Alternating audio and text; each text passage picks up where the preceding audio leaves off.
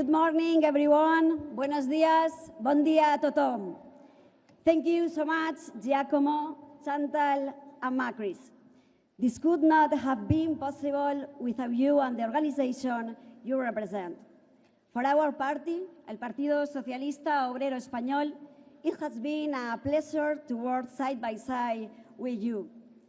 Thank you to everyone who is making this first Global Progressive Mobilisation Summit possible.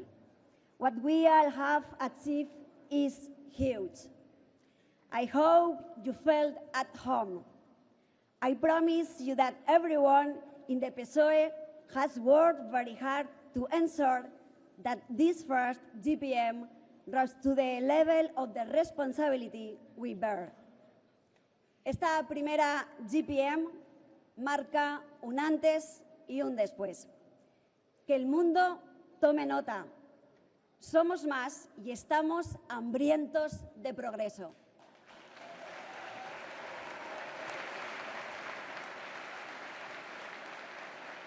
No solo vamos a parar las olas de los retrocesos, vamos a ser también la marea que traiga consigo nuevos avances. Sé que somos capaces de ello porque ya lo hemos logrado antes. España, gracias al presidente Pedro Sánchez y su gobierno, es el vivo ejemplo de ello.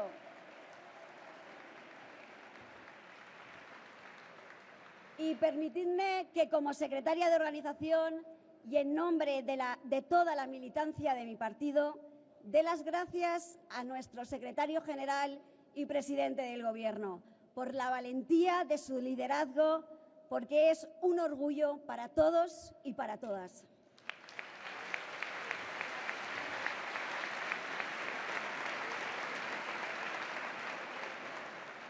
Un faro de esperanza.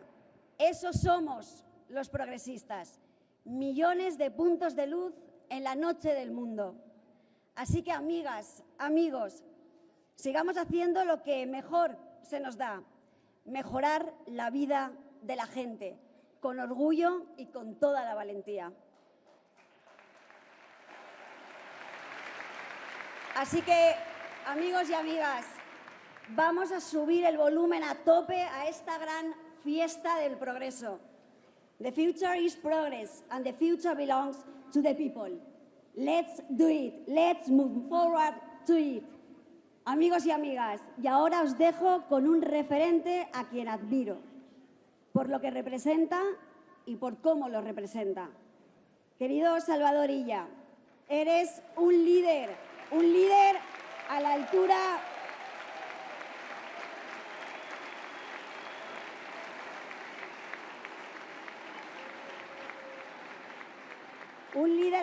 de los tiempos que vivimos. Tu humanidad y sensibilidad son un ejemplo para todos. Qué suerte tiene Cataluña de tener a un presidente como él. Salvador, amic, endavant.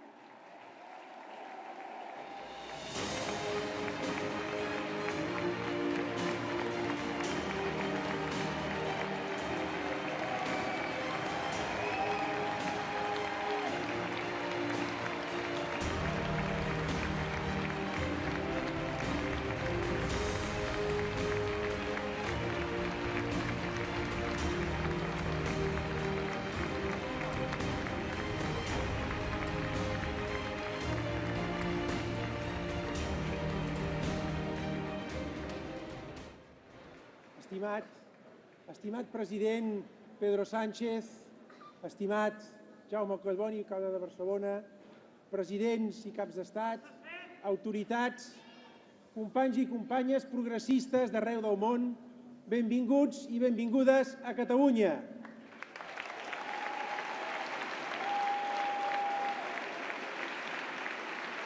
Bienvenidos y bienvenidas a Catalunya. Welcome to Catalonia.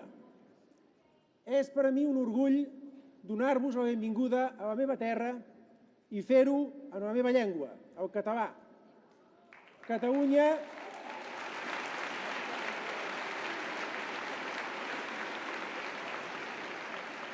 és sinònim de fraternitat, d'entesa, de solidaritat i de convivència.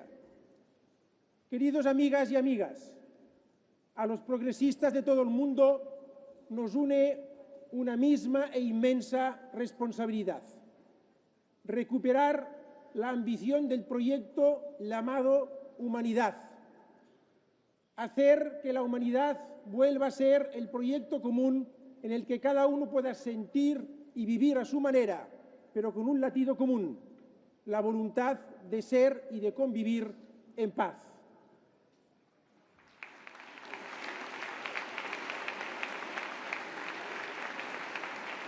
La justícia procura pau i la injúria, guerra.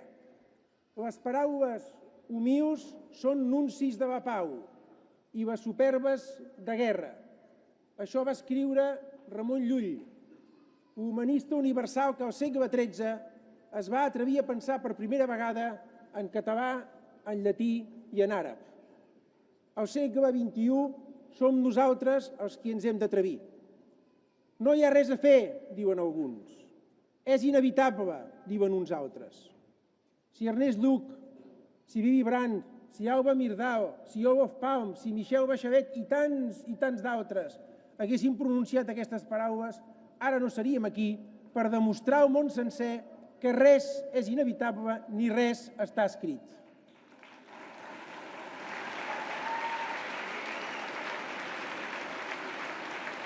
Queridos amigos y amigas, nada está escrito, nada es inevitable, todo es posible.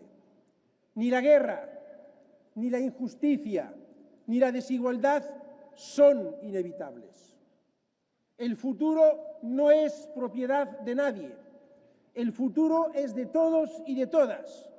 El futuro no será de los más fuertes ni de los soberbios. El futuro será de quienes no tenemos miedo a escribirlo. Diguem-ho ben alt, no tenim por.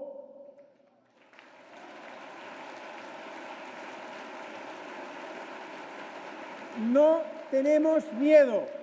We are not afraid. Els demòcrates del món no tenim por.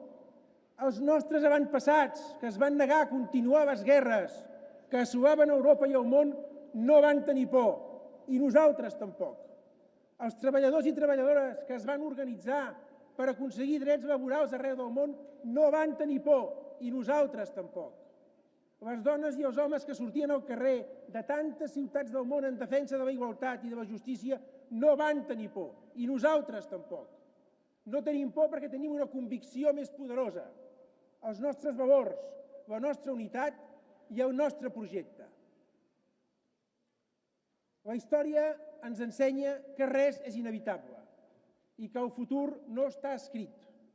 Es pot evitar condemnar a Ucraïna, a Gaza i a l'Orient Mitjà al patiment d'una guerra permanent. Es pot evitar gastar més en armament que en educació.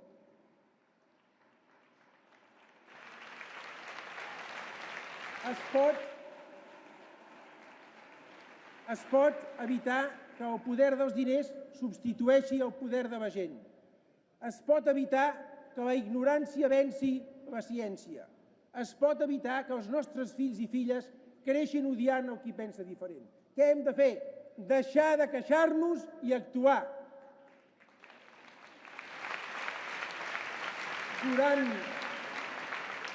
Durant segles hem estat capaços de convertir allò que semblava impossible en possible. La fi de l'esclavitud, la democràcia, la igualtat entre homes i dones, les vacunes, la pau. Estem disposats a retrocedir? Res ni ningú ens obligaran a viure en la violència, ni en la precarietat, ni en la immoralitat. Estem aquí perquè hem decidit alçar la veu a favor de tot allò que ens fa humans. Està a les nostres mans que el món sigui un espai d'esperança i no pas de resignació per a milions de persones. Tenim el deure d'escoltar el crit d'ajuda dels milions d'homes i dones i infants que avui estan patint els estralls de la guerra a Gaza, al Líban, a Ucraïna o al Sudan. Tenim el deure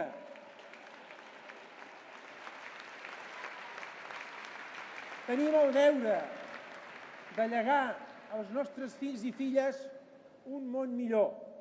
No permetrem que res ni ningú posi en risc la prosperitat i la pau dels nostres països que durant tantas décadas hem construït. Con el presidente Pedro Sánchez, en España y en Cataluña hemos avanzado mucho para garantizar la convivencia, la prosperidad y los derechos para la inmensa mayoría. Con todo en contra y dejando perplejos a los incrédulos. Ahora, con la unión de todos los progresistas, vamos a continuar haciendo más todavía en Europa, en Latinoamérica y en el mundo entero. El mundo vive una ola de extremismos.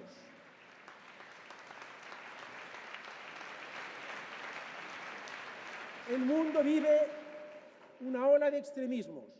No olvidemos que todas las olas, por muy altas que sean, mueren en la orilla. Demà, en qualsevol de les nostres ciutats de Barcelona a Berlín, de Girona a Buenos Aires, de Lleida a Beirut, de Tarragona a Gaza, quan els nostres conciutadans obrin un diari, escoltin la ràdio, encenguin el televisor o consultin el mòbil, ens han de sentir al seu costat. Faig una crida a tots els homes i dones de bé a unir-se perquè el món sigui un món en pau, obert, alegre, solidari, divers, just y esperanzat.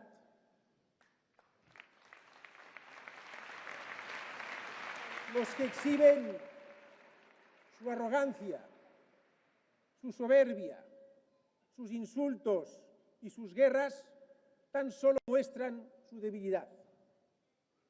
Quiero acabar, compañeras y compañeros, con un regalo para todos vosotros. Un regalo sencillo, que cabe en una sola palabra de mi lengua materna, una palabra preciosa de la lengua catalana. Os pido que la memoricéis. Seny. Algunos traducen seny como sentido común, como equilibrio en la forma de actuar. Pero es mucho más. Seny es una forma de liderar y de convivir. Seny es servir, no dominar. Seny es convencer, no imponer. Seny es hermanar, no dividir.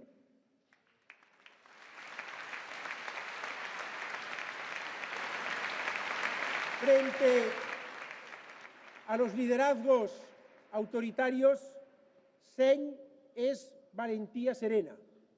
La valentía de respetar al otro, de dialogar, la valentía de la honestidad. Seny nos recuerda por qué existe la política en su sentido más noble, para cuidar la dignidad humana, la convivencia y la esperanza colectiva. Que el seny i l'esperança, companyes i companys, ens acompanyin. Bona jornada.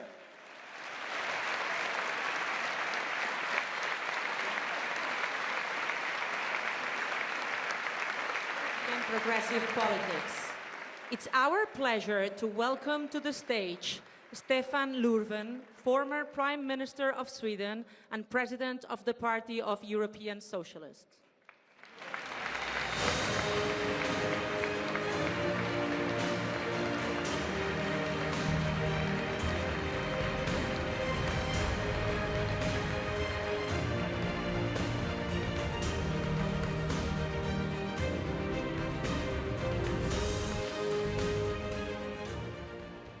Good afternoon, dear friends, compañeras, compañeros.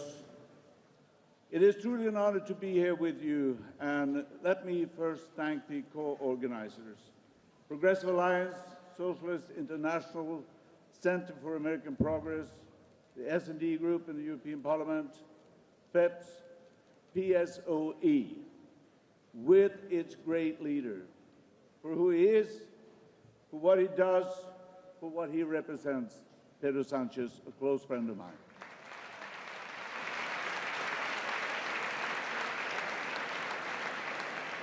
And also all of you, dear friends, leaders, partners, activists, friends, who have come together now from across the whole world. And Barcelona, beautiful city, thanks for hosting us. Welcome to this great moment of mobilization.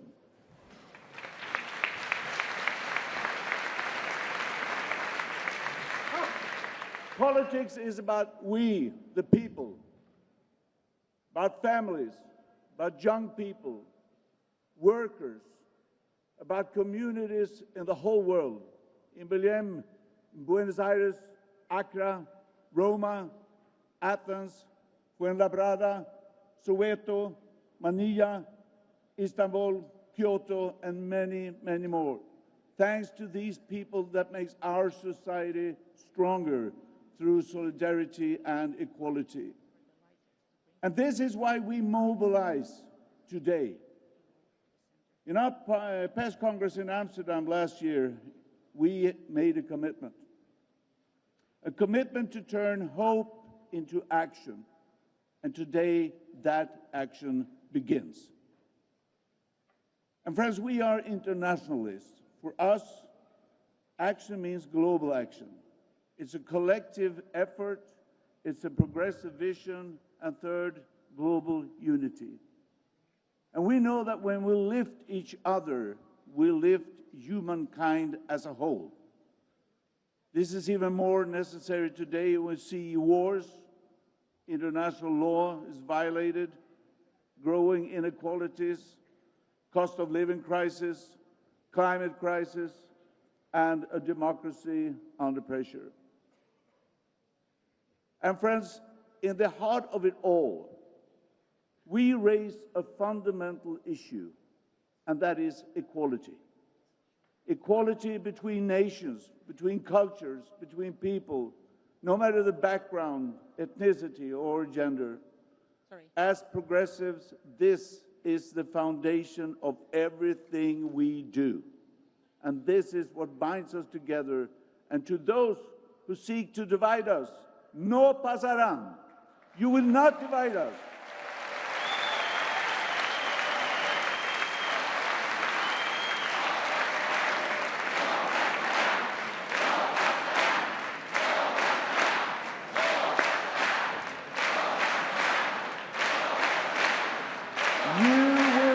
Divide us, we will prevail. So our fight goes on. We build a society that is fair, inclusive, and truly prosperous. We fight for the many, not for the money. That's us.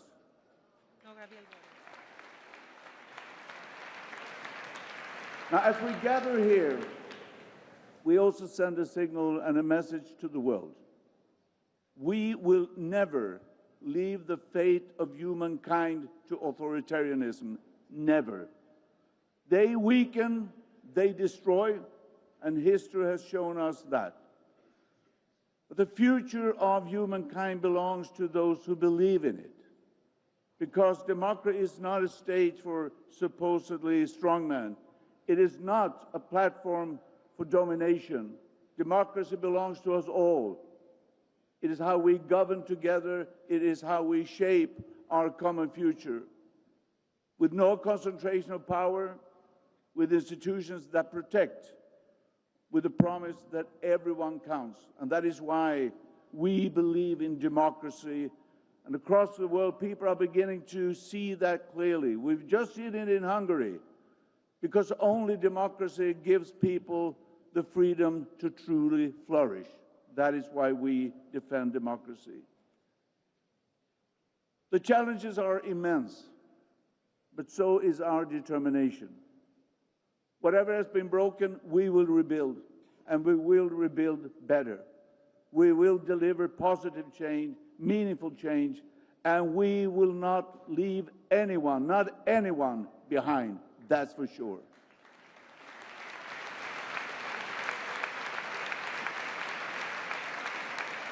So we fight for dignity, solidarity, and shared prosperity.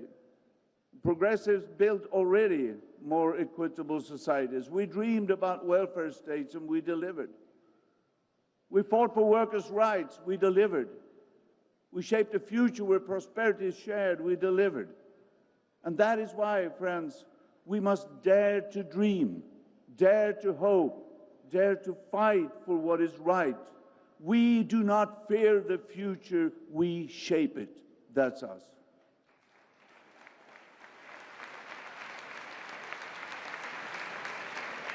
And together as true internationalists across borders, across movements, across generations, because the fight against the far right is an existential fight for our societies. And we will win, because hope is stronger than fear. Unity is stronger than division. So friends, today we are joined by leaders from across the world. We stand together, we act together, and we deliver together. Because, as Hannah Arendt reminded us, power corresponds to the human ability not just to act, but to act in concert. The moment is here in Barcelona, with trade unions, with civil society, with activists, with the many young people that are here with us today, with all of you in this room. And what a beginning this is. Thank you so much. And now, let's mobilize.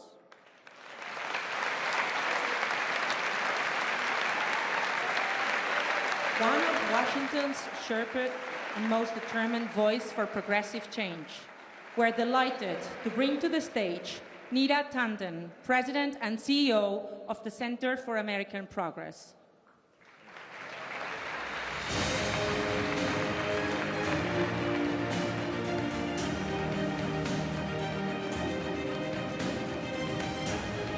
Good afternoon, everyone. I am here from the United States representing the Center for American Progress, and we are so proud to co-host this event. I want to give my thanks to Prime Minister Sanchez and his incredible team for their leadership in bringing us all together. Prime Minister Sanchez has been an incredible moral voice for the world, and we are grateful for his commitment to progressive politics here and around the globe. Now, yes.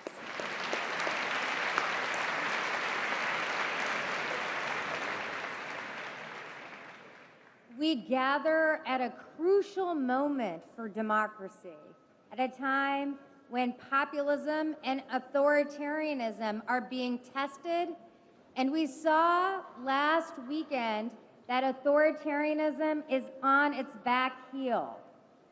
The preeminent gangster authoritarian in the world, next to my president, Viktor Orban, suffered a massive defeat last weekend. Voters, yes.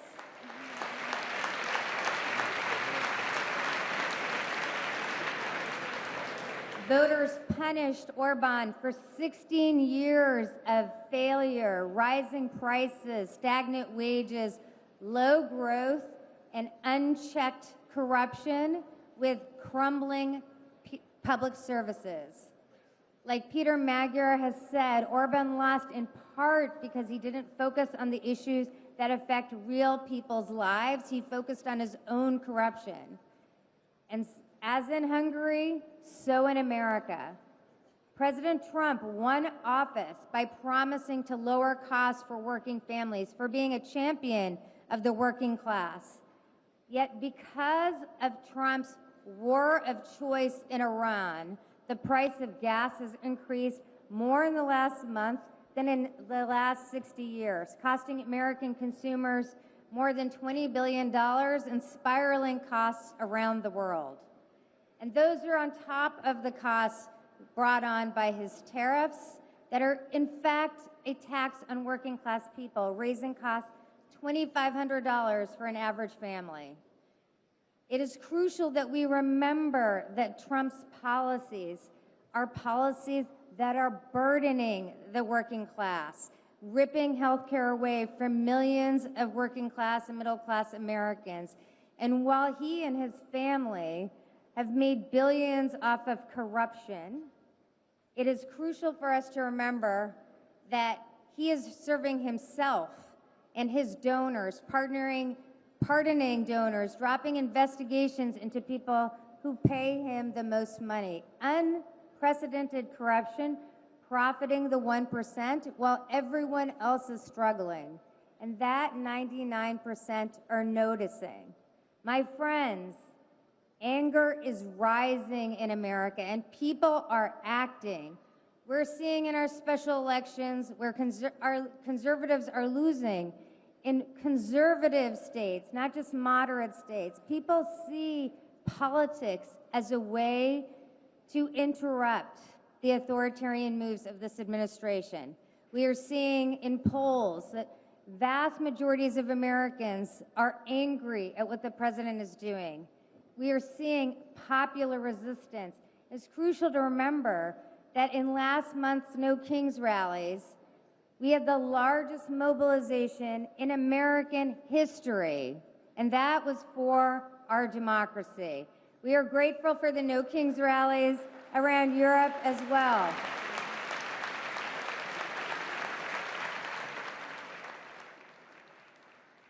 To most working class people and most Americans, the truth is Trump and Trumpism is failing.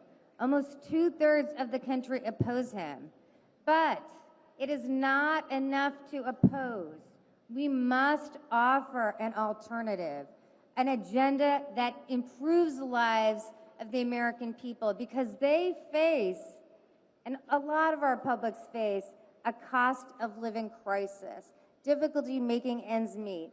That agenda is capable of building a new coalition that stands up to Trump and authoritarianism around the world. Not just the left, not just the center, but a broad majority that stands with working class people, offering them a chance. Something that builds not just to resist Trump, but builds past Trump. And that agenda will confront the most critical issues people face. Lowering the costs of housing so young people can afford to buy a home. Lowering the cost of health care so people don't have to choose, in my country, between prescriptions and paying their bills. Lowering the cost of energy, childcare, food. Using the power of the government to work on behalf of people to ensure that they can afford a middle-class life. These are not radical ideas. These are bread and butter ideas, and they are ideas that the public, regardless of party, want. Now, I hope everyone takes a lesson that we must make the case that this gangster authoritarianism is a con. It does not achieve the goals. In fact, leaders like Trump and Orban make the lives of the middle class and working class harder. The truth is, gangster authoritarianism cloaks its agenda in paeans to the working class, but their policies help the rich, the billionaires, and the oligarchs. That's why what we see in America is an action against that. We know that the America Trump is showing the world is not the only America, or even the real America. A better America is still possible, one that values openness, the rule of law, basic human decency. An America that solves the problems of the world. It does not create problems for the world.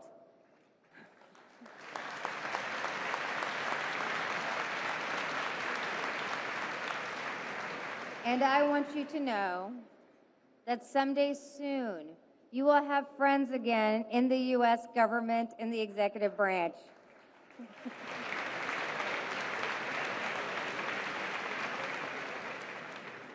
We have not all gone away, and I'm grateful for our leaders here, Chris Murphy, Senator from Connecticut, and Governor Walz, Governor from Minnesota, who will speak later today. They demonstrate leadership that responds to the public.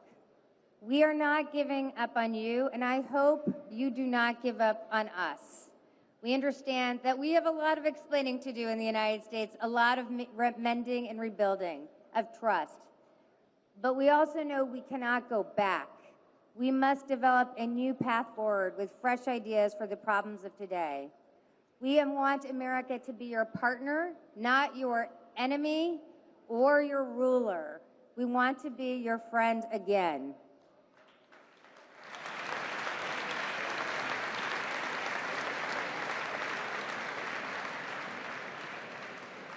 We know that bullies ultimately lose.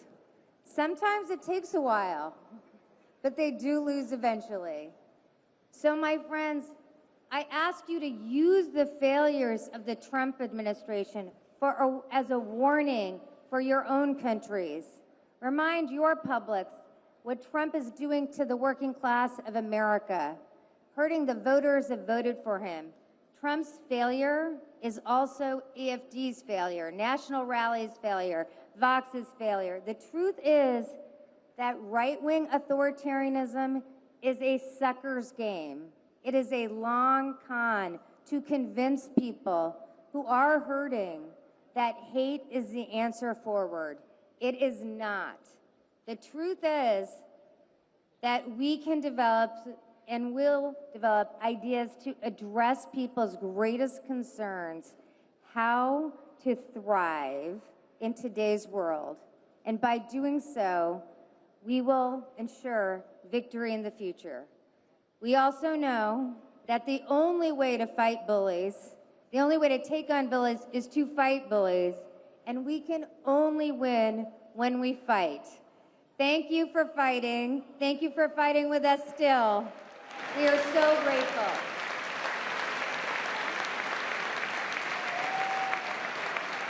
From the front lines of the anti-apartheid struggle to one of the highest offices on the continent, we would like to warmly welcome on our stage Cyril Ramaphosa, the President of the Republic of South Africa.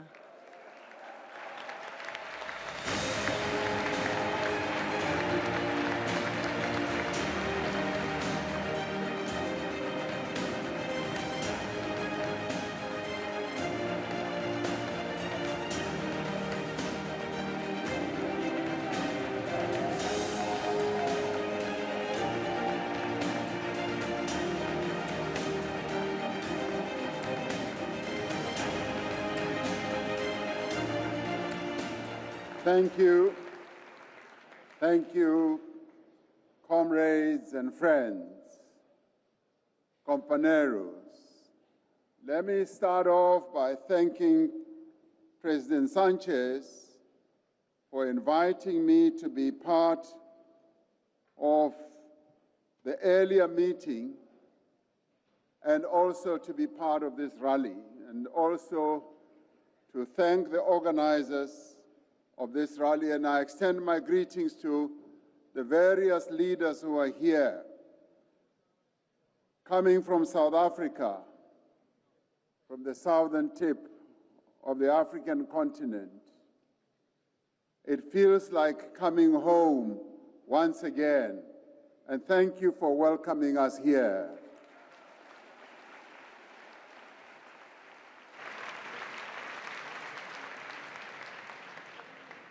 It also feels like the good old days when many of you, through your various movements, supported our struggle against apartheid.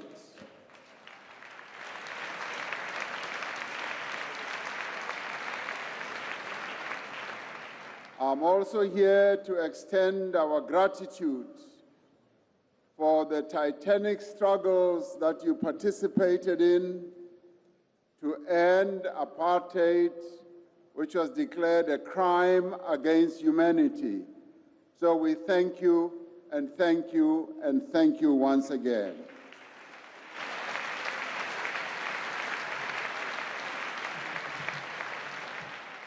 We gather here in Barcelona when other crimes against the people of the world are being committed.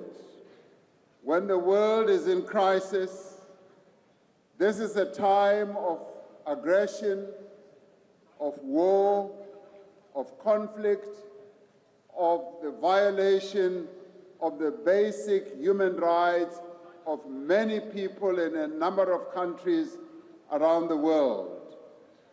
And it is quite impressive to see so many of you standing up in this meeting today to be part of the Global Progressive Mobilization, to stand up to show those who are violating the rights of others, that you are not afraid, that you are prepared to stand in defense of those who are weak, in defense of democracy, and to advance the human rights of others.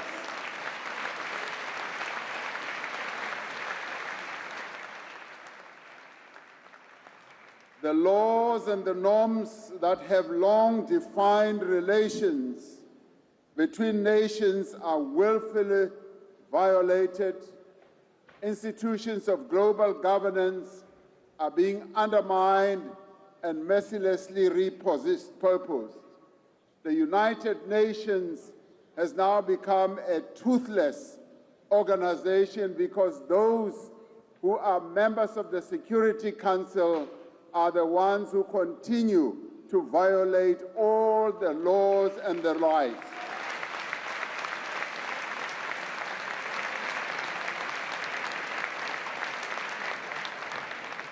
The principles of solidarity, of cooperation and friendship are being challenged by the resurgence of narrow nationalism, prejudice, racism, and intolerance. The resurgence in unlawful wars of aggression and genocide in places like Palestine are linked to the ideologies of supremacy.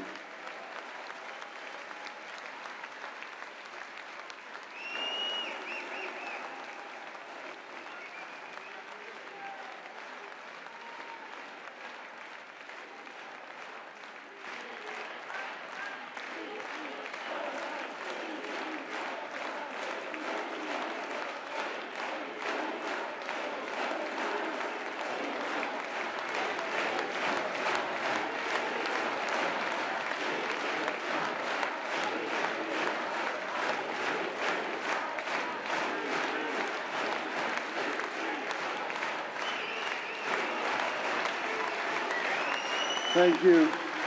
Thank you. It was to challenge this notion of supremacy that South Africa took the initiative to take the State of Israel to the International Court of Justice.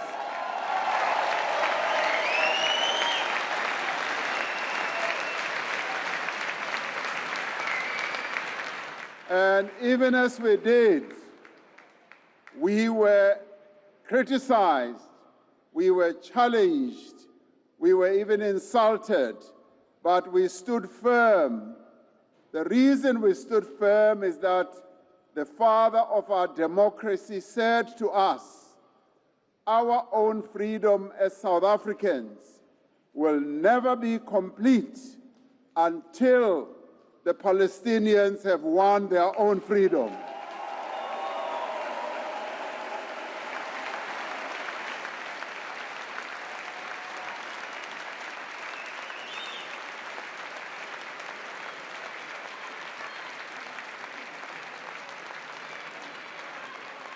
So today, we are happy and pleased that many other countries have realized that South Africans, by taking the State of Israel to the International Court of Justice, was not mad. They now see that real genocide is happening in Gaza as well as on the West Bank.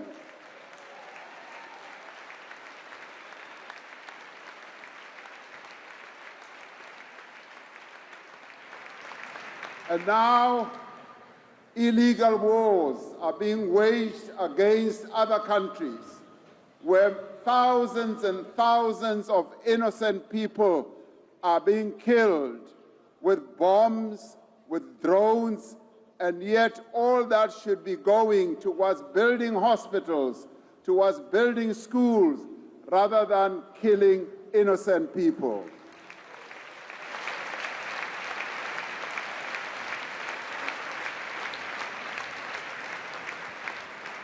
Well, at the same time, there is the threat of climate crisis, that is continuing to deepen. Sea levels are rising and leading many countries around the world to be poor. Billions of people across the world go hungry, have no work, have few skills.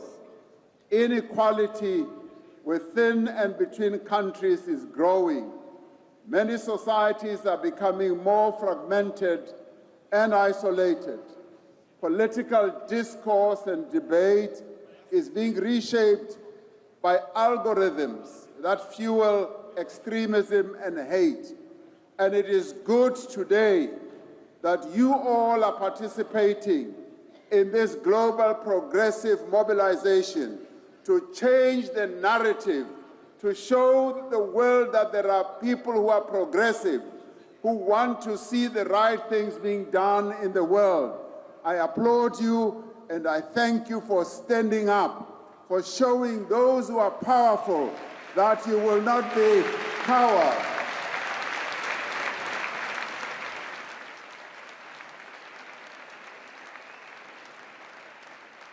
This may be a time for crisis, but it is not a moment of doubt or despair. This is a moment for action. This is a moment for mobilization. This is a moment for renewal. For most of us alive today, there's never been a more important moment than now for global progressive revival.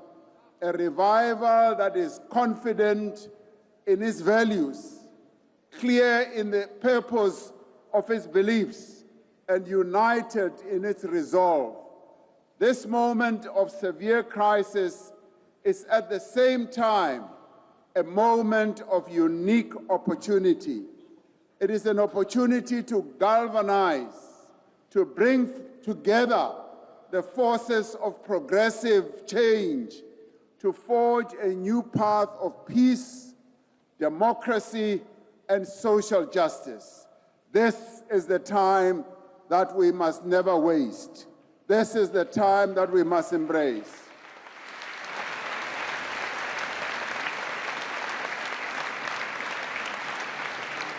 And it is also an opportunity for a new generation of progressive people to emerge and to develop a vision of a better, more just, and more inclusive world.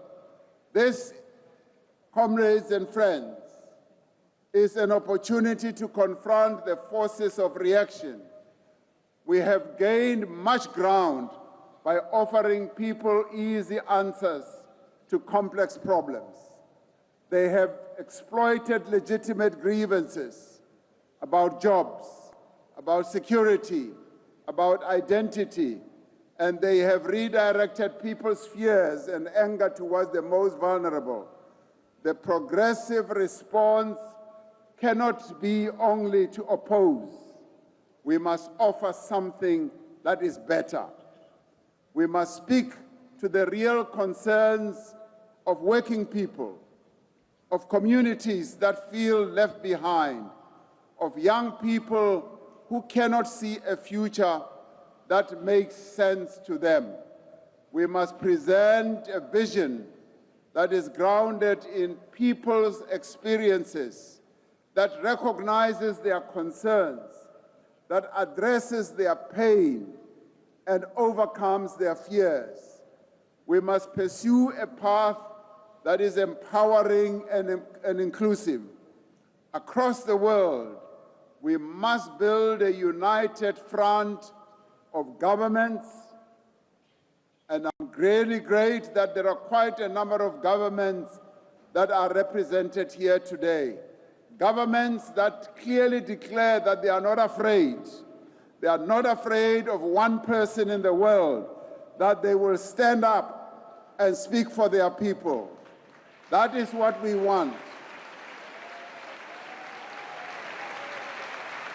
It is good also to have political parties, trade unions, social movements, think tanks and influencers, and social activists that are bound together by a shared desire of a better world. There is a better world that we can build together.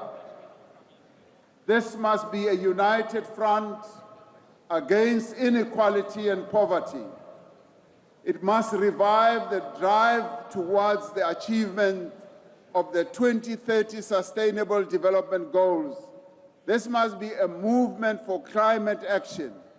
It must ensure that countries honor their commitments to curb emissions. We must build a global movement that enables countries to undertake just and inclusive transitions that drive social and economic development, whilst protecting affected communities and workers across the world. We must build a world of genuine multilateral cooperation with global institutions that are representative. We must stand firm on the reform of global institutions like the United Nations, that the United Nations cannot continue operating in the same way as it has in the past.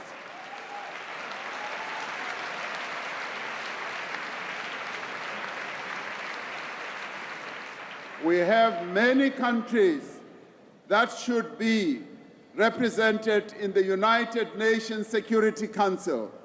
We have the whole continent of Africa with 1.4 billion people. It's not represented. We have Latin America. We have big countries like Brazil. We have big countries like India. We have big countries around the world that must be represented and have a voice. So we must advance peace through diplomacy, through dialogue, through multilateral organizations, and not have a few countries that are going to have a veto vote and block everything that talks about progress in the world. We must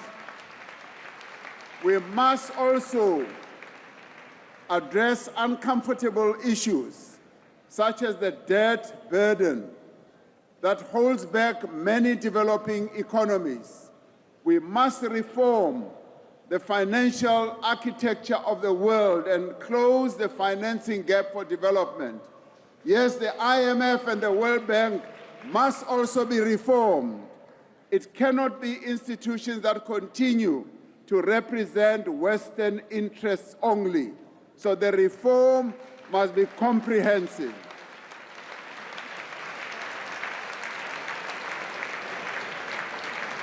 A global progressive revival is underway. Your presence here speaks to that. In far-flung communities, in social formations and political parties, on university campuses and factory floors, on social media and across the airwaves, the clamor for progressive change is growing. And today, here in Barcelona, this gathering in Barcelona provides greater impetus to this revival.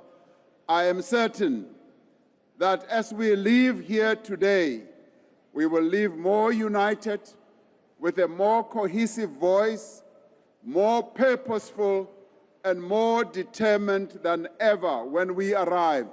So I leave back for Africa encouraged, elated, knowing that the people of Gaza, the people of Palestine, the people of Sudan, the people of Africa, yes, the people in the Middle East, do not stand alone. They have your support. Thank you very much. Thank you.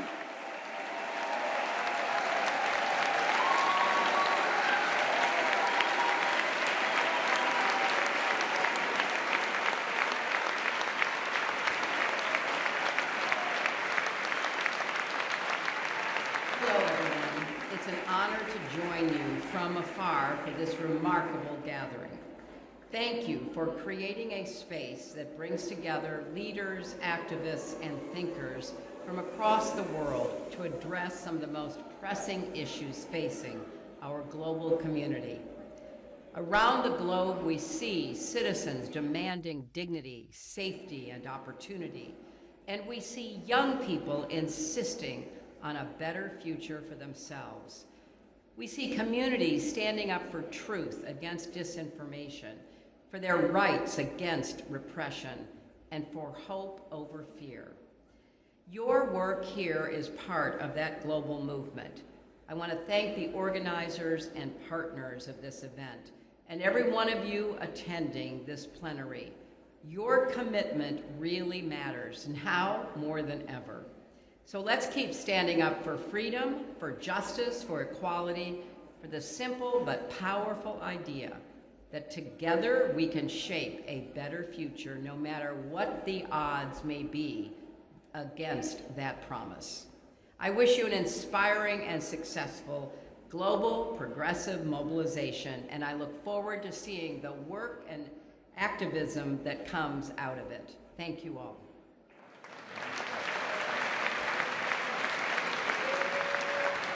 She made history as Sweden's first female prime minister. It is a real pleasure to have with us Magdalena Andersson, former Prime Minister of Sweden and party leader of the Social Democratic Party.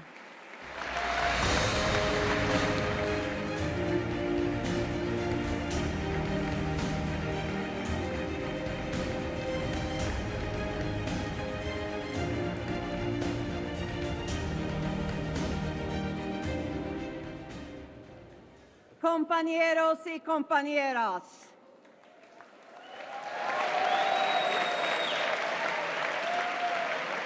Barcelona!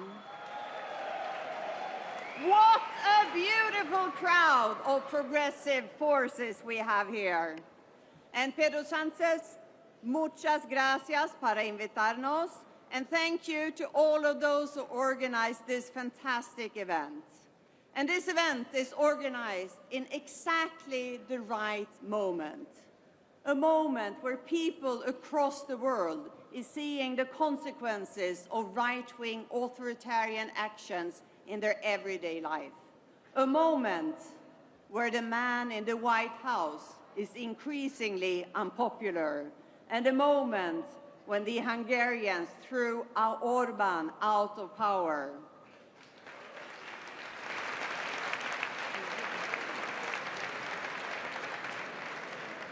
And friends, my name is Magdalena Andersson, and this is the moment when in September I plan on becoming Prime Minister of Sweden again.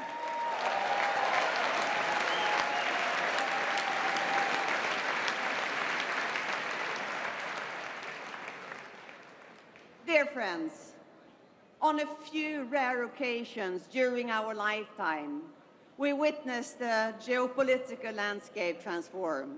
And right now, the world as we know it is fundamentally changing. The world with international cooperation, international institutions, international trade, international law, it is not only under pressure.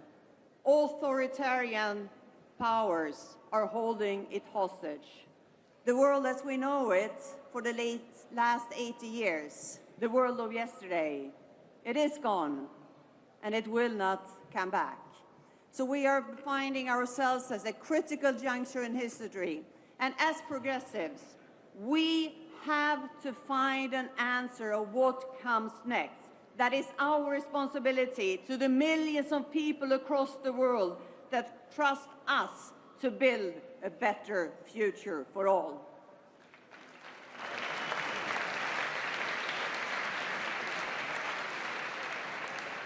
And how do we create a world where we solve problems together, where we uphold our ambitions not only to have law and order within our countries, but also between? And friends, why is a rules-based international order so important to progressives? Because it is important for ordinary people, because so many of their everyday problems can only be solved at a global level. Climate change don't stop at the border. Pollution don't stop at the border. The powers of multinational companies don't stop at the border. The influence of big tech companies on our everyday lives don't stop at the border. And an increased global trade that has lifted millions of people out of poverty. It needs rules to function and progressive politics for a fair distributions to all. That is social democratic policy.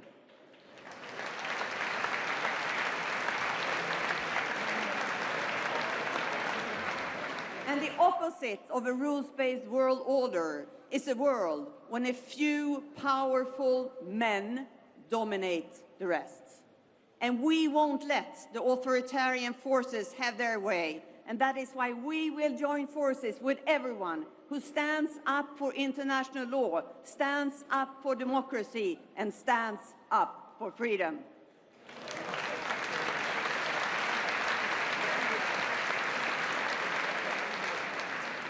And friends, we're all here in the business of improving the lives of ordinary people.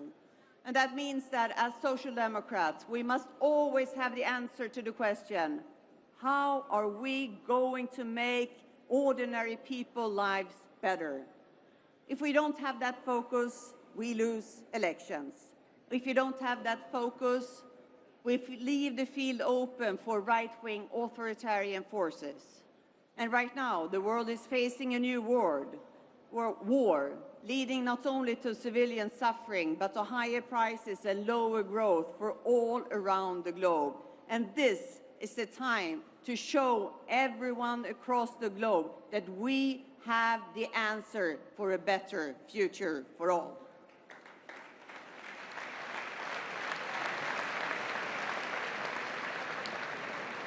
And then, what is our answer? I think of it as a triangle.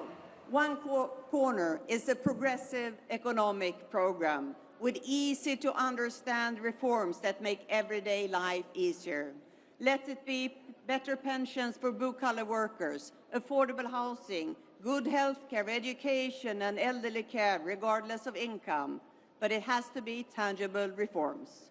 The second corner is a forward-looking growth policy with investments in infrastructure, AI, green technology, a pro-growth agenda that attracts investments, creates jobs, and real wage income increases.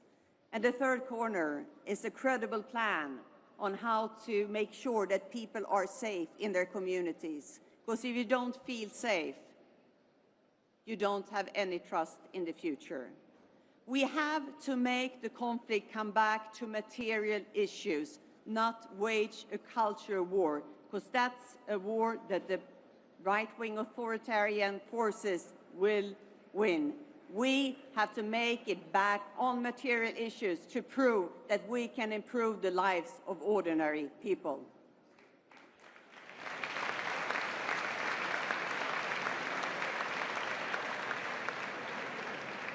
But let's be honest, we haven't been good enough at providing that answer, and that's why the right-wing authoritarian forces have been able to exploit it.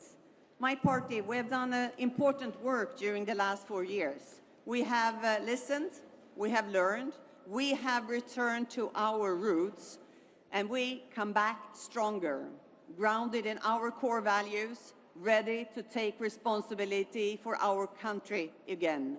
Our mission is to improve the ordinary daily life of people, hard-working people across our nation, and strengthen the sense of community.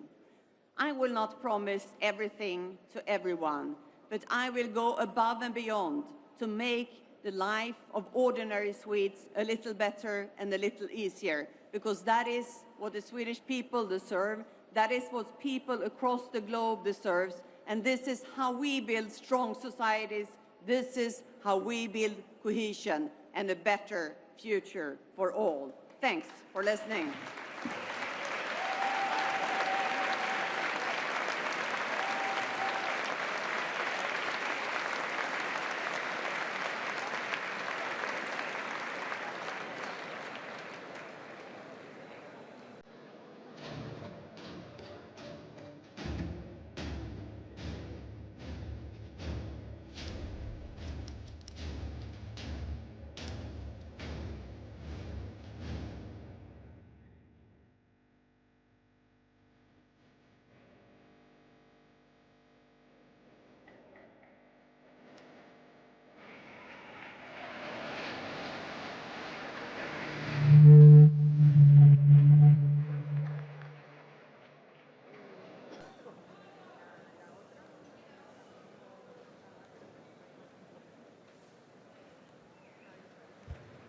Hello. Hello, everyone. Welcome all of you to Global Progressive Mobilisation. Thank you for being here with us all today. So it was progressive forces that built the welfare state and ensure social protections for all. With global economic pressures and persistent inequality, the welfare state is a priority. I am very glad to introduce the following speakers with us. Nadak Magnosini Gaolate, I hope I pronounced good your name, Vice President of Botswana. And then we have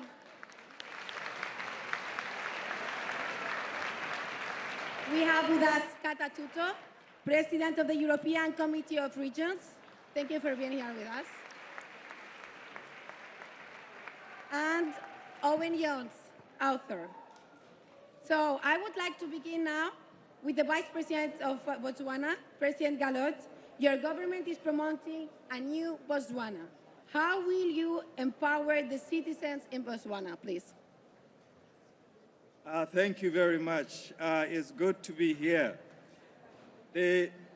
We believe in what is called the new Botswana. This is a Botswana that we believe will be the best managed nation on the African continent, a nation that believes in unity, a nation that is the paragon of fairness, a nation that is the paragon of inclusive growth.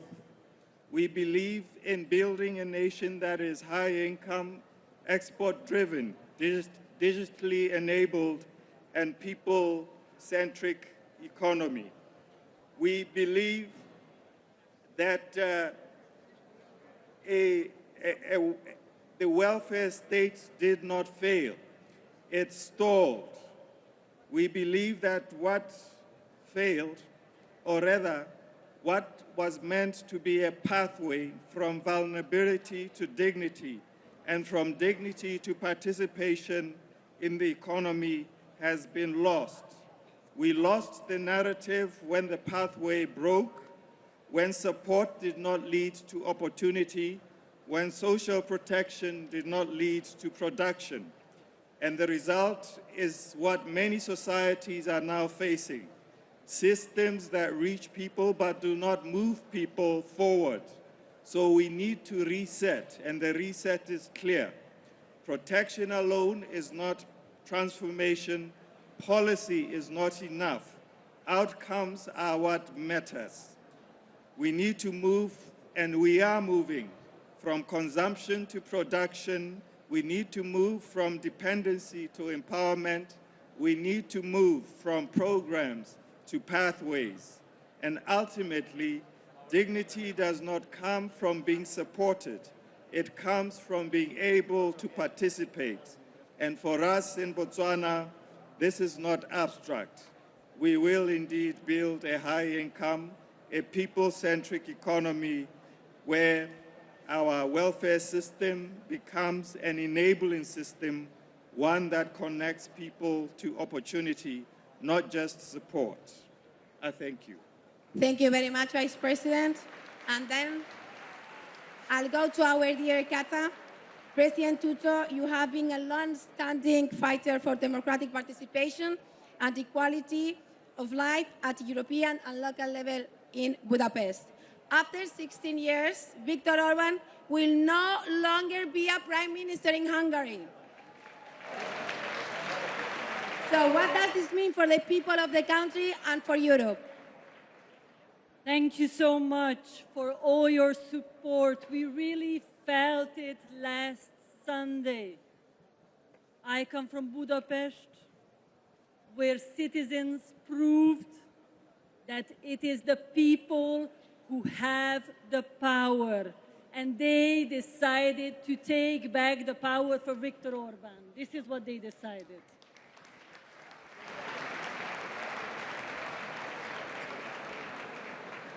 I come from the city of Budapest, where the city and its mayor became, in the past 6 years, the symbol of resistance. But not just the symbol of resistance, but of showing a different path for Hungary. Last Sunday, we started to rewrite the story Hungary tells about itself to the world.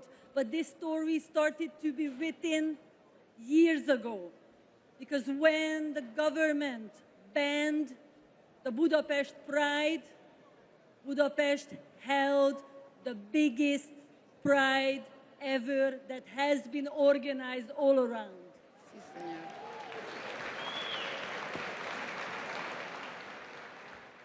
We showed a different path in green transition, because when the Viktor Orban government strengthened the ties with Russia to buy more fossil fuels, Budapest joined the European cities who wanted to become climate neutral and be a champion of the green transition.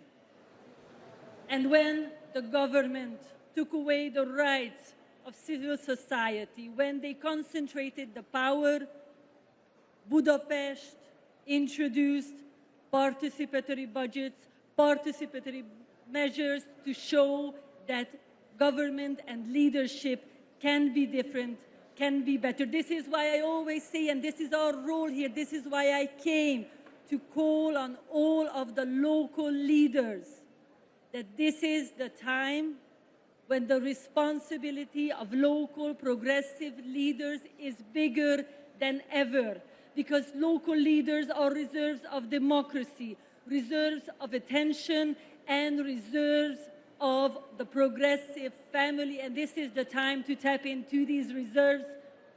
Thank you very much. Thank you. Thank you very much, Kato, indeed. So, Mr. Jones, as a journalist, you advocate for a new distribution of wealth and power. To close the gap between rich and poor, what measure do you propose?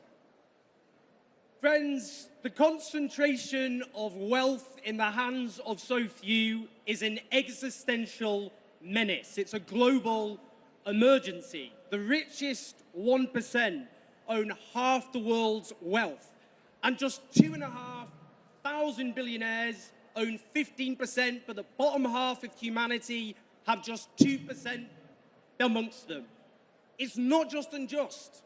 It's bad for our economy. It drives asset bubbles instead of productive investment, and it suppresses the living standards of the majority.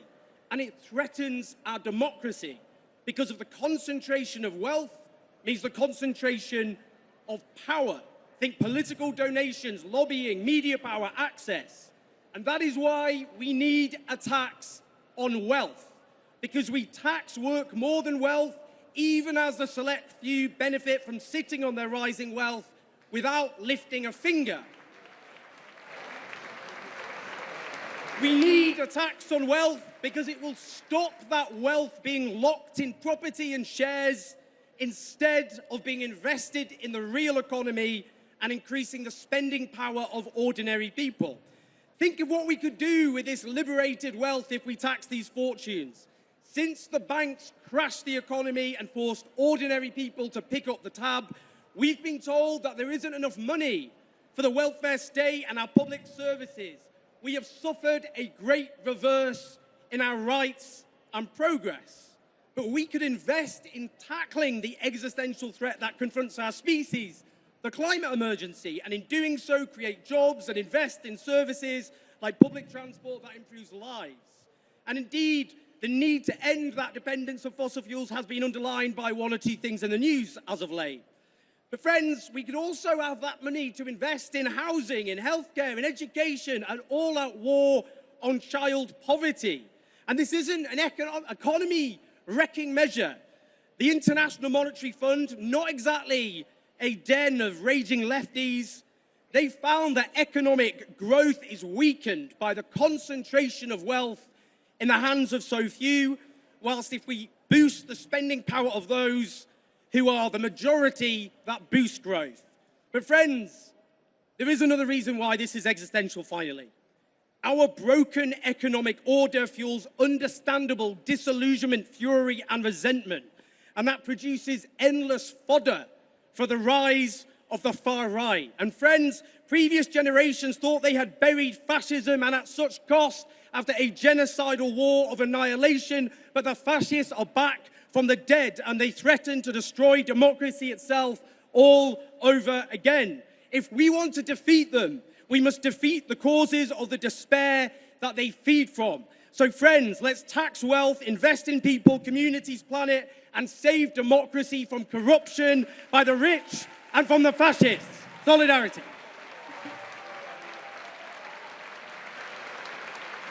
Tax wealth. Very nice way to finish this first question. Thank you very much for your contribution. And let me now ask one final question to each of you. Citizens want policies to be effective. Do you progressive make sure this is the case? So I'll get back to you again, Mr. Jones. Please share your thought with that in 30 seconds. Mr. Jones, I was addressing to you. I don't know if you heard my question. No worries. The sound is a little bit, you know. Yeah. Friends, we've got to remember that the way we win our rights and freedoms isn't the goodwill and generosity of those with power, it's the struggle and sacrifice of people from below. Those with power don't wake up one day and think, oh, I feel generous, I'm going to improve people's rights and their lives. They do so because people struggle and they fight. Whether it be women's rights, LGBTQ rights, the rights of minorities, workers' rights, we stand on the shoulders of giants and we need to organize in our communities rather than just having hopes in leaders to solve all our problems. So let's build those communities, those movements from below to take on those with power. Thank you very much. Sorry, because the sound has sometimes traveled, as you can hear. So, Ms. Soto, we would like to listen to your views, and the floor is yours. Yes, I have a mantra about, because hope goes together with optimism. And I always say we have to be the optimists of the world and Europe. But how? Because who is a pessimist? A pessimist is a person who is usually right, but has no happiness in being right. So who is an optimist? An optimist is a person who thinks that the future is uncertain. So she does everything in her power to change the future for the better. That is our duty. This is what we do. Thank you very much. Thank you very much. Final.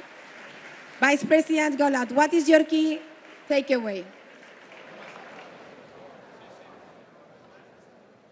Citizens no longer evaluate governments by intention.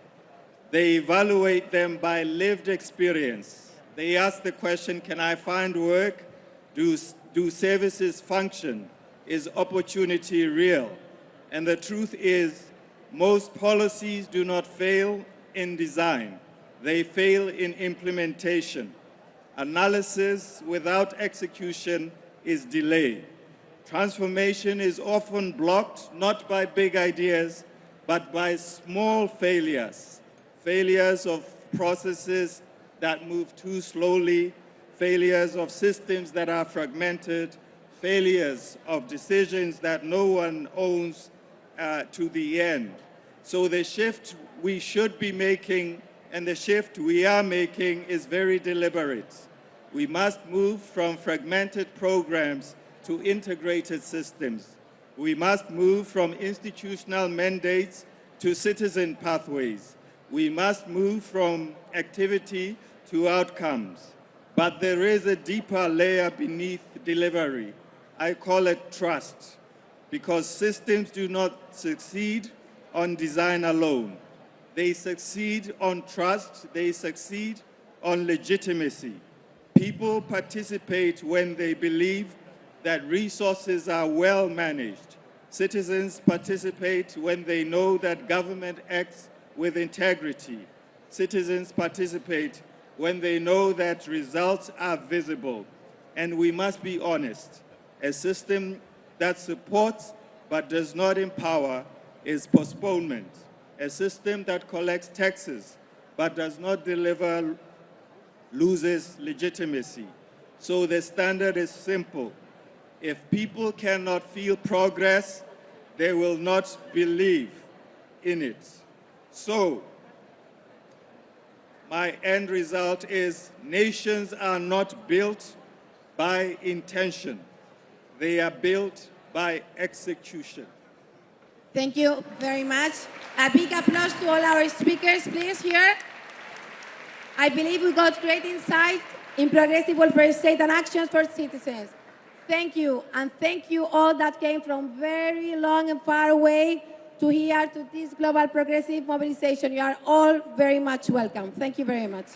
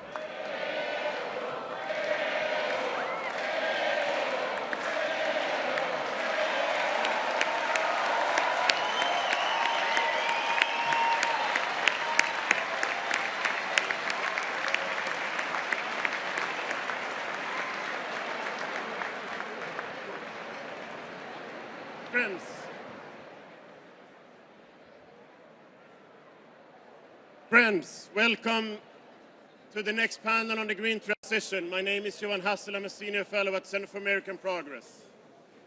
The green transition is essential for our generation and for future generations. It is also a central battlefield between progressives and reactionaries. And today we're here to discuss this, and I'm very pleased to welcome Teresa Ribera, the Executive Vice President of the European Commission, and Antti Lindman, the leader of the Finnish Socialist Party. Mr. Lindman, your country, Finland, has one of the most ambitious legal frameworks to be carbon neutral by 2035. How can Finland's green transition serve as a role model for Europe's energy independence? Thank you, Johan, and great to be here. I want to start with a story, because a little over 50 years ago, back 60s and 70s, Finland had a major political battle.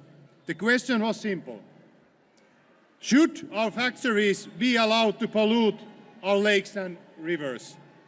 Industry and, of course, the conservatives pushed back hard, but Finland decided, we will bring emissions under control. Today, we have one of the most cleanest and competitive industrial bases everywhere in the world. And that wouldn't be without that decision. This is, for me, the essence of the progressive politics, especially in environmental and climate policy. Former Swedish Prime Minister, I'm sure you heard, Stefan Löfven, wise man, once said, when he was once asked that whether he was feared that new technology would take away jobs. His answer was smart. I'm not afraid of a new technology. I am afraid of old technology. Under social democratic leadership, under Prime Minister Sanna Marin's cabinet, Finland set one of the most ambitious climate goals in the world, to become the world's first carbon-neutral welfare society by 2035. Today, in Finland, we are at the opposition, and the right-wing government is pulling this goal in the wrong direction. But when we return, we will continue this work. Not only because it's the right thing for the future generations. We will continue because in the age when distant wars can suddenly cripple the economies of fossil-dependent countries, we understand that the answer is not more fossil dependency. It is to accelerate the green transition. We will continue because we don't want to finance Putin's cruel war in Ukraine. and we will continue because we see that the greatest opportunities for our economy lie on clean and new technologies. So that's why we want to set an example for the whole of Europe. But just in the end, I want to tell what matters me the most, personally. In the year 2035, it's very important for me personally. My daughter, who is turning 9 this year, will celebrate her birthday, 18th birthday, in November 35. I don't want her to ask me, Dad, why didn't you do enough so we could live in a clean planet? I want her to ask, how did you do it? How did you make Finland the world's first carbon-neutral welfare society? And this is what the progressive climate policy is about. It's about the future. Thank you. Thank you. Executive Vice President Ribera, people in this room remember when you did your job negotiating the social and the green transition in Spain. Now you are leading the battle in Europe to reconcile competitiveness, decarbonization, and social well-being.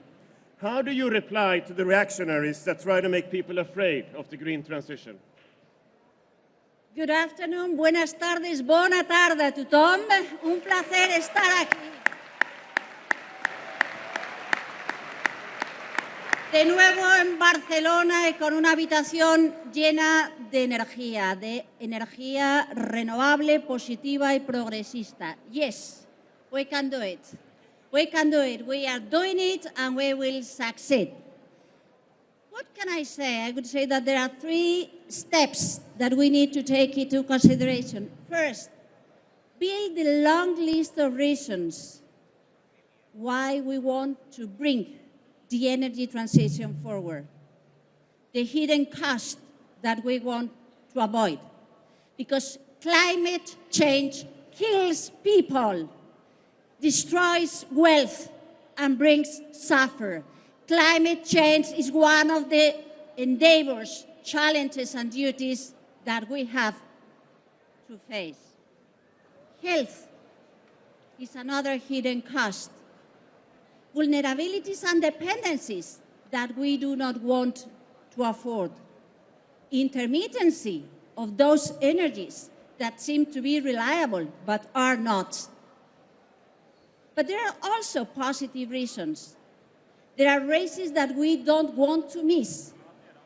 We don't want to miss the opportunity to build competitiveness, to reduce costs, to allow resources to be reinvested in the people and to create more opportunities for the time to come. And of course, we want fairness, justice, affordability, opportunities for the people. The second step is how we can do it. And this is mainly a technical question. What are the homegrown possibilities that we have around us? How the system can work? How we can put things in place? How we can ensure that it is financially viable? But the most important step is thinking about the people. Thinking about those that have been working for generations to provide wealth and modernization of the economy around coal, around gas, and that expect dignity, recognition, and respect, but also opportunities for the time to come. So thinking about the workers, the neighbors, the regions that depend on a very concrete manner to understand energy, but also have developed solidarity and very important things in the progressives' agenda of values. Think about the consumers that may be facing difficult times in the transition. And this is why anything that we want to succeed deserves political energy being committed on the ground, solidarity, preparation. This is the best way to achieve an energy transition that is fair and that brings competitiveness, to build clean tech, to lower the dependencies from abroad, to ensure efficient use of the resources, and to think of the people of today and the people of tomorrow. And yes, we Europeans, and not only Europeans, we the progressive of all over the world know that it is worth to work in this agenda. We know that this is the future that we want to build, a bright future, a fair future for all.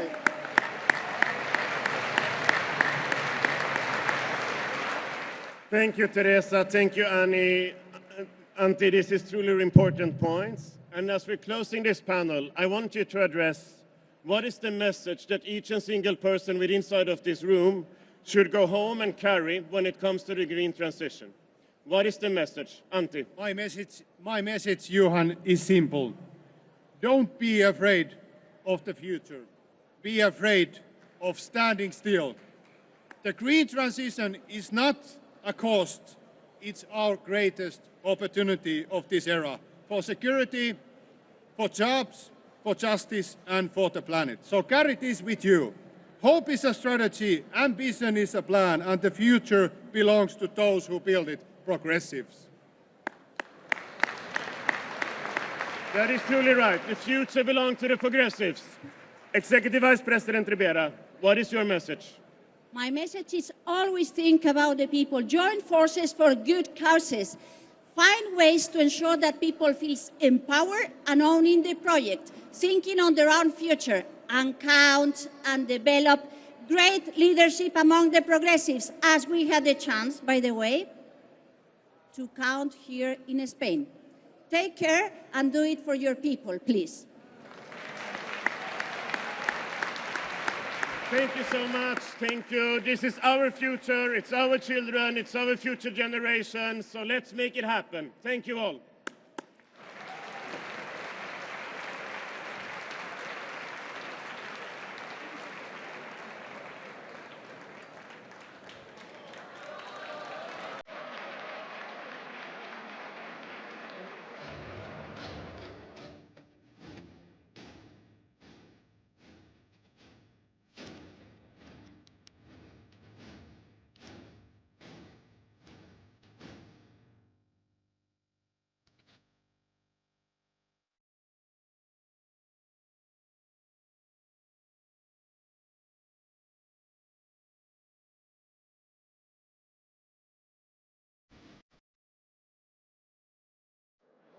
Barcelona.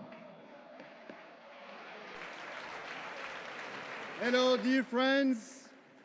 We are here to discuss about justice, economic justice, social justice, and tax justice, because inequalities are rising and workers feel the impact as social rights are under attack.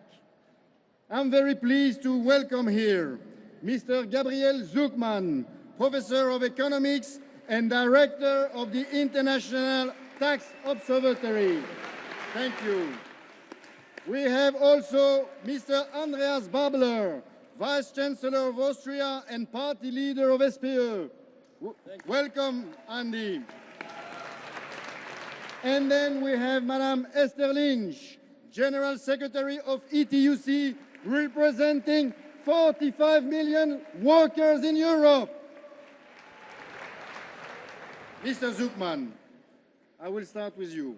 Fair taxation is a cornerstone of the social model, and you are the architect of a proposal for a global 2% minimum tax on the wealth, the tax on the billionaires. How can we build on this initiative to better balance economic power towards ordinary citizens and workers in line with the G20 presidency work that you have done? Thank you so much. I have some good news for you to announce, which is that we are making progress. We are making tremendous progress to finally make billionaires pay their fair share. Research has played a very important role in this because there's a body of work that's been conducted over the last few years that has shown that the super rich pay much less tax relative to their income than the rest of the population.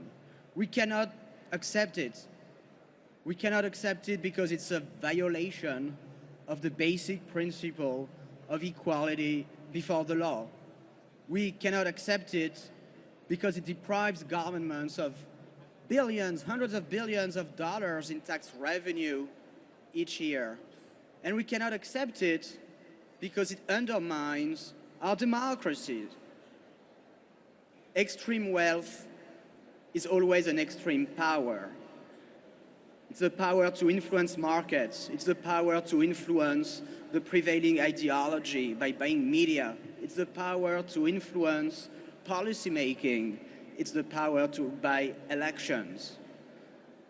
There is always a fundamental tension in our democratic societies between an extreme concentration of wealth on the one hand and the very possibility of a well-functioning democracy on the other hand. So how are we going to fix that? Well, the fix has to involve creating a new principle, the principle that extreme wealth has to come with unavoidable duties towards society. That's the idea of an unavoidable minimum tax on the wealth of the super rich, which was first put on the agenda of the G20 by the Brazilian government in 2024. And this has created the beginning of an international movement. I want to praise, to commend the leadership of Brazil, of Spain, who are building a coalition of countries internationally to tax the super rich. I was in New York City a couple of days ago. I met with Mayor Zoran Mamdani, who is joining and supporting this battle to tax the ultra-wealthy. Today, I met with a number of heads of state who express their support, who want to press ahead. So we're making tremendous progress. What we now need is national action, because it's an international movement, but it needs a national implementation. We need countries, I don't know if it will be France or Spain or the Netherlands, or it could be any country, to lead by example, to show that not only we must, but we can tax the billionaires. We need it to put our laws in compliance with our most basic principles of fairness, of equality before the law. We need it if we want democracy to prevail in what is going to be, what is already is the great battle of the 21st century, the battle between democracy and oligarchy. And I'm very confident that in that battle, democracy shall prevail. Thank you so much. Thank you, Professor Zuckman. Now I'm turning to Vice Chancellor Andreas Babler. Too many people are struggling to make ends meet, and the war in Iran has also added further pressure, increasing the cost of living. Your party has been fighting for more tax justice and more equality, but you're also a leader, and Austria is even a model for affordable housing. Why is it so important, from your point of view, to link the question of social, economic justice and the fight for democracy? Yeah, compañeras y compañeros, dear comrades, I'm very glad that we are discussing this topic today. I'm very proud to be also a part of this progressive mobilization meeting. It's an historic moment, and we can all feel in this hall, but also outside, that this is a historic day for the progressive movement worldwide. When we talk about extremism and about defending democracy in Europe, we still often talk as if this only about institutions, about laws, about constitutional rules. All of that is important.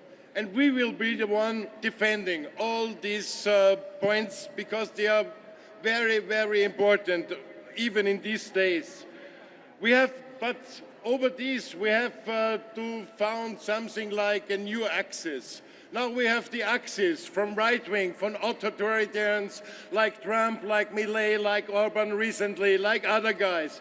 We have to build up a new alliance, a new axis, an axis of reason. Who cares about democracy? Who cares about international law? Who cares about human rights? Who cares about freedom of speech? Who cares about the freedom of press, of medias? That's the progressive answer that we need from this moment, from this specific day, also from here.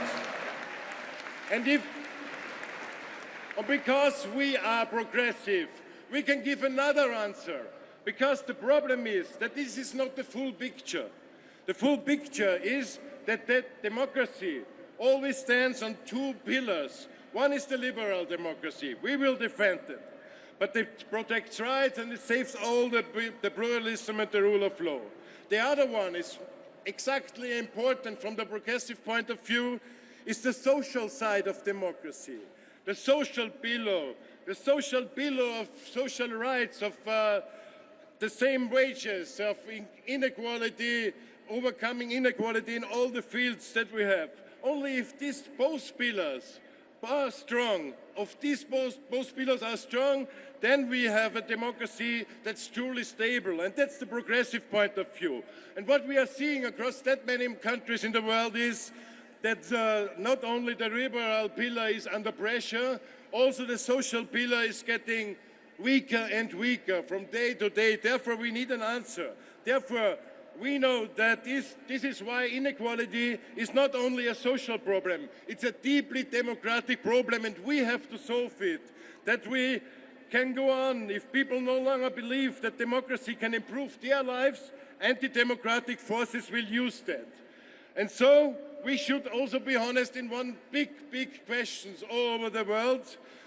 Still struggling, that's our task, still struggling for one fundamental right, with the clearest form of income inequality, what we are able to face. Inequality between women and men. For example, also in Austria, women still earn around the fifth less than men. It's us that we have to overcome these circumstances. That is a serious injustice, and we have to fight also against inequality to save democracy at all. And let me say in the end, that means real opportunities for every single child over the world, for fair wages, affordable housing, access to culture, to sport and to public life, and the chance to build a good life. That's our progressive approach towards saving democracy on both pillars. That is necessary to do. Thank you so much. Thank you, Vice Chancellor. Thank you, Andy. I turn now to Madame Lynch. When the super rich don't pay their bill, it's the workers who pay the bills. Thankfully, we have fighters like you and more trade unions friends. The movement is pushing back against all forms of injustice and demand the well facts. We also would like to thank you for your commitment for the Global Progressive Mobilisation with the Trade Union Assembly that you held yesterday. And thank you for all the trade unionists that are present also here today. What are the unions doing to support taxes on the richest? Thank you, Yannick. When President Sanchez called on the trade union movement to join this movement of movements and be part of the progressive mobilization, I'm proud to say we answered that call. We came yesterday into an assembly, and in our assembly, we committed to fight the far right. Our trade union response, our answer to the far right, is social justice and our trade union values. We do not defend the status quo because the status quo is failing too many workers. From tax injustice to economic injustice, to sexism, to homophobia, to all of the hate. We know that this needs to be challenged. We're part of the fight back. We're part of the fight for a fair future. And our answer to the far right is jobs. Not just any jobs, but quality jobs. Quality jobs in every sector and every region. Our answer to the far right is pay. not poverty pay, but pay that you can afford to provide a home, food, and a future for yourself and your family. Our answer to the far right is better conditions at work, not stress, not burnout, not overmanagement by an algorithm, but a quality job based on fair terms and conditions. And our answer to the far right is not fear of the future, but a plan for the future, an industrial policy to deliver quality jobs with investment for the future, to make sure that every worker can succeed. So we will fight together, we will win together, we will deliver that plan, a plan based on justice, on fairness, and with trade unions front and centre, both for the fight but also in the delivery, in the workplace and in our economy and societies. Thank you, Yannick. Thank you very much, Madam General Secretary, and thanks to all speakers for these inspiring words. And so to close this panel, let me ask you one final question to each of you. Which is the best practice that you can share to ensure economic, tax, and social justice? And I will start with the reverse order with you, Esther. The best practice is to give undocumented workers a pathway to become documented. And I thank, on behalf of the European Trade Union Movement, President Sanchez and Spain for delivering that. It's the main way to fight exploitation, is to make sure that there's a level playing field for rights, for wages, for jobs. So really to thank, on behalf of the trade union movement, everything you're doing for undocumented workers. Thank you. Vice Chancellor, Mr. Babler, what is your concluding remarks? Yeah, there are 2 points I want to mention in this short way. The first point is we must regulate the markets. Over the past decades, in many countries, governments stepped back from areas where they used to take responsibility. Again and again, when problems appeared, politics stopped saying, we will regulate this or we will solve this, and instead said, the market will take care of it. And the crises of the recent years have shown that this was a serious mistake.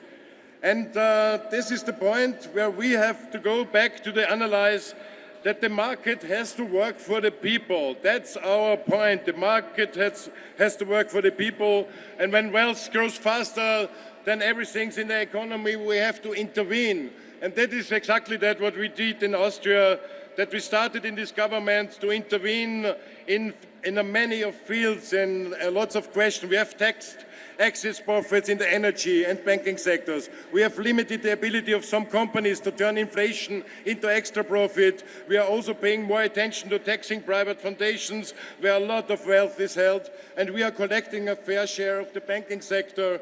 And additionally, we acted on housing, because housing is not just another market.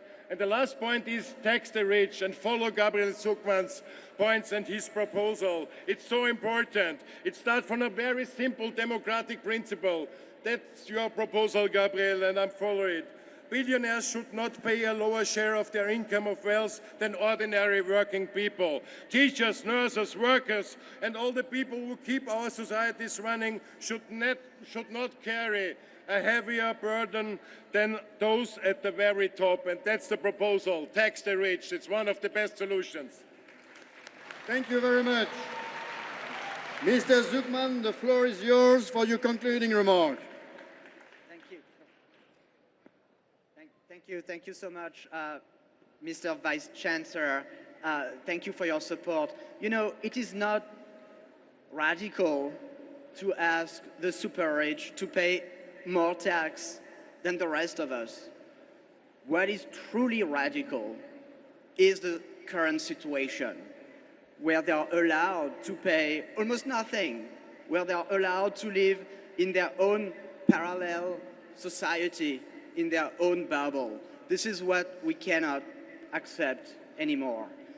Now, we need to work together to amplify the international movement that has started, that has continued today in Barcelona.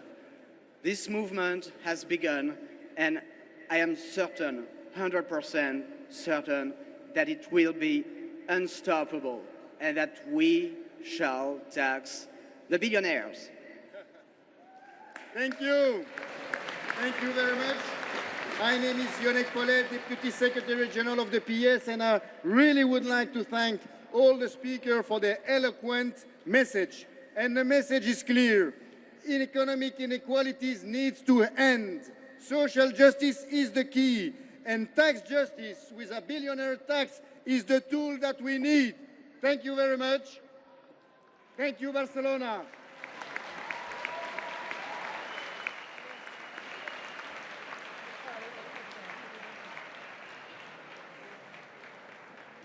Now, for a musical break, recognized as one of the most influential Spanish-speaking rappers in history, please welcome on stage El Choyin.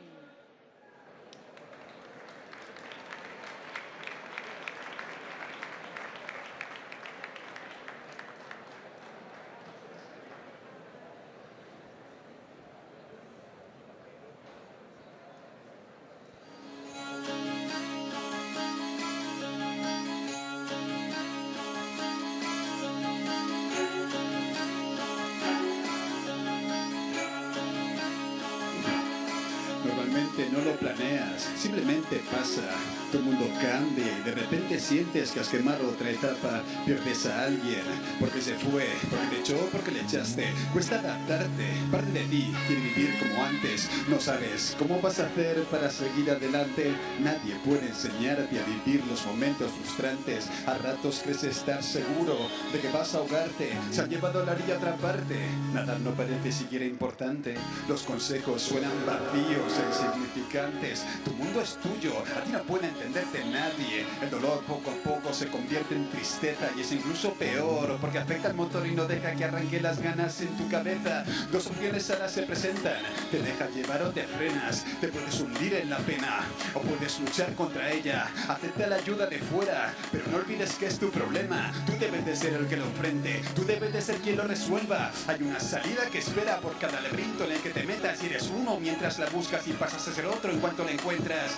Nunca es la misma persona aquella que sale y que aquella que entra. Cada experiencia te esculpe. Esculpir es quitar lo que sobra la fuerza. No busques finales de cuentos, los cambios ocurren y no hay moraleja. Si hay una cosa que se acierta es que ninguna amargura es eterna. De las cenizas del fuego que consumió a aquel hombre que yo resurjo con fuerza. Y no es una pesa, no lo hago para que me crean, es una certeza. No existe ese golpe que pueda dejarme tirado a la arena, no hasta que me muera, ya no. No hasta que sepa que cumple mis metas, soy yo. Aquello que queda y no lo recuerdo es que la vida arranca y se lleva. Hoy sé que añoro montones de cosas, sé que nunca volveré a tenerlas. El mundo siga girando. Un golpe más sabio, un golpe más realista, un golpe más preparado. El miedo es de sensatos, pero rendirse a él es de mediocres. Podré tener muchos fallos, pero no seré de los que se esconden. Vivir es la asignatura que estudias año tras año y no hay vacaciones, solo lecciones, mi hermano. Se aprende de los errores. Tampoco es que sea complicado, es cuestión de tiempo que te equivoques, pero si he aprendido algo es que todo depende de cómo lo enfoques. Confieso que he dudado, me hundí desde allá abajo.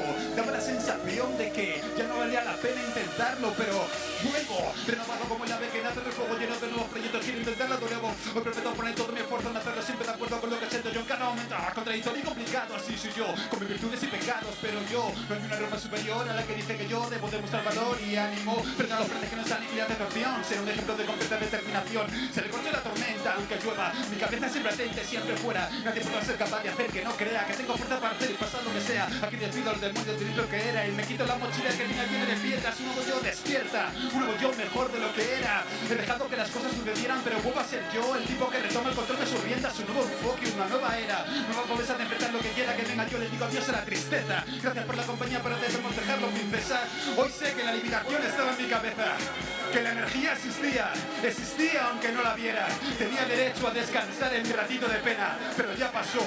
Cuando se muda lo de fuera, esto es lo que queda: energía.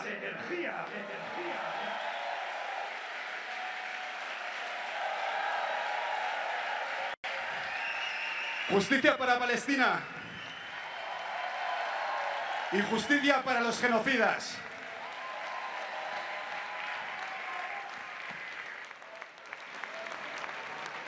A strong driving force of progressive renewal at the heart of Europe. Please give a round of applause for the Vice Chancellor of Germany and party leader of the SPD, Lars Klingbeil.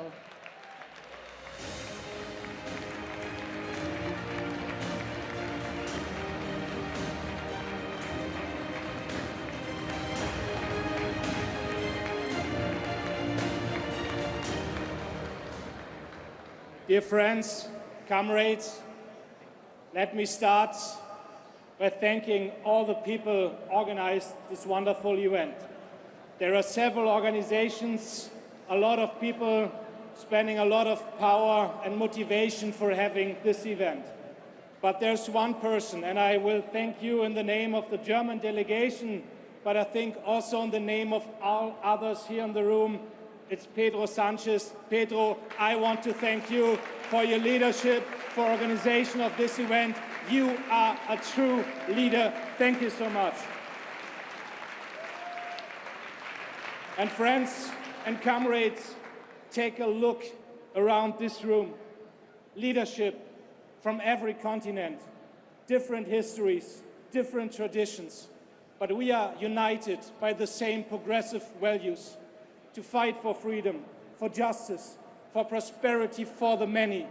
And these are not slogans, these are values that are our mandate. And yes, in times of war, in times of crisis, in times of polarization, in times like these, progressives do not retreat. We organize, we lead, we build alliances. Where others try to divide us, we show here the progressive forces of this world stand together and united.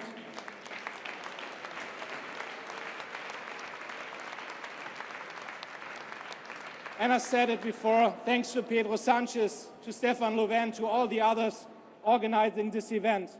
And I'm convinced the time is right because we are needed. Where others spread hatred and division, we build bridges and stand for diversity. Where others deepen the fractures in our societies and exploit the weakest for political gain, we stand for solidarity. Where others rely on war and pure power policy, we choose international law, diplomacy, and peace. This is our way. And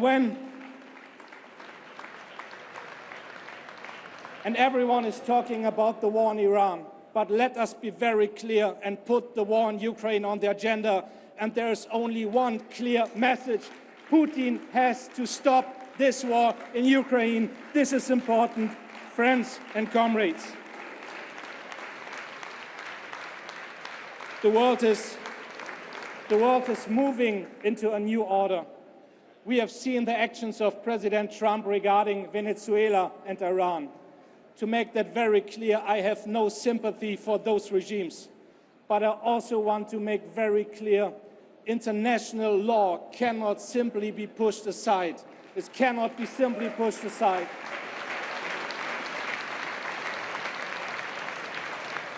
And this is why Pedro Sanchez and other leaders make very clear, this is not our war. And we, comrades, we in Europe have seen the confrontation with President Trump over Greenland. We Europeans were vocal. We were united. We have shown that Europe's integrity and territory is not negotiable. Not today, not ever. Our position, our united position was a success, and we made very clear no one should be able to blackmail us in Europe. But we still have to do our homework. We still have to do our homework. Europe has to become much more stronger, more resilient, and more capable of action. It's not against others, but never dependent on others. We have to strengthen the partnership with the Global South. And comrades, let me also underline that in too many places, wealth is concentrated in ever fewer hands. There are tech oligarchs. Shape public debate without democratic accountability. Fear has become a business model for them. Division is a political strategy for them. Power is being misused by them. These tech bros want people to believe that democracy is too slow, that solidarity is too weak, that justice is too expensive. Look at people like Peter Thiel, who once said, "I no longer believe that freedom and democracy are compatible." Comrades, we know better. We know better. We know better. It's not the rule. It's not the rule of the strong, but the rule of the law. It's not walls between nations. It's partnership between democracies. It's not the privilege for the few. It's the opportunity for the many. And this is the fight of our time, comrades. This is the fight of our time. Dear friends and comrades, the global right is organized. It's organized across borders and across continents, and so we must be too. The far right is international, and so we must be too. The future does not belong to the loudest. The future belongs to those who build bridges, who stand together, to those who refuse to give up on democracy. Today in Barcelona, every continent is represented because the fight for democracy has no borders. So let us fight for democracy, for our communities, for the people. Let us fight for our people and let us fight together. I am convinced, comrades, this is not just a political contest. This is a fight for democracy and we intend to win it. Thank you.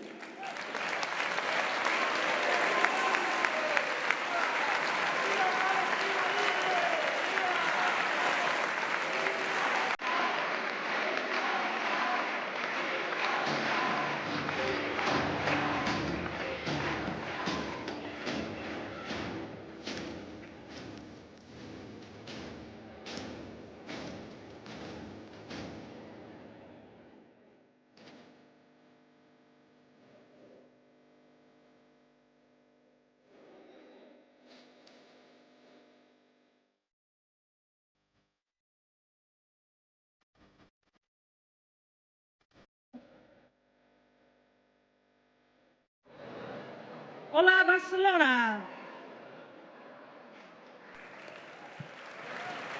Progressives have always stood up for strong workers' rights. In the current global economic context, empowering workers is key. We will discuss this today with the following speakers. Mariana Mazzucato, Professor in the Economics of Innovation and Public Value, UCL. Paul Magnet, leader of PS Belgium. And Jesse Klaver, leader of GroenLinks PvdA in the Netherlands. Professor Mazzucato, participation, reciprocity and reward sharing are central to your vision. How can governments redesign the economy to strengthen workers' rights in 21st century jobs and drive social purpose? So it's a very, very important question. And to be honest, biologists are much more rigorous than economists. When a biologist uses the word ecosystem, they will actually differentiate a symbiotic ecosystem from a parasitic one. So a progressive mobilization really needs to focus on how to change the social contract between all the different actors in the economy, capital, labor, public, private, but we have a huge problem. The labor share of global income has fallen over time, the profit share has increased, and the investment share has also fallen. So we have an economy which allows profits, but those profits are not reinvested back in. So this idea of reciprocity is to make sure that every government is held accountable. We should not have procurement contracts, subsidies, guarantees, public loans, or bailouts during COVID that are not about a real deal. What is business giving back? And currently the problem is there's been something like 7 trillion, that's 12 zeros for those who forgot, of share buybacks in the economy. So when profits are being made, businesses are just buying back their shares to boost stock prices, stock options, and executive pay.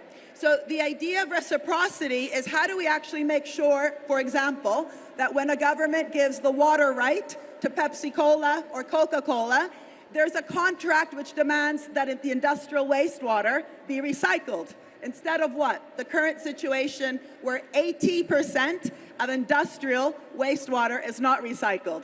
In other words, sustainability is a choice. Second, how can we make sure that, for example, any public loan is conditional that the profits are reinvested back into the economy, that improve working conditions, worker pay, and actually use energy efficient supply chains, even when it's semiconductor companies.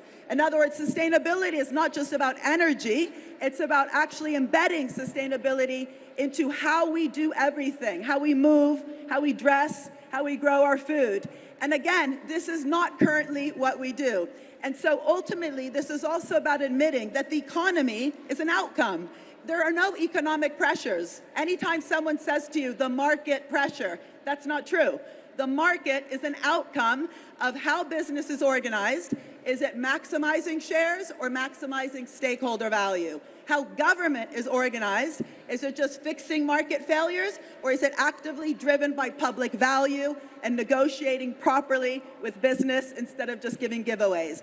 And ultimately, this has to be embedded in how we do all policies like industrial strategy. And even though we need renewable energy, I can tell you, renewable energy is one of the sectors that currently is evading a lot of tax. So instead of thinking about sectors, think of outcomes, and how can we actually make sure that we have true transformation driven by investment, reciprocity, improving working conditions, worker pay, and that is about innovation, because growth is a function of investment, and if we allow inertia in the system, profits to be had without reinvesting, that is not an innovative economy. And we progressives need to hold all the different actors to account when we talk about industrial strategy or innovation for good and not for bad. Thank you. Thank you. Thank you, Mariana. Paul, Mr. Magnette, against the conservative tide, you fight for quality jobs, sustainability, and for the workers' rights.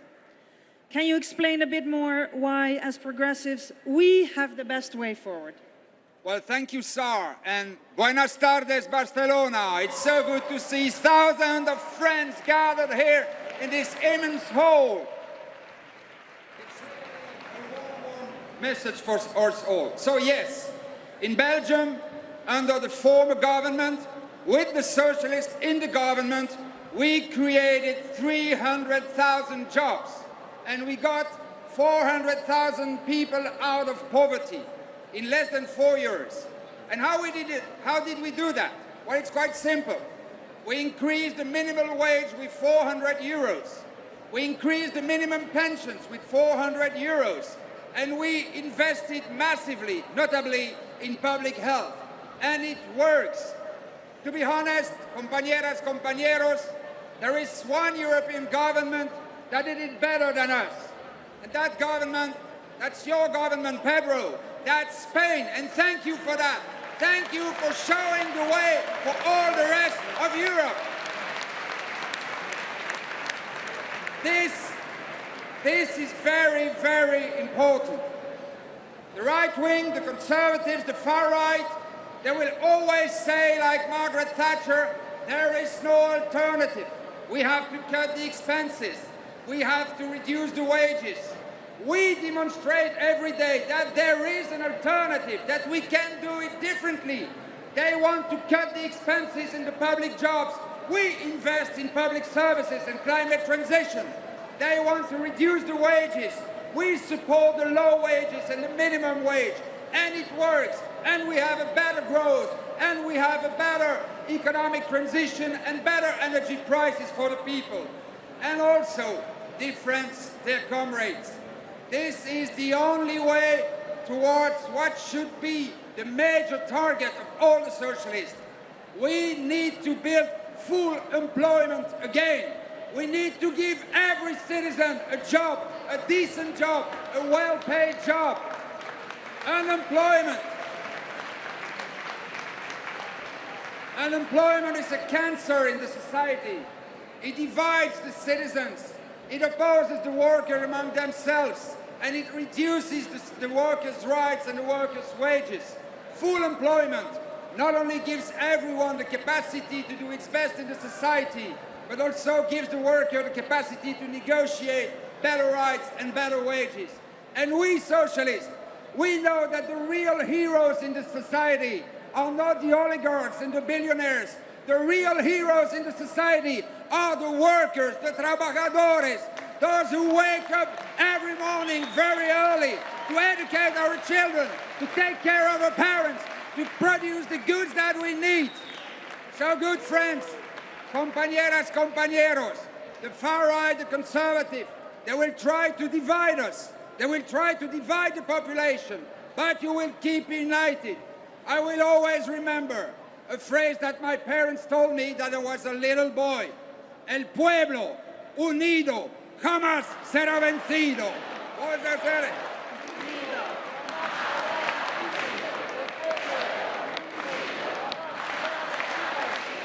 Muchas gracias, compañeros. Thank you, Paul. Thank you, Paul. Thank you very much. Now, Mr. Klaver, yes, sir. Your party champions green and just transition. The conservatives, the far right, say that this is destructive for workers and citizens. What is your message? Buenas tardes. You know what's destructive for people? The far right. That's destructive for people. And I hope everybody has a good day. And I hope everybody has a good Congress. But from up tomorrow, we need to get into the streets. Not being together here, but in the streets. Because we need to show the people that we are not fighting for them, but we are fighting with them. The extreme right is doing more harm to our societies than you possibly can imagine.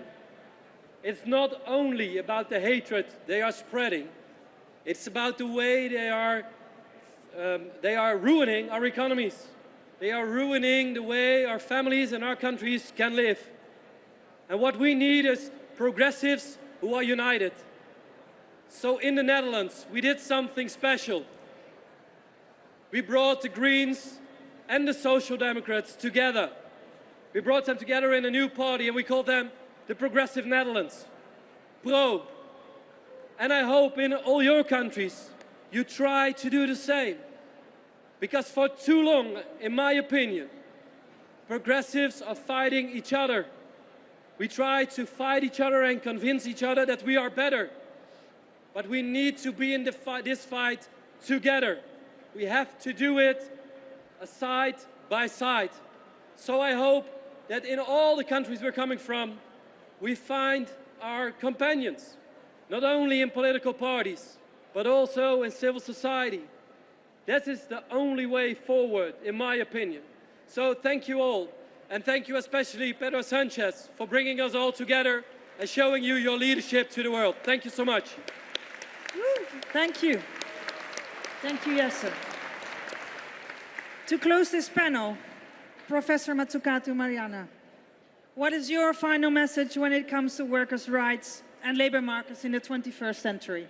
Sure. Well, first of all, I'm very happy to announce that with Minister Cuerpo, we've launched today the Global Council, a new economic thinking for a common good economy. And the problem we have, the reason we have not been embedding workers' rights at the center of the economy is that within economics even, we don't really have a theory of the common good. You'll have heard words like public good. It sounds good. Two words, one is good, but it's just a correction. It's a correction again for market failure.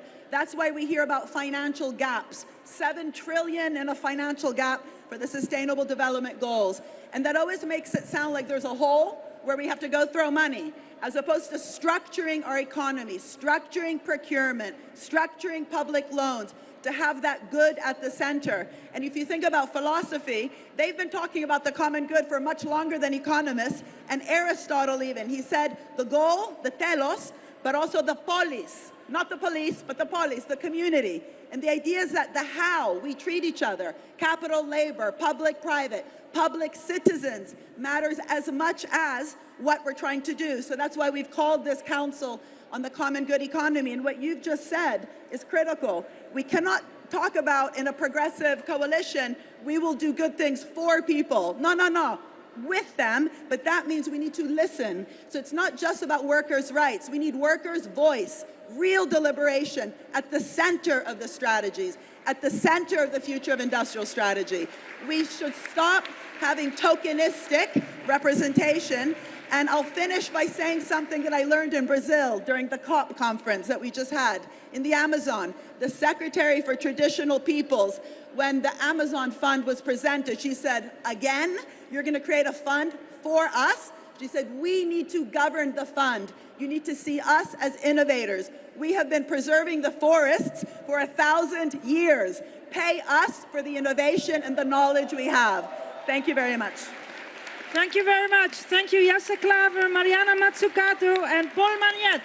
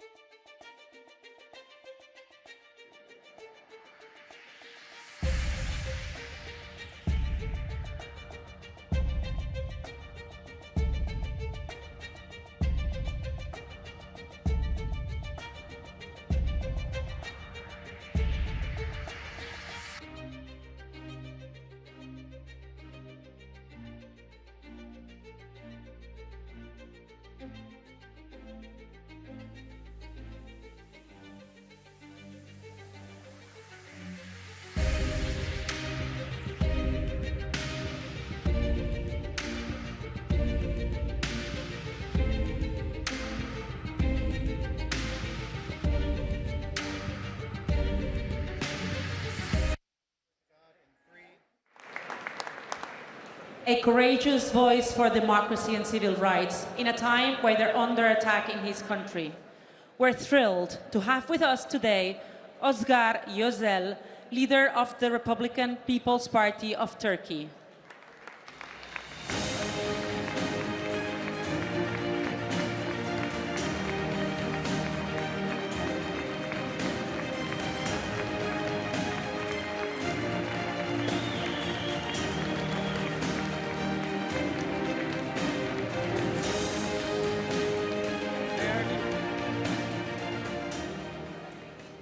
Değerli yoldaşlar, bugün bu kürsüden dünyadaki bütün yoldaşlarımıza demokrasi diyen, eşitlik diyen, özgürlük diyen, çok taraflılık diyen milyonlara hitap ediyor olmaktan büyük bir mutluluk ve onur duyuyorum. Pek çok uluslararası toplantıda bir araya geliyoruz ama bu sefer farklı. Farklı çünkü bugün hep birlikteyiz. Ayrıştırılan, kutuplaştırılan, yıkıcı siyasetin yerine birleştiren, birbirinden güç alan bir siyaseti hep birlikte kurmanın heyecanını yaşıyoruz. 1,5 yıl önce tohumlarını hep birlikte attığımız bir fikrin bugün can bulması ile başlayan yeni bir yolculuğun kararlılığını ve mutluluğunu taşıyoruz.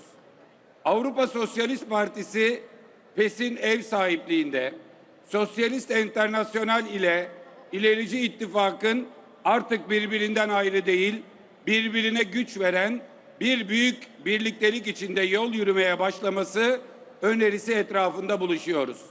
Sosyalist Enternasyonal Başkanı dostum Pedro'yu ve bunun önünü açan İlerici İttifak'tan dostum Lars'ı, bütün bu birlikteliğin en ciddi katkıyı yapan PES Başkanı Stefan Löfven'i, bu üç lider nezdinde bütün yoldaşlarımı işte bu heyecan ve kararlılıkla selamlıyorum. Değerli yoldaşlar, dünyada otoriterliğin yükseldiği, demokrasinin ve hukukun üstünlüğünün yıkılmaya çalıştığı bir dönemdeyiz. Bizi bugün bir araya getiren ise bu yıkım girişimine dur deme kararlılığımızdır. 21. yüzyılın ikinci çeyreğine girerken birbirinden öğrenen robotlardan, karanlık fabrikalardan ve yapay zekadan endişe ediyorduk. Ama karşımıza birbirinde konuşan, birbirinden öğrenen ve birbirine güç veren otokratların karanlık siyasetini bulduk. Kendi iktidarlarının devamı uğrunda demokrasiyi, hukukun üstünlüğünü, eşitliği, adaleti, toplumsal refahı yıkmaktan çekinmeyen bir anlayışı görüyoruz. Bu salondaki irade işte bu yıkım gayretine verilmiş en iyi cevaptır. İhtiyacımız olan birbirinden öğrenen, birbirine öğreten, birbirine güç veren ilericilerdir. Ve işte o irade bu salondadır. Bugün 6 kıtadan ilericiler bu salonda ve hep birlikte bir seferberlik ilan ediyoruz. Seferberliğimiz kurumları, kuralları ve demokrasiyi gerileten otoriterliğe karşı hep beraber durmak içindir.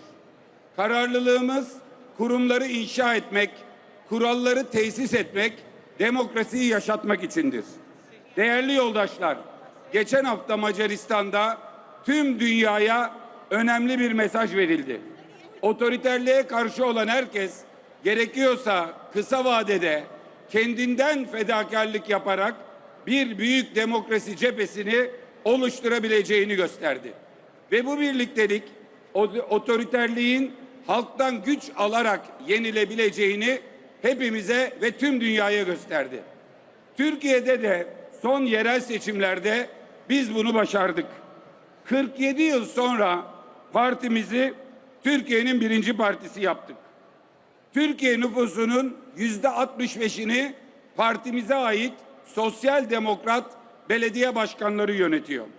Ancak sonrasında çok ağır bir saldırıya uğradık. İstanbul'un seçilmiş belediye başkanını 15,5 milyon yurttaşımızın ön seçimde belirlediği Cumhurbaşkanı adayımız olarak seçtiği Ekrem İmamoğlu'nu hapse atarak bir sonraki iktidara bugünden darbe yapan anlayışa karşı bir yılı aşkın süredir milyonlarla birlikte meydanlarda mücadele veriyoruz. Bir darbeye karşı halkın iradesini savunuyoruz. Son bir yılda demokrasi ve adalet için tam 105 dev miting yaptık. Bunların adına miting değil, demokrasiyi koruma eylemleri diyoruz. Son bir yılda bu eylemlere 16 milyondan fazla vatandaşımız katıldı. 26 milyon kişi Ekrem İmamoğlu'nun özgürlüğü için imza attı. Tüm baskılara rağmen mücadelemizi kararlılıkla sürdürmeye devam ediyoruz. Bu seferberliğin çatısı ülkemizde tüm demokratların katıldığı Türkiye İttifakı'dır. Mücadelemizde sembol olan milyonların seslendirdiği bir sloganımız var. Bertolt Brecht'ten. Kurtuluş yok tek başına, ya hep beraber ya hiçbirimiz. Kurtuluş yok tek başına, ya hep beraber ya hiçbirimiz. Ve son söz, Filistin'i selamlayarak, Ukrayna'daki, İran'daki kadınları ve çocukları selamlayarak, dünyanın bütün mağdur ve mazlumlarını selamlayarak, dünyanın bütün çocuklarını ve bütün kadınlarını selamlayarak, savaşa hayır diyoruz. Savaşa hayır, barış hemen şimdi. Hepinizi saygıyla selamlıyorum. Kurtuluş yok tek başına. Ya hep beraber ya hiçbirimiz.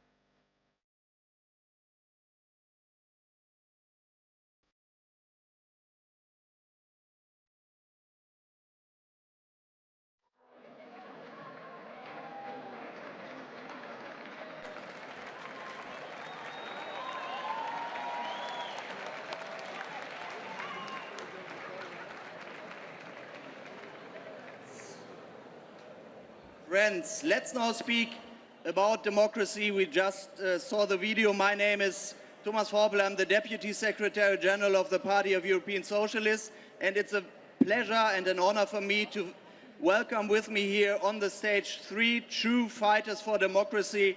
And I start with Risa Ontiveros, Senator from Akbayan Citizen Action Party from the Philippines. Welcome. Thank you, Thomas. Next to her, Alicia Barcena, Minister of Environment from Mexico. Also a warm welcome, please. And then someone I actually don't have to introduce, but of course I will do it. Please welcome Irache Garcia Perez, leader of the S&D group in the European Parliament. We all know democracy is under pressure right now worldwide, with authoritarian leaders and regimes attacking its values, attacking its institutions. And the question we want to discuss here is how to renew democracy in this context. And Risa, let's start with you. You have been at the forefront of defending democratic values in your country, of defending democratic accountability in the Philippines in difficult times. What is the one decisive action government must take today to protect our democracy? It's your turn. Tama, one decisive action for governments to genuinely protect the independence of institutions that hold power to account. Institutions must be protected from political capture. In the Philippines, I've seen this up close. We know what it means to live through typhoons, economic insecurity, and bullying by superpowers. And what makes that bearable, what makes survival possible with dignity, is not a strong man who promises order. It is functional, trustworthy institutions that truly serve the people. But we have also watched those institutions come under great pressure. Courts, commissions, human rights bodies, weakened, captured, or ignored. And when that happens, the price is paid, as it always is, by the most vulnerable. Our farmers, our fisherfolk, our workers, the millions of Filipino overseas workers in the Middle East right now face deep uncertainty because of the decisions emanating from Washington and Tel Aviv and then Tehran. Decisions in which they had no part. So, what does protection actually look like? First, let us holistically empower civil society formations. In the Philippines, this countervailing force proved that it was not only the formal institutions that held the line alone during the previous administration. It was journalists, and our Nobel laureate Maria Ressa is here, lawyers, women's groups, churches, and ordinary people who refused to normalize what was happening. Second, international solidarity and peer pressure. So gatherings like this one really matter. When democratic backsliding is named, documented, and called out by peers, it raises the cost of impunity. Bilateral and multilateral relationships should have democratic accountability conditions built into them. And of course, there must be political will at the top.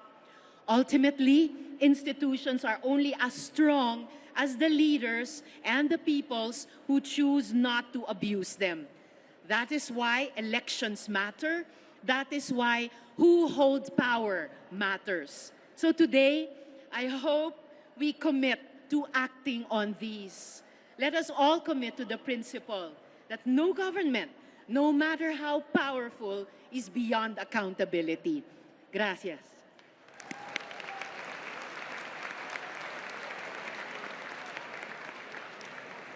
Risa, thanks a lot. And now coming to you, Alicia. It's a special pleasure that you're here, and drawing from your extensive experience also in diplomacy, let me ask this question. What is the best effective way to build stronger international cooperation and to defend democratic values also on this international level. Please give us your thoughts on this. Muchas gracias. Buenas tardes, Barcelona. ¿Cómo estamos? Reciban con mucho afecto el abrazo fraterno de un México en transformación. La democracia está bajo presión, bajo cuestionamiento, a nivel nacional y a nivel internacional. Es una tensión estructural que atraviesa regiones, sistemas políticos y sociedades, con avance en narrativas autoritarias y extremistas que están erosionando la confianza de las instituciones, y enfrentamos una asimetría global injusta y con dobles estándares. Hay doble juego. Por eso, desde el progresismo, y por ello agradezco al presidente Pedro Sánchez y saludo con afecto a José Luis Zapatero, esta España que nos convoca hoy. Muchas gracias a España. Porque, ¿saben?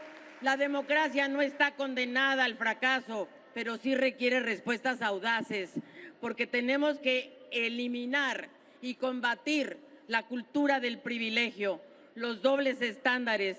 La igualdad es la otra cara de la democracia y por eso necesitamos un camino progresista para construir estados que garanticen derechos, que reduzcan brechas, que generen oportunidades reales y recuperar a la política como herramienta de transformación y hacerla más cercana, más participativa.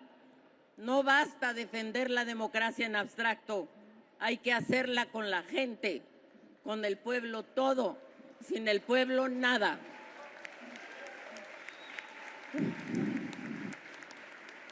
Y la democracia tiene que ser feminista, tiene que serlo.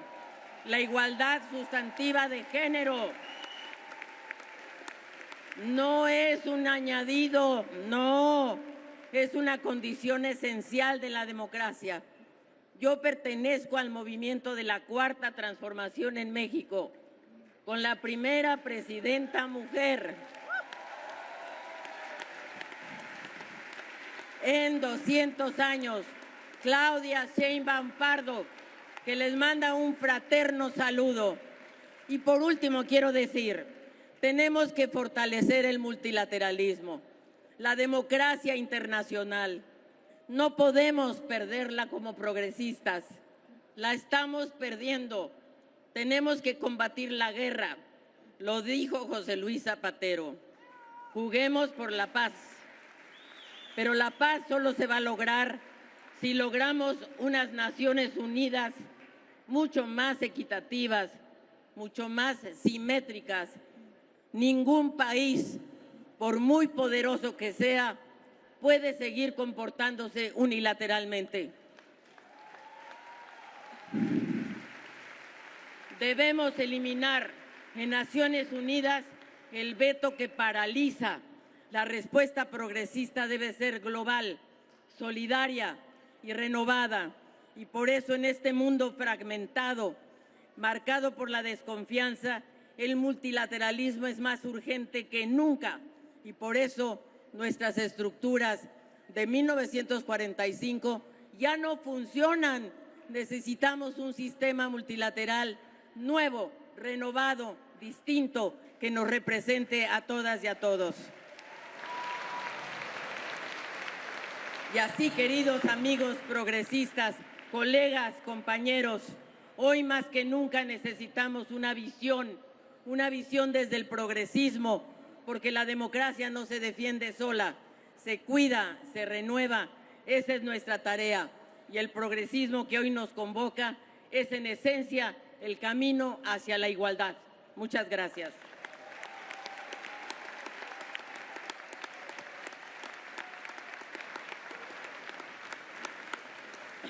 Alicia, thanks a lot for this really strong, convincing message. And now, Irache, let me come to you. Under your leadership, the S&D Group is in the European Parliament the driving force for democracy. And let me add that it is the shield against the far right in Europe.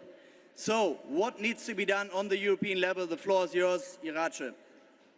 En primer lugar, permitirme, amigos y amigas, hacer una pequeña reflexión inicial.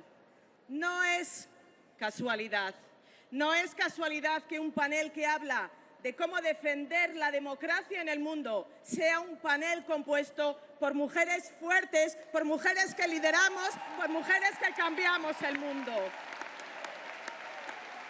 Porque cuando hay quienes atentan contra nuestros derechos, contra los derechos de las mujeres, están haciendo más débil la democracia. Y por eso somos conscientes de que hoy es más necesario que nunca hacer esa defensa de una democracia donde todas y todos seamos protagonistas. Una democracia que ya no es un hecho garantizado. Ha sido una conquista, pero las futuras generaciones deben entender que la democracia se consolida día a día. Y hoy está amenazada desde dentro y desde fuera, desde dentro de la Unión Europea y también desde fuera con injerencias. Y por eso nuestra respuesta tiene que ser doble. Primero, reforzar los derechos fundamentales, defender el derecho del aborto, defender los derechos LGTBI, defender la igualdad real y no permitir que haya quien niega la evidencia de la violencia de género, la violencia que es cometida contra la mitad de la población en el mundo. No vamos a permitirlo, pero también tenemos que ir más allá.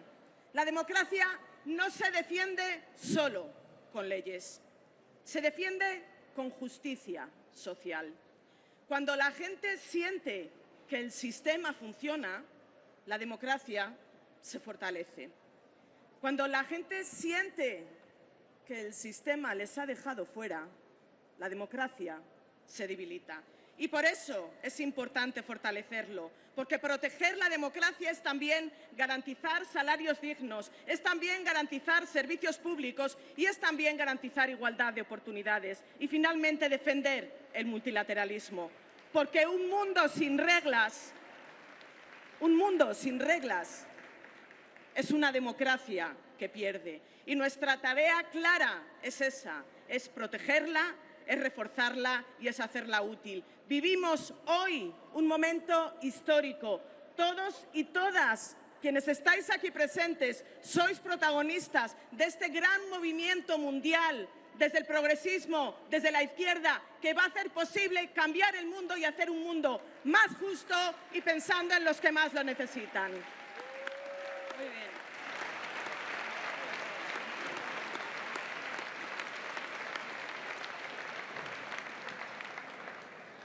Thanks a lot, Irache. I think that was a really strong message as well. And now let's come to a quick final question and a quick answer on that.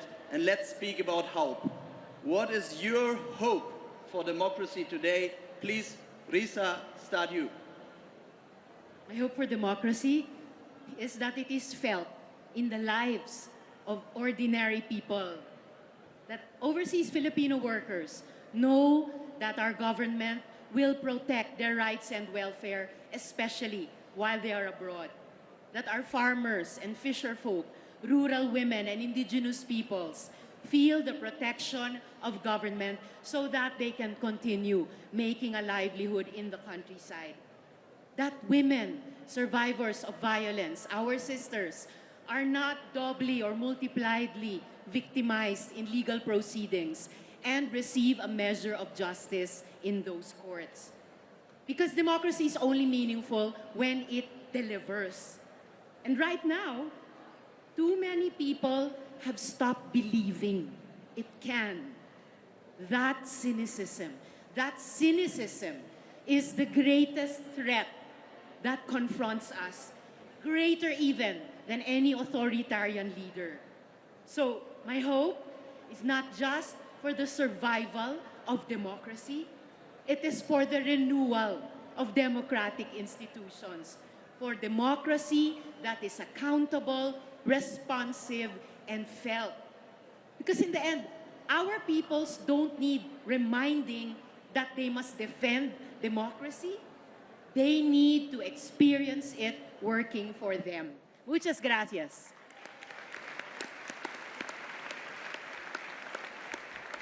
Alicia, what is your hope? Mi esperanza, mi sueño es que Naciones Unidas nos devuelva la esperanza, que proteja los bienes públicos, que cautele la paz, la justicia climática, que combata el armamentismo, que beneficie al que menos tiene, que elimine este molesto, desagradable doble estándar donde creamos un Estado como el Estado de Israel a costa de otro, que es Palestina. No, eso no. Ese es mi sueño.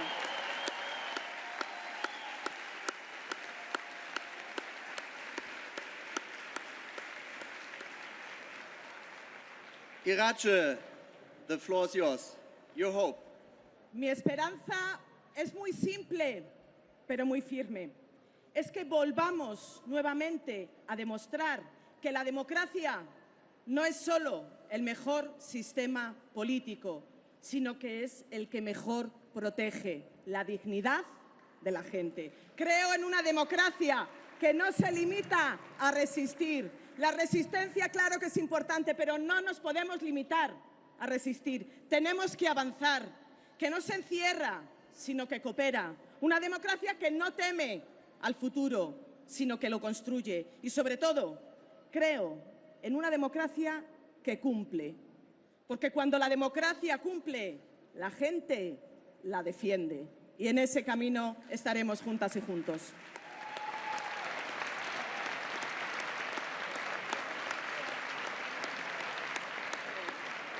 So, let me thank all the three of you. I think you proved you are real fighters for democracy. We saw that. And let me sum it up. I think there's one message, there's one task, there's one responsibility. Let's save and protect our democracies together in our countries, on our continents, and around the world. Give a big applause to these three fighters for democracy. Thanks a lot.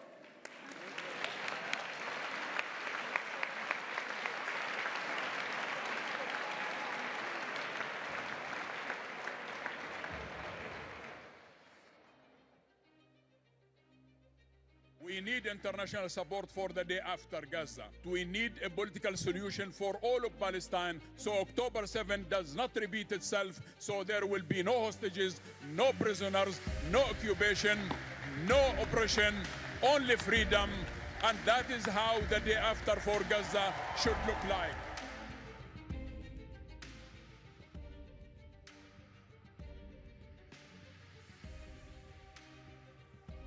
Either annexation, which is totally unacceptable, which I will never support, or separation on the way to two-state solution.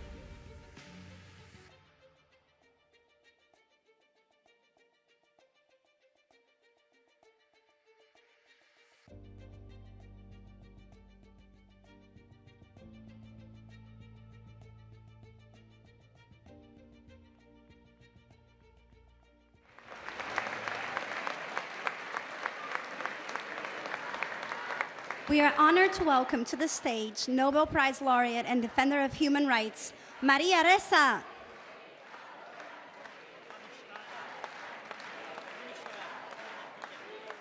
A man who has dedicated his life to justice, his people, and peace. We are very honored to welcome on stage the former Prime Minister of Palestine, Mr. Mohammed Shtaya.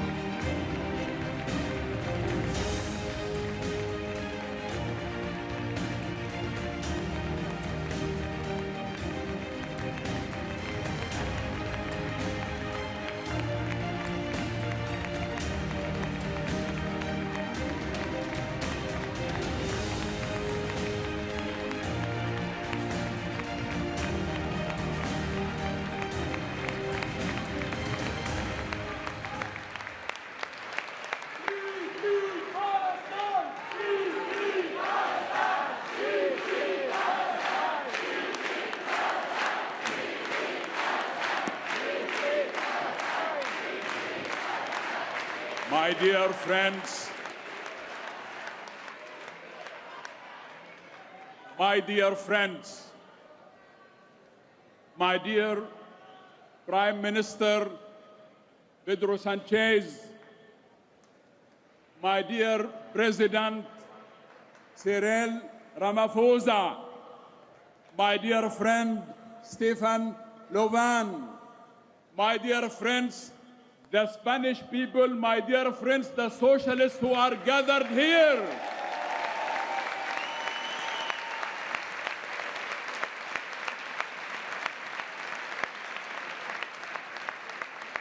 In the name of the 72,000 Palestinian innocents who have lost their lives, I thank you. In the name of the 150,000 Palestinians who were injured, I thank you.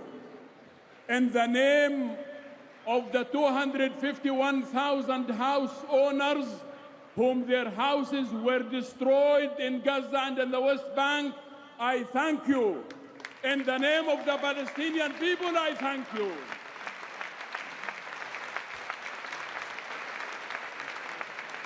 In the opening of this wonderful gathering, the President of Catalonia this morning said, what should be and what should not be written in stones. I want to say to you that we wrote in stones that Palestine should be free and Palestine is for the Palestinian people.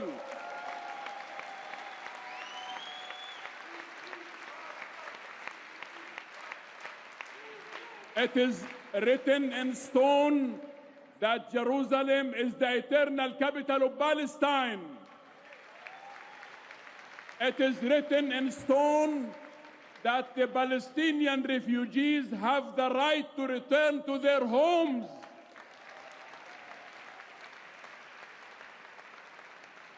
My dear Prime Minister, I am not here to complain. And this is not a wailing wall. I am not here to cry. I am here standing as a proud Palestinian who is fighting for the liberty of his people. I am here proud that the Palestinians have the highest university graduates in the region. I am here proud that Jerusalem is part of Palestine. I am here proud that Jesus was born in Palestine. I am here proud that we have been fighting for 100 years, and I want to assure you that with your support we will make it.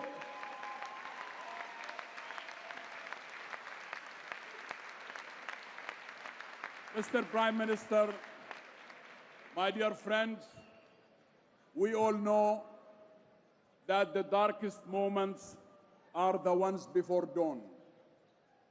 We might be living in the darkest moment at the moment, but I want to assure you, we are only 15 minutes away from freedom. We all know that apartheid regime has collapsed because of the unity of those who love peace and justice. It's because we were united in the same way that you are united under one single ceiling in Spain, in Barcelona. We are mobilizing together the whole progressive forces for peace and justice. Also, I am here to say, regardless of how painful the situation is, I stand here to tell you that we are regenerating hope in the hearts and minds of every Palestinian man and woman. Let's mobilize for ending occupation. They are destroying cities, villages, refugee camps, but they will never destroy our determination for freedom. They will never destroy our ability to move forward, and they will never destroy our will. My dear friends, settler colonialism is now in the history books.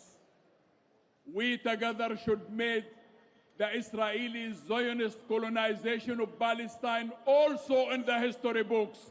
It should be removed and together we will defeat the Zionist settler colonial program in Palestine.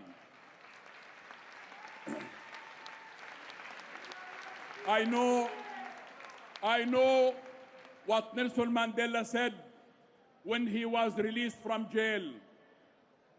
I know what President Ramaphosa said when I was in South Africa a few months ago, that South Africa will not be free until Palestine is free. And you together, we will help us to be free. Mr. Prime Minister, you are a courageous man. We are proud of you. We are proud of all what you do. We are proud of what you stand for, you and your people who are standing here together.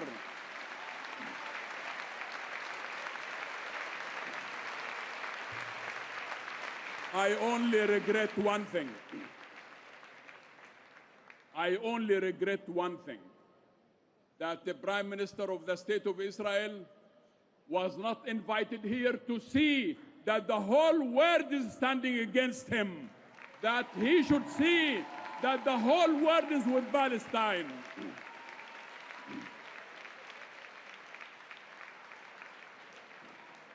My dear friends,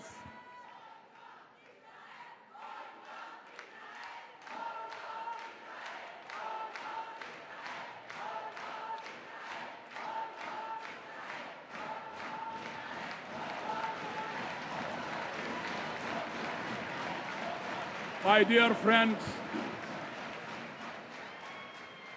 dear friends, the future is not for the destroyers. The future is for the builders.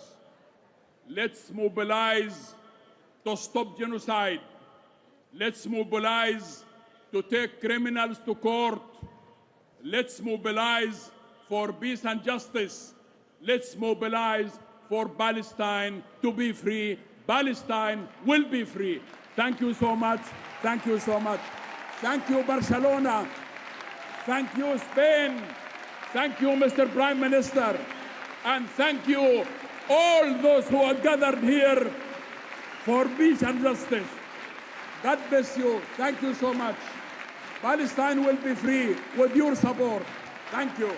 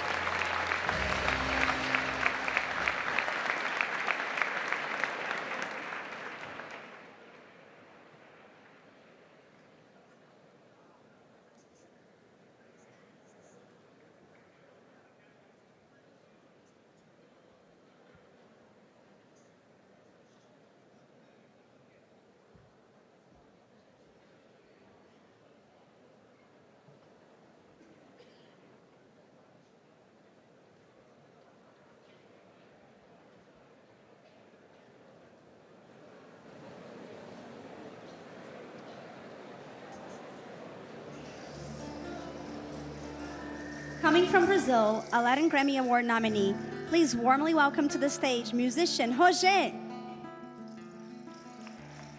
Gracias.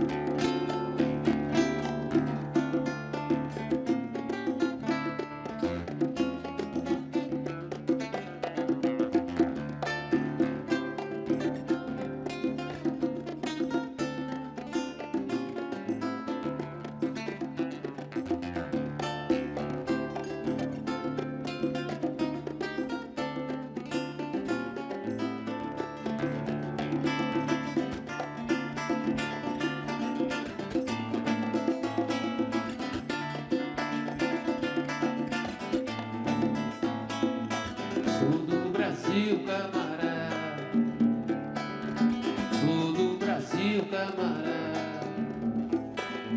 Aroeira invernou, quebrar não quebrou, cair não caiu.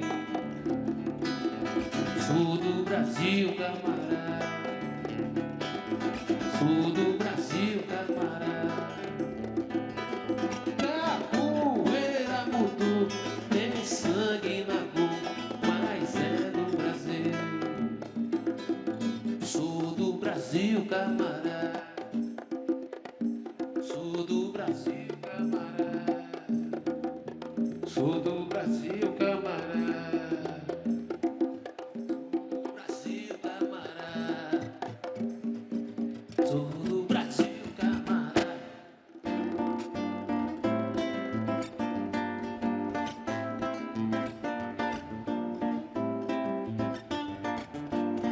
Meu Brasil mora dentro do meu violão. É a força da sua canção, é o batuque do seu candomblé. Meu Brasil é mistura de raça e de cor, soberano e não perde valor, é o samba com a bola no pé. Meu Brasil, se eu tiver que sair por aí, vou morrer de saudade de ti, mas eu volto com a graça de Deus, com o orgulho de ser um zumbi, zumbi, descendente também de zumbi, brasileiro no mundo sou eu. Meu Brasil, Dona Bonena está, Cinelé, Marielle é a avó da mulher, Bossa Nova na voz de João. Natureza de fauna e de flor, e não cabe em mim esse amor. Meu Brasil de Garrincha e Pelé. Natureza de fauna e de flor, e não cabe em mim esse amor. Meu Brasil de Garrincha e Pelé.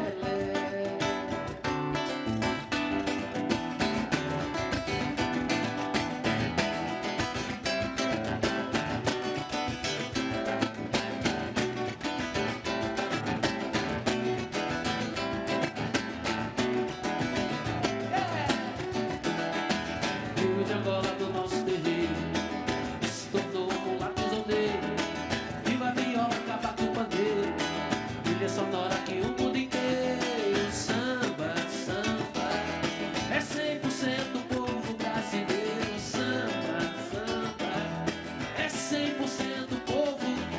Samba, samba, é 100% povo brasileiro. Samba, samba, é 100% povo. La la la ya la ya la. La la la ya la ya. Canta pra mim. La la la ya la ya la. La la la ya la ya. E quando o dia amanhece que a gente percebe esse é o futuro do nosso país. A batucada à noite virou madrugada. É desse povo que sabe o que diz. Samba, samba, é 100% povo brasileiro. Samba, samba, é 100% povo. Samba, samba, é 100% povo brasileiro. Samba, samba, é 100% povo. La la la ya la ya la. La la la ya la ya. La la la ya la ya. La la la ya la ya.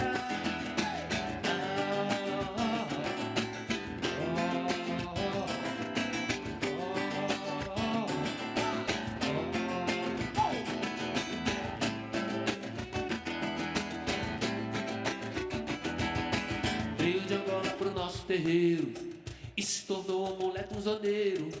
Viva cavaco, piola e pandeiro, trilha sonora que o mundo inteiro. Samba, samba, é 100% povo brasileiro. Samba, samba, é 100% povo. Samba, samba, é 100% povo brasileiro. Samba, samba, vem, é 100% povo.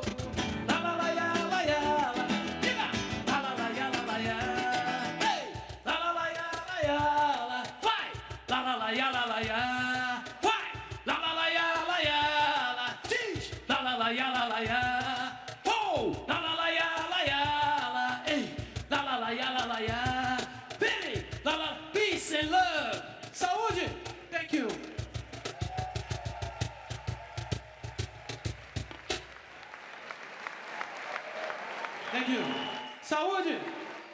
muito amor.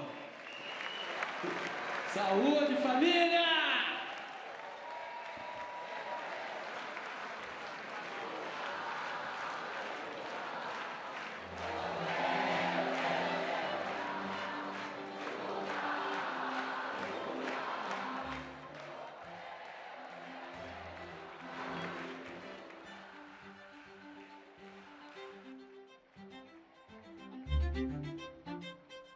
Que perdí mis manos en Jerez y mis ojos en Roma. Crecí y el descaro lo aprendí. Corrí por Barcelona, perdí mi lengua en París, mi tiempo en LA, los hills en Milán, la sonrisa en UK, pero mi corazón nunca ha sido mío, yo siempre lo doy. Coge un trozo de mí, quédatelo pa' cuando no estés, seré tu reliquia. Soy tu reliquia, seré tu reliquia. Perdí la fe en DC y la amiga en Bangkok, un mal amor en Madrid y en México el blond, la mala hostia en Berlín y el hasta en Grana. En Perre nació el coraje, pero el cielo nació en Buenos Aires. En Japón lloré y mis pestañas deshilé, y en la ciudad de cristal fue que me trasquilé. Pero el pelo vuelve a crecer, la pureza también, la pureza está en mí y está en Marrakech. No soy una santa, pero estoy blessed. Pero mi corazón nunca ha sido mío, yo siempre lo doy. Coge un trozo de mí, quédatelo pa' cuando no estés, seré tu reliquia.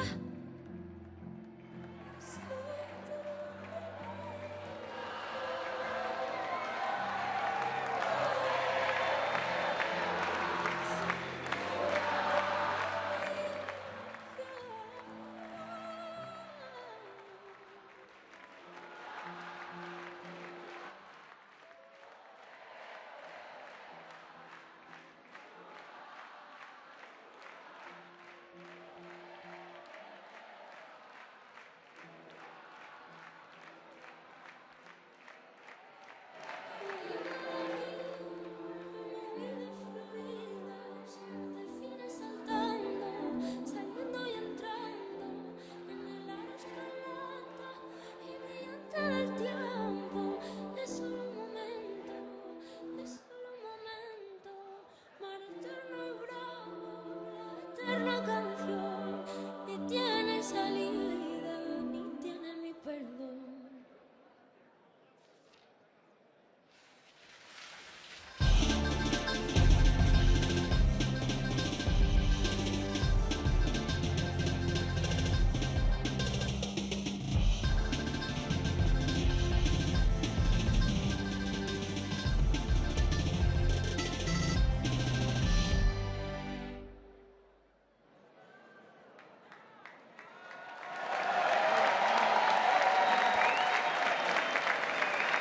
Coming from Connecticut, fighting for progress in the United States, please welcome to the GPM stage, Senator Chris Murphy.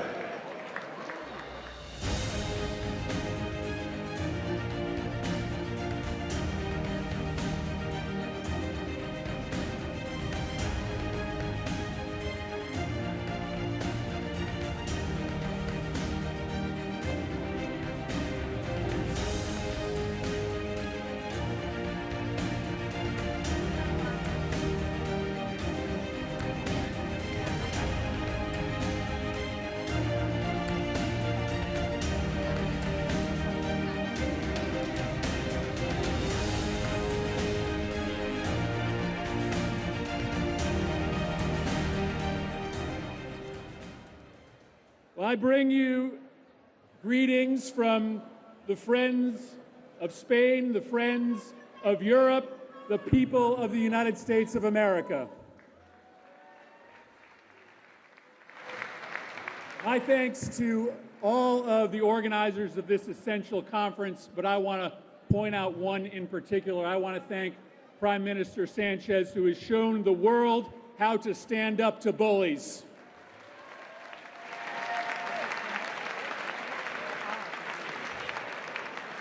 So I am here as a United States Senator, a member of the Democratic Party, and I want to bring you greetings as well from a nation that is in crisis. I'm not going to sugarcoat the gravity of what we face right now in the United States. This is the most significant threat to American democracy since the Civil War. Donald Trump in our country is trying to end our democracy. We are not on the verge of a totalitarian takeover. We are in the middle of it. He is trying to seize control of our courts, of our law enforcement, of our media, of our elections. His goal is oligarchic capture. He doesn't believe in democratic equality. He doesn't believe in shared prosperity. He believes only in the consolidation of wealth and the consolidation of power. And I want to say this very clearly to you. I want you to understand this and know this. This White House is the most corrupt White House in the history of our nation.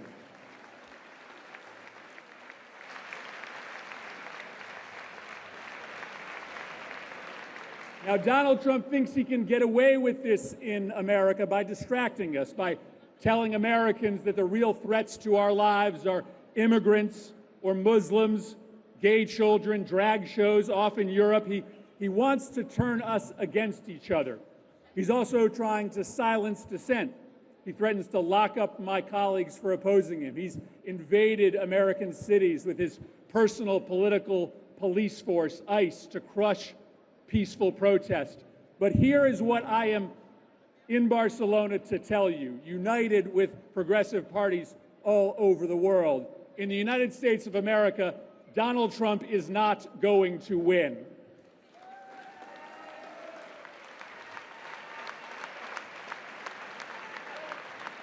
I know this because 3 weeks ago, 8 million Americans walked out their front doors and joined together in over 3,000 town squares, parks, and public places, the single largest day of protest in the history of the United States of America.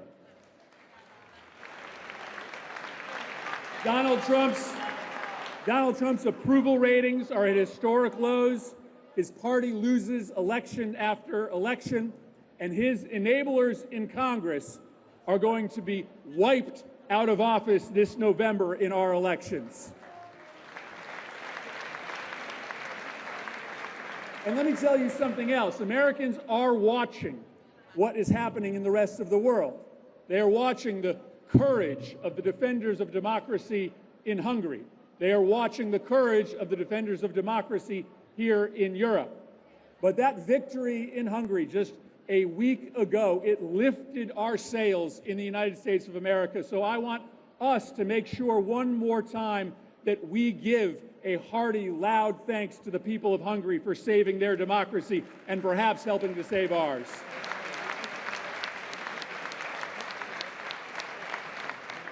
This is a moment, my friends, where progressives around the world have to unite. Trump, Orban, Le Pen, the AFD, the remnants of Bolsonaro, these right-wing movements, they learn from each other.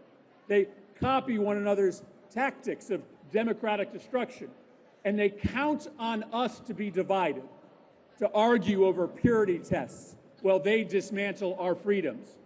But to beat them, we must learn from each other too.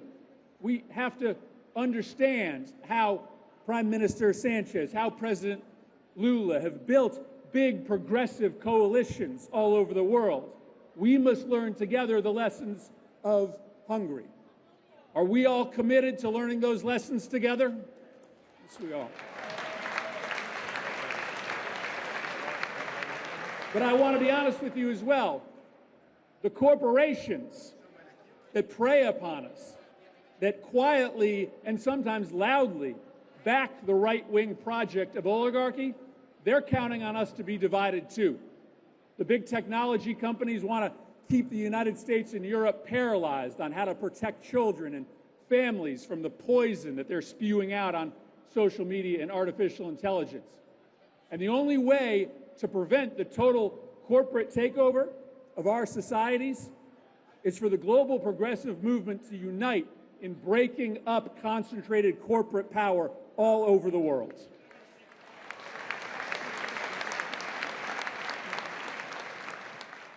Now, here's my last and perhaps most important message. Donald Trump is actually not the cause of America's problems. He is a symptom. And the same is true for right-wing demagogues rising across many of your own countries. Beating Trump this November is essential. Beating Orban was essential, and it will be a cause for celebration when we win. But it will not be a cure for what ails us. Our project as progressives is not simply to win elections. Our project is to reckon with the spiritual unspooling that is happening under our feet. Because for millions of people, especially in high-income nations, the modern world has, for many, turned existence into a wasteland of empty consumption, of technology-induced loneliness, of flattened culture, of work without dignity. And so our challenge is not just to raise wages, it's not just to protect civil rights, it's not just to keep our water and our air clean. Our challenge is to build a world in which people find real connection, real meaning in their daily lives. Capitalism is broken. You know this. In America, our people once felt powerful generations ago when the leaders who ran the companies that they worked for lived in their community. Their local hospital was owned by someone they knew. Their grocery store was owned by a neighbor. But the consolidation of economic power into the hands of a very small number of people, private equity elites, a few technology industry leaders, it's not just an economic problem, it's a spiritual problem. People feel lonelier and less connected when the centers of economic power sit far away in Aspen or Davos instead of in their own community. And so our project as progressives has to be simple. The fight moving forward in this world is between corporate power and worker power. And all over the world, progressives are going to stand up for workers.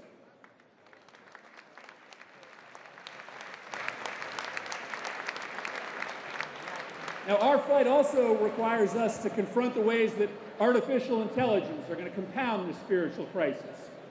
What happens to our soul when machines replace the things that make us human? Conversation, friendship, creativity, problem solving. We should just refuse to live in a world where machines, controlled by a small group of out-of-touch billionaires, replace what it means to be a human being. And lastly, progressives are going to have to confront the cult of corruption in our world. This cult of corruption exists in America, but in every other corner of this world. This is the lesson from Hungary. The Hungarians refused to bend to the cult of corruption. They demanded a higher standard from their public sector leaders. And when Peter Magyar won, he went immediately to the studio of one of those corrupt broadcasters, one of the propaganda machines that carried Orban's message for 16 years. And he announced on the air that the government would shut down that station and would rebuild independent, objective media in its place. Progressives should make the reform of our democracy our #1 priority in the United States and across the world. And I will tell you what that means in the United States. That means passing an amendment to our Constitution to get billionaire money, corporate money, and anonymous money completely out of our politics.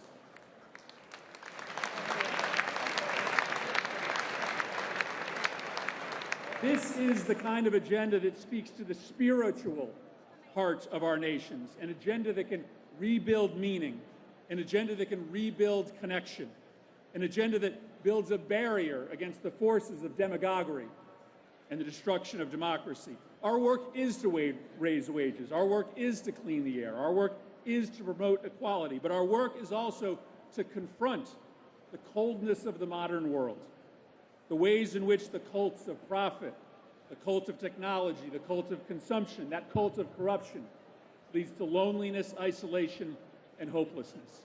Our politics has to be a politics that restores communion and meaning to people's lives. Until we do that, our victories are not going to last. And so I leave you with this. I believe in my heart of hearts that in America, we are going to do the things over the next several months to save our democracy from Donald Trump.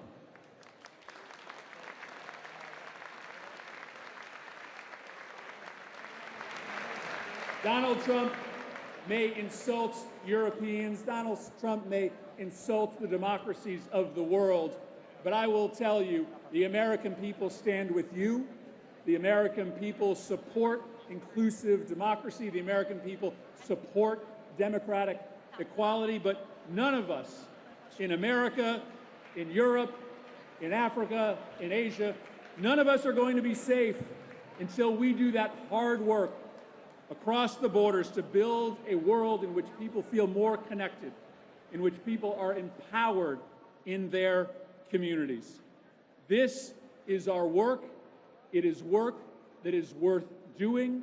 And if we do it together, America will turn the page on Donald Trump. We will get to tell a story to our grandchildren and to our great-grandchildren about the moment that we joined together, progressives all across this great big world, to defeat the forces of totalitarianism. Thank you very much to Barcelona. Thank you to the organizers of this great conference.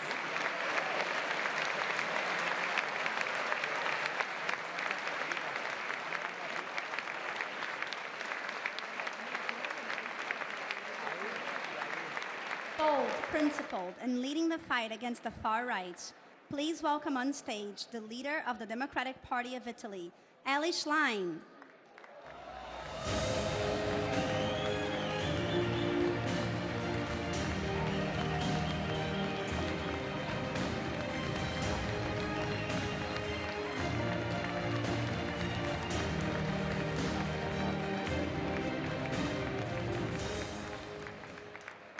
Compañeros y compañeras, amici, friends, comrades, a day like this has always been my dream. It is so important to be here together. Progressives from all the world who share a common vision to improve people's lives, who fight the same fights in different countries, in many different languages. Together is better than alone. Together is better than divided, and together is definitely better than against. I want to thank all the organizers, but one in particular, Pedro. Thank you for your leadership. Thank you for showing that the progressive agenda works and delivers for the people.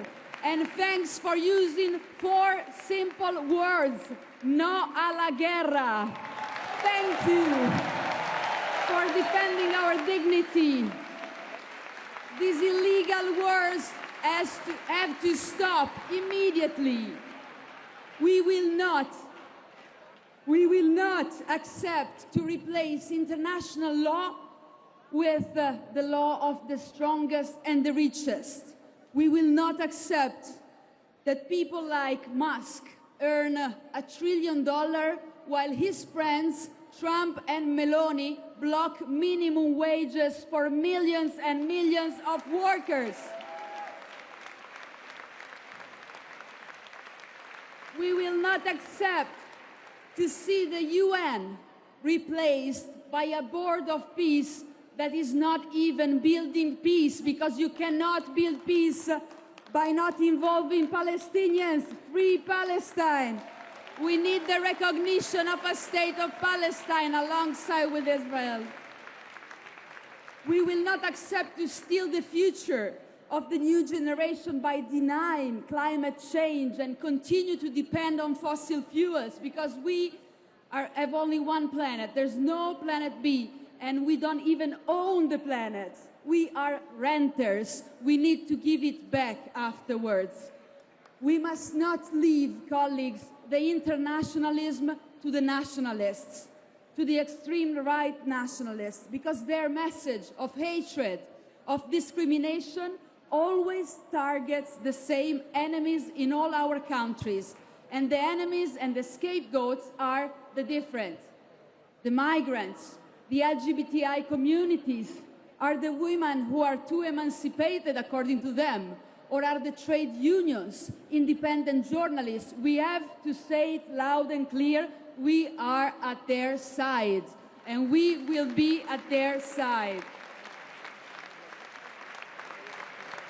They pick a new enemy every day to distract from the fact that they're not delivering for people. But in the end, this message of hatred will put them on the opposite sides of the walls that they want to build at every border, and they will end up as enemies across those walls.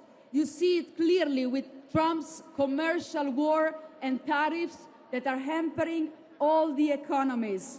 So the more they build walls, the more we will build cooperation, dialogue, and peace.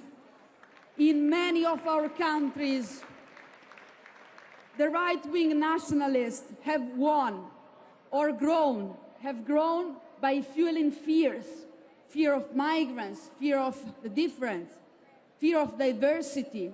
Now we have an opportunity for an historical shift.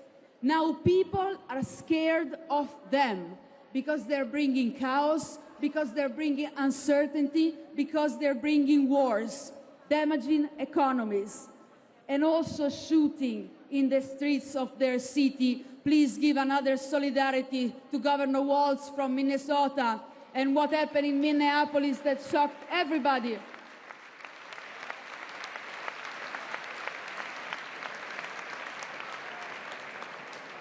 Now it's up to us to show that we are the one who can offer protection and peace, to offer hope for a better and fairer future.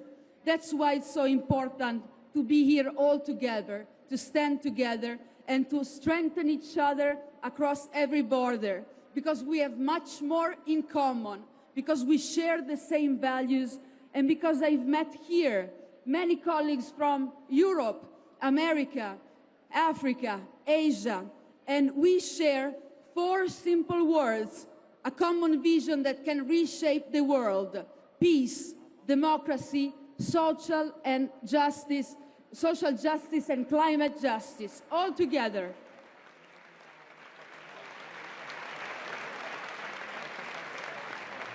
We want to improve people's lives. We want good jobs and fair wages. We want healthcare and education for all. We want sustainable growth, and we want clean energy. We want affordable housing, and we want to fight tax havens and to tax billionaires instead.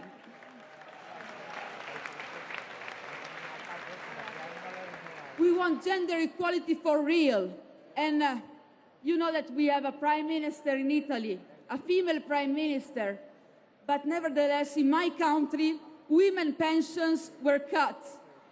Unpaid care work lies on the shoulder of women, and access to safe abortion is made more difficult. There is a big difference between female leadership and a feminist leadership, because it is useless to have a female leader that doesn't fight every day to improve the lives of all other women.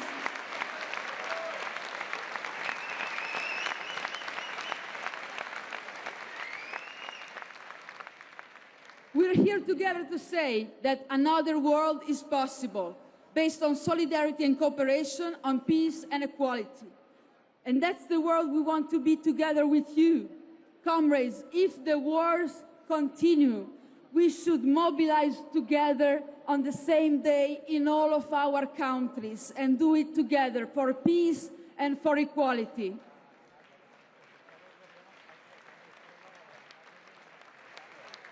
Let me bring you some good news from Italy. We won a constitutional referendum 3 weeks ago against Giorgia Meloni.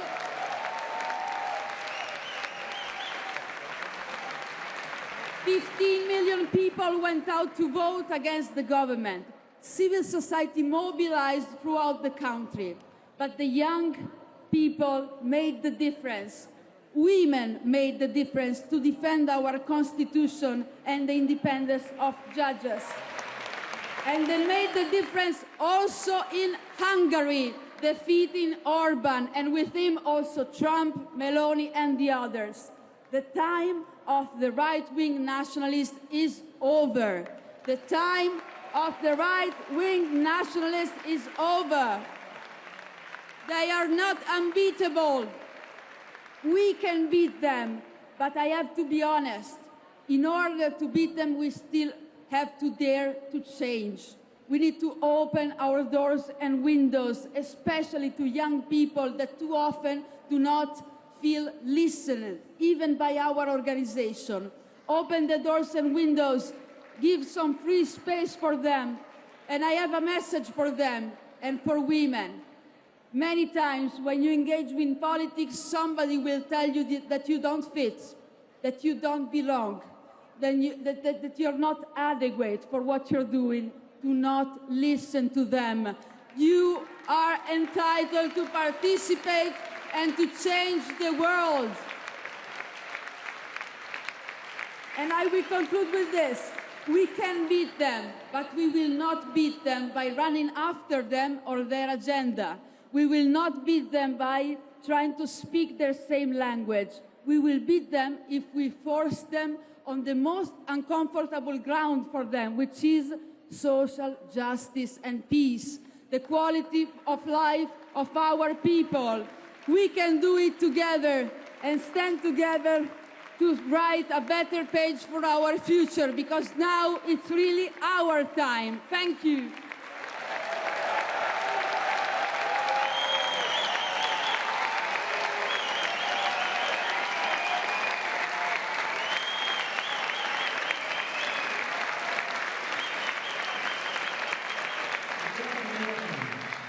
Lamento no poder acompañarles personalmente, pero agradezco profundamente la invitación a participar en este encuentro en un momento especialmente desafiante para el mundo. Hoy nuestras democracias enfrentan presiones crecientes. La desinformación erosiona la confianza pública, profundiza la polarización y debilita la capacidad de las instituciones para responder a las necesidades de las personas. Al mismo tiempo, desafíos como la desigualdad, la crisis climática, los cambios tecnológicos y la inseguridad trascienden fronteras y exigen respuestas compartidas, porque ningún país será capaz de resolverlos por su cuenta. En este contexto necesitamos más diálogo, más cooperación y más liderazgos capaces de tender puentes. Necesitamos también sociedades en las que las mujeres participen plenamente en la toma de decisiones, porque cuando eso ocurre, nuestras democracias se fortalecen y nuestras respuestas se enriquecen. Espacios como este son valiosos porque permiten reflexionar, articular esfuerzos y promover soluciones. Soluciones que devuelvan esperanza, estabilidad y sentido de futuro a nuestras sociedades. Les deseo un constructivo encuentro y que estas jornadas sirvan para reafirmar nuestro compromiso con la democracia, la justicia social, la cooperación internacional, siempre poniendo en el centro la dignidad de las personas. Muchos éxitos.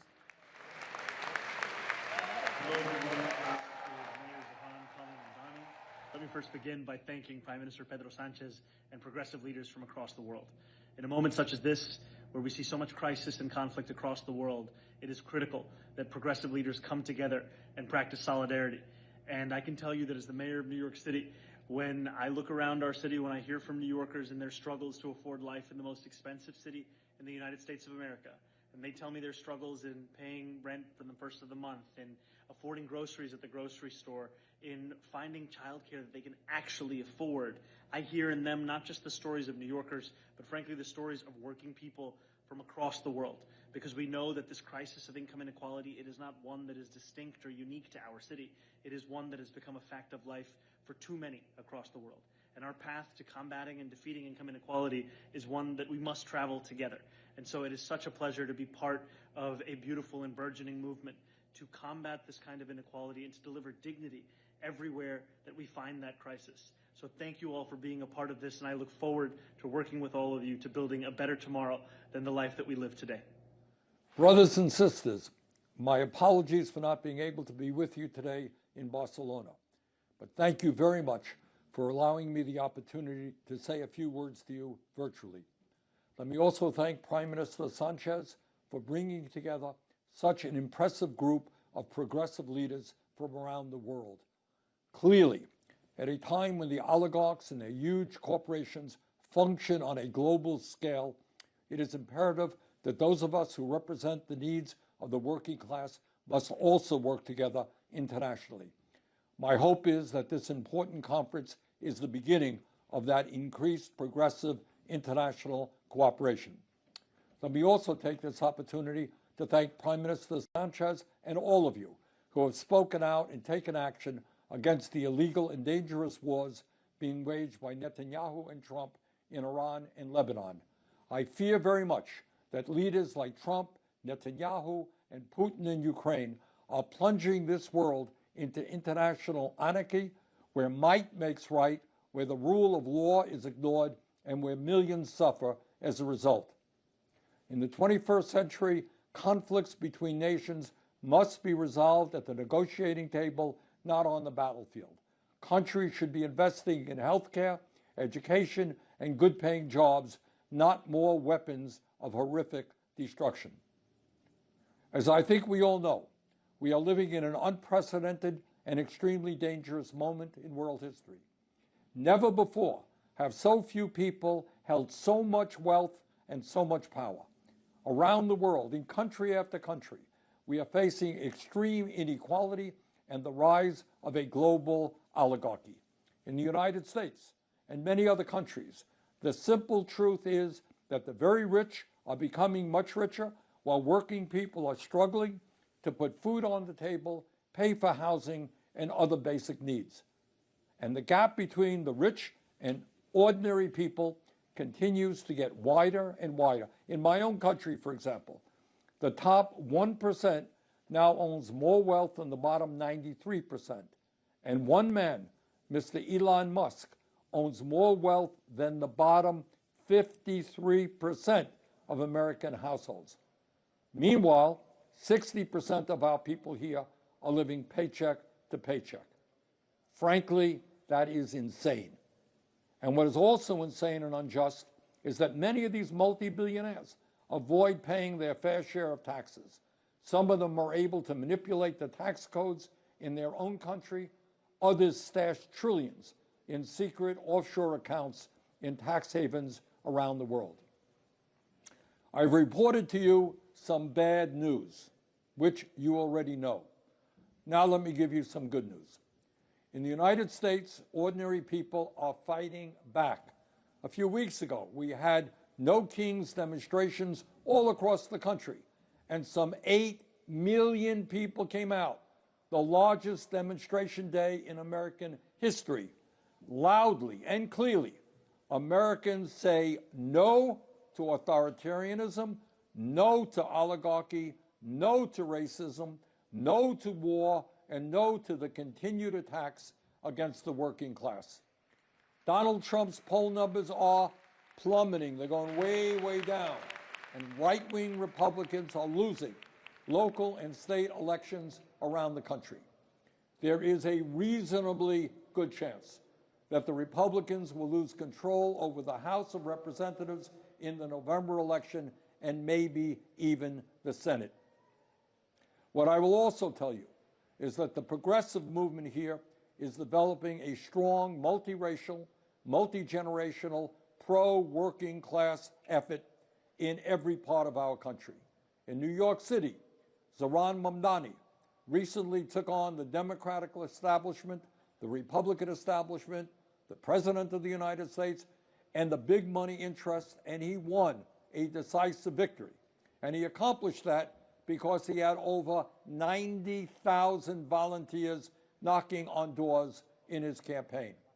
In my view, we're going to see victories like that all across the country, progressives winning with strong grassroots support.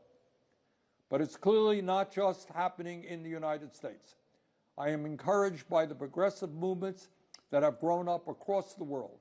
These movements, many represented in this conference, have brought together diverse, talented groups of people to demand economic, racial, and social justice, a habitable planet for themselves and their children, and governments that work for all of us, not just the wealthy few.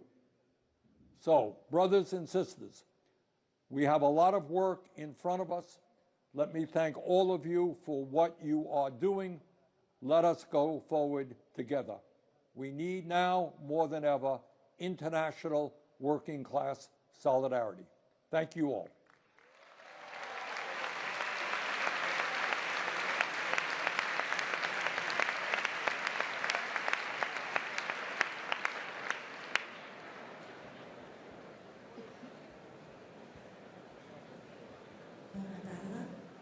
No sé si se m'escolta. Buenas tardes, boa tarde. Mi nombre es Silvia Pérez Cruz. Muchas gracias. Yo no suelo cantar en actos políticos. Normalmente mi lucha ha sido siempre desde el escenario, entendiendo que el escenario es una pequeña sociedad donde se celebra la belleza individual y sobre todo la colectiva, intentando que cada uno se sienta salvo y resguardado por el de al lado, intentando recordar los valores que nos hacen sentir humanos, que nos dan empatía, el concierto como un ritual colectivo en un mundo tan individualista. Pero esta vez me parecía muy importante estar aquí, en un lugar donde se reúne gente a favor de la paz y la armonía. Vamos a interpretar una canción de Chicho Sánchez Ferlosio que habla de la relación de poder, del fuerte, del valiente, del traicionero y del resistente. Una canción que creo que tiene la paz como voluntad primera. Muchas gracias.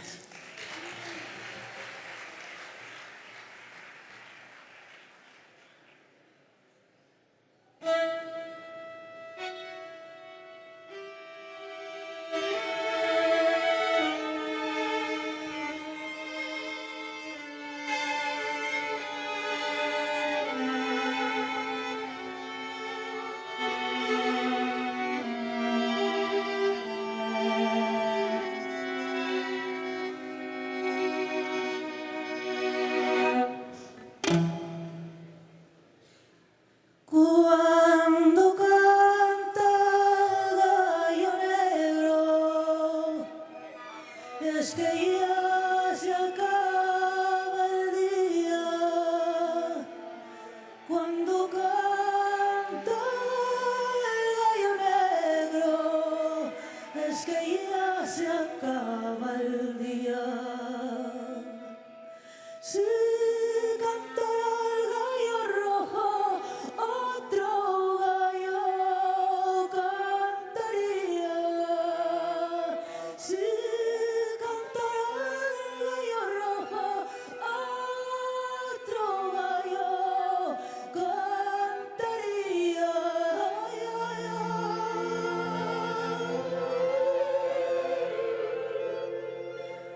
Si es que yo miento, que cantar que yo cante lo borra el viento.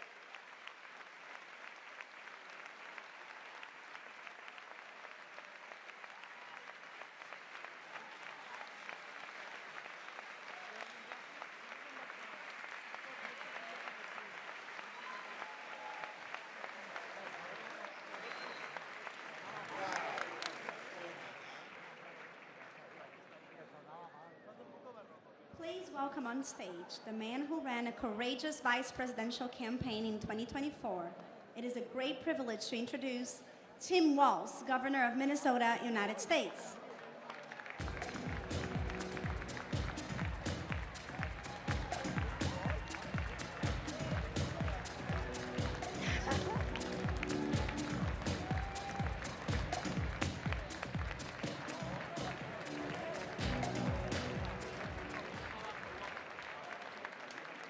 Good evening, everyone.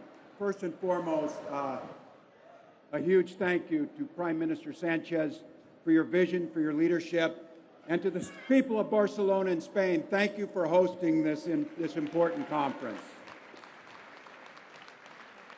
President Lula and the dignitaries who have traveled from across the globe, who came from near and far for a very simple and beautiful affirmation that it is our responsibility to create a better and fair future for all of our people.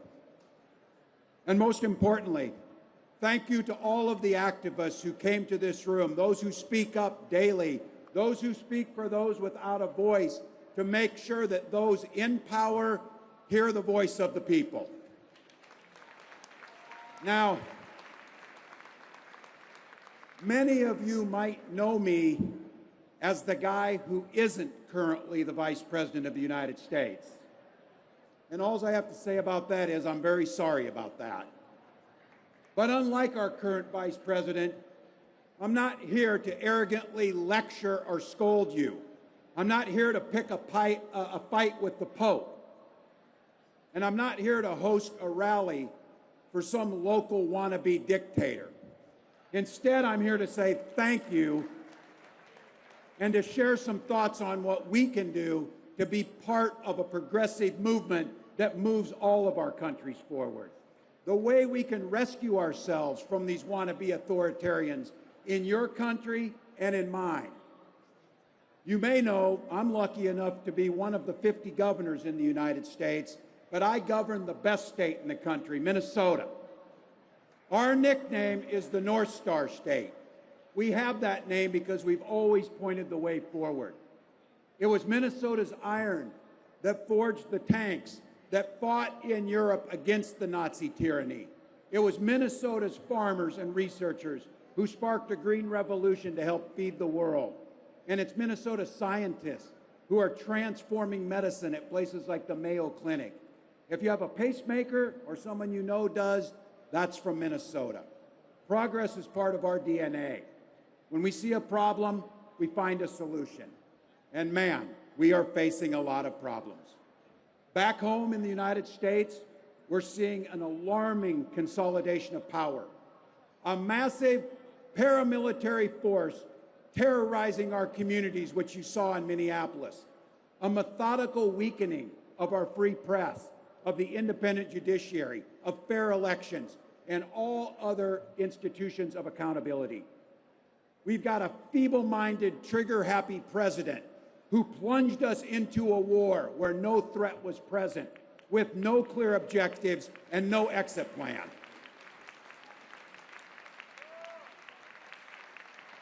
We need to call that what it is. That's fascism.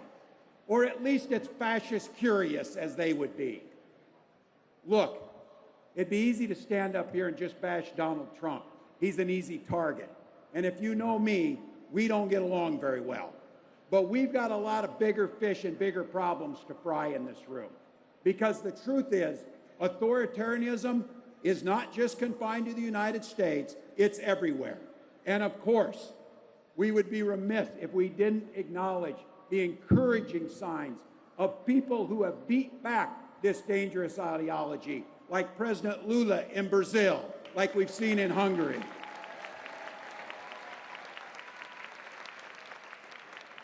But we're here because we're acknowledging over the last decade, authoritarianism has advanced all over the world.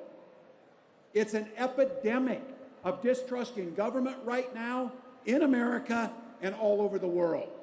Misinformation and fear of a changing world play a part in that. But I think the root cause is cynicism.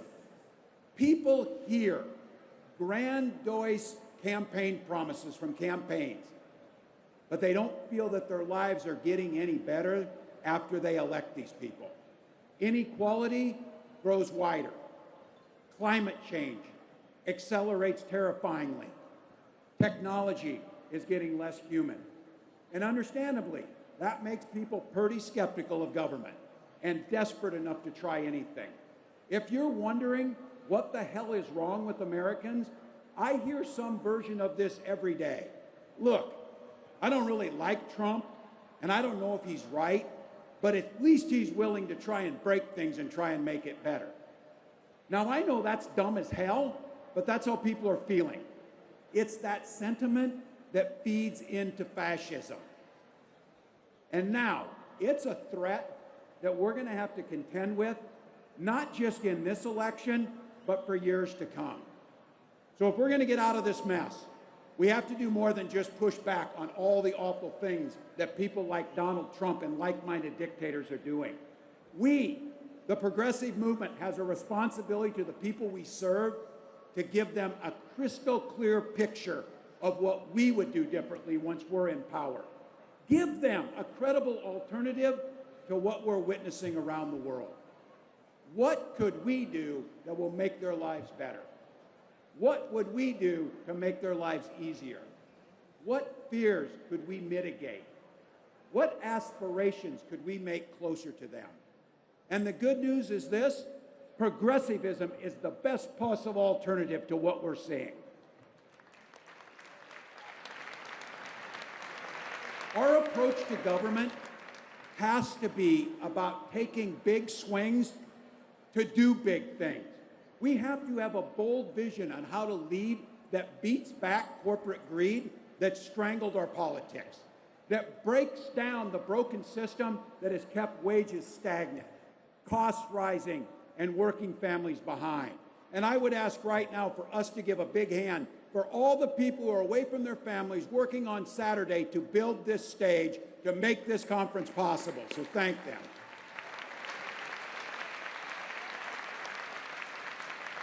If we get elected, we got to shake up the status quo, because there's many people wondering, and I heard this in America, what difference does it make who we elect?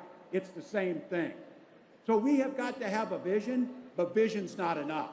You have got to deliver when we get in power on things that are popular, impactful to people's lives, that they can see immediately and see improvements in their lives. We're trying to build that in Minnesota, and that's the reason Donald Trump hates us. We're building that blueprint. For those of you who don't know, Minnesota is not a blue, democratic, progressive state. We are split evenly down the middle. And in fact, in 2023, after the elections, as I was governor for the first time in decades, by one vote, we had the lower house, the Senate, and the governor's office. It's not enough just to win those elections. You have got to go big, more specifically on stuff that reaches working class people. In Minnesota, we designed the most generous child tax credit in the United States. It will reduce childhood poverty by 1/3. We have the lowest amount of childhood poverty of any state in America in Minnesota.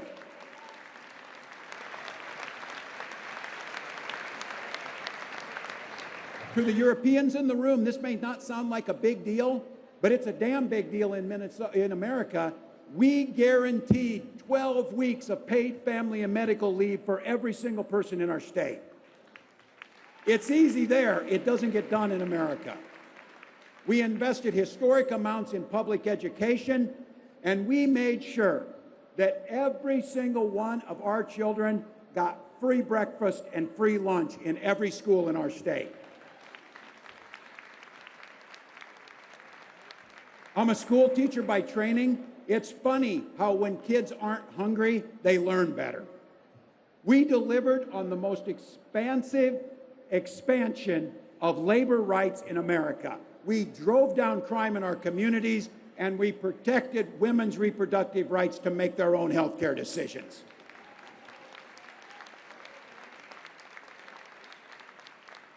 And we are the leading state that by 2040, we will hit our goal of 100% clean, carbon-free electricity and power across the state of Minnesota.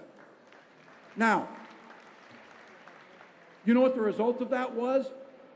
People saw more money in their pocket, safer communities, better schools, and now we're one of the friendliest states to start a business in. We are the freest state to live your life, love who you love, make your own decisions, and we're the best place in the country to raise a child. Every day, we're proving what's possible when you govern with courage and competency. And it's all because of a simple approach.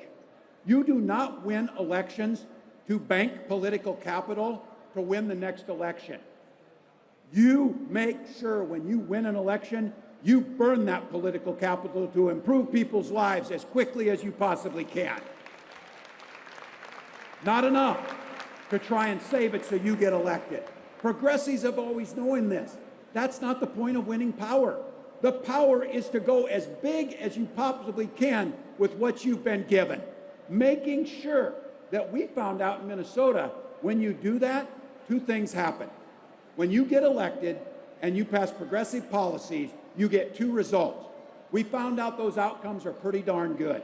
The first thing it does is it improves people's lives, the people that you are trying to serve. It makes sure that you are able to deliver for them, make sure you're doing good things for the people you serve.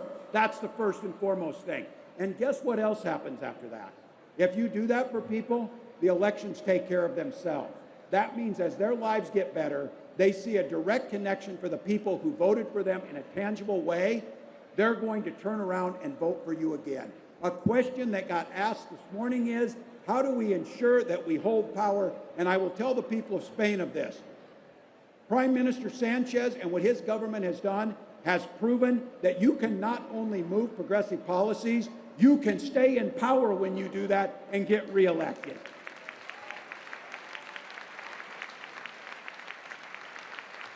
Simple rule of life, I believe this is, I'll say it, to earn people's faith back, if you say you're going to do something, you damn sure better do it, which is how you build back that political capital. It's how you hold on to power so that you can keep doing the things that make people's lives better. That's the purpose that we're here for. Now, look, that's a pretty virtuous cycle, but it takes the people who are here. It takes hard work. It's been successful in Minnesota, and I'm here to affirm to you of this. This is the process. It's what you see here. It's what you see in Brazil. It's what you're seeing starting to happen across the United States, is that we are using progressive vision to push back on this nightmare. I also have a second message here for this weekend. I know, and I can feel it in this room, you're not too thrilled with America right now. I get it. I'll let you in on this. There's a whole lot of Americans who aren't too thrilled with ourselves either right now.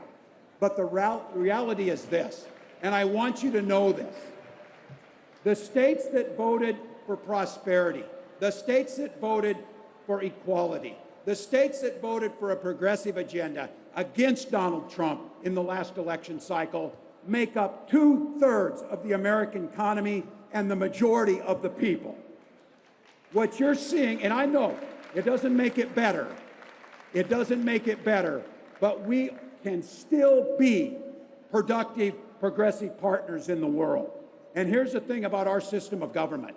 It's set up to give leaders who are closest to the people the ability to touch their lives more. So I would tell you this before you give up on us. Subnational governments like states and localities and cities are the ones that actually get the things done. There are plenty of opportunities for us to work together on clean energy investments, medical research, innovations, and human rights.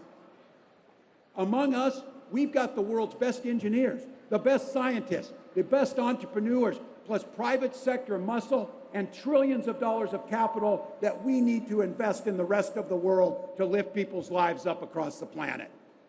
Look, we got more work to do, but we'll succeed. We'll succeed. I've told some of you this. I remain an eternal optimist in the middle of all of this. I was a public school teacher. You have to be optimistic to do that work because the future depends on it. The more we succeed, the more we push back on this authoritarian creep that is across the world. Fascism knows no borders. But in this room, progressive equality and a vision knows no borders either. So we have to reach across the continents. We have to reach across the oceans. We have to have each other's backs. This isn't the first time we've been in this. I am proud that we stood with you. And in fact, it was 60 Minnesotans who joined the Lincoln Brigade who came right here to Spain to push back on the fascist policies of Franco. We've done it. It's happened before. So I'm asking you now, those Minnesotans came here, we need you. Please don't give up on the American people. Go ahead and give up and condemn that monstrosity that sets in our White House. Keep the pressure on. Keep calling it out. Keep standing up to it. Keep naming it.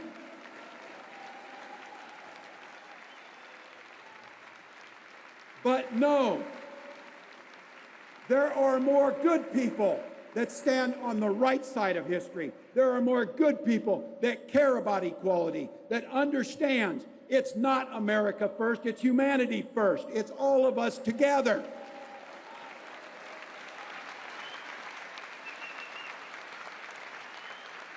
This room knows it. You saw what happened in Minneapolis, what Trump did to us. You also saw 200,000 people rally against it. This is the work of our age. This is the time. And for those of you in this room, your grandkids are going to be asking you, what did you do when authoritarian was on the march in all the rest of the world? Well, the first thing you did, you gathered in Barcelona instead. Not on our watch. We will push back. We will win the day. Thank you, Spain. Let's go get them.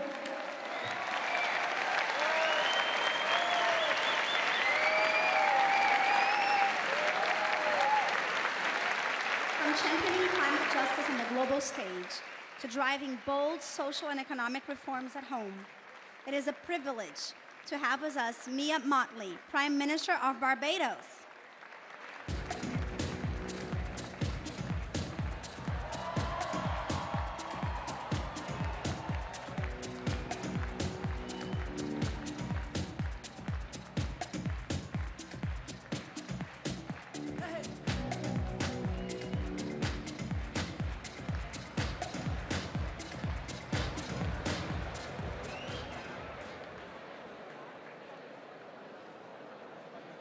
Good afternoon to everyone.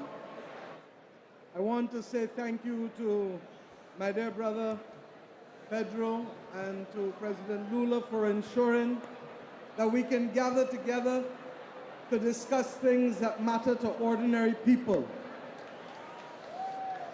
And in that, it's important for me to say why I say so.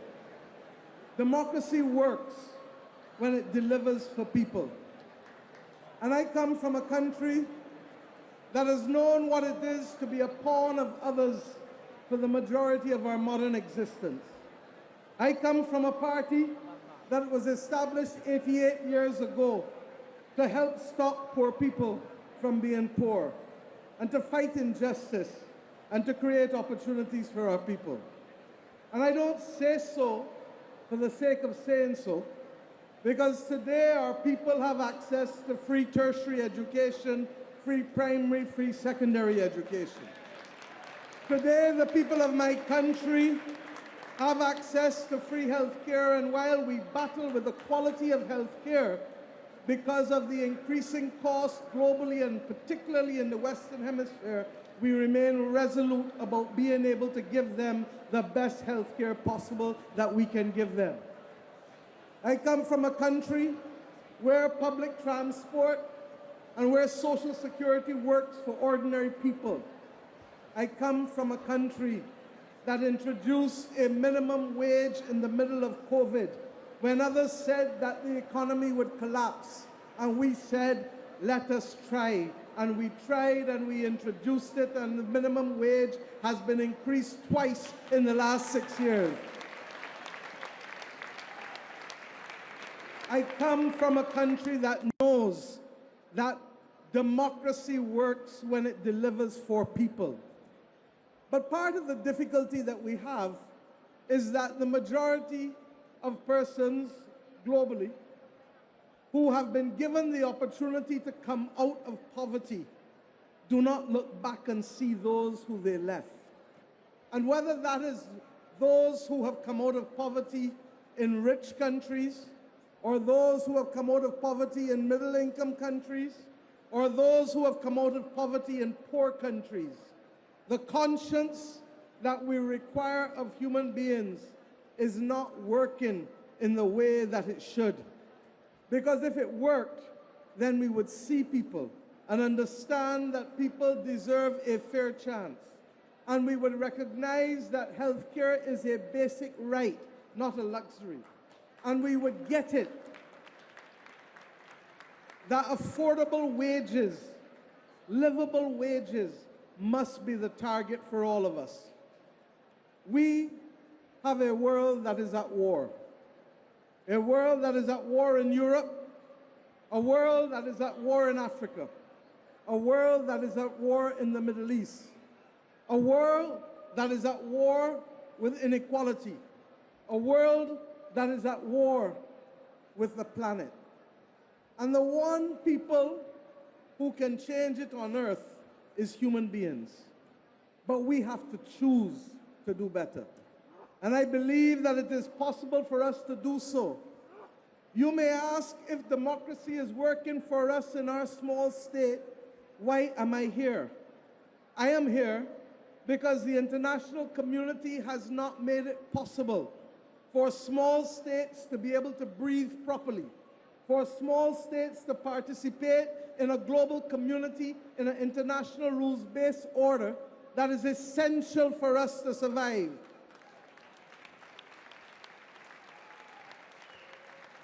I am here because 80 years after the Bretton Woods institutions were created, and created in the image of the handful of countries that existed at the time, they still do not see small states. They still do not see developing states.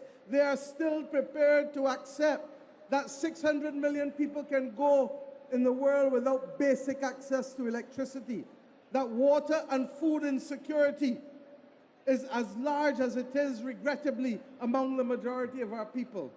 And the best kept secret is that the majority of poor people do not live in poor countries globally. the majority of poor people live in middle income and upper middle income countries globally. And this brings us back to the reality of choice. We have choice about how we spend our money. We have choice about what matters to us. And we have choice ultimately about what battles we fight and what wars we start and what wars we end.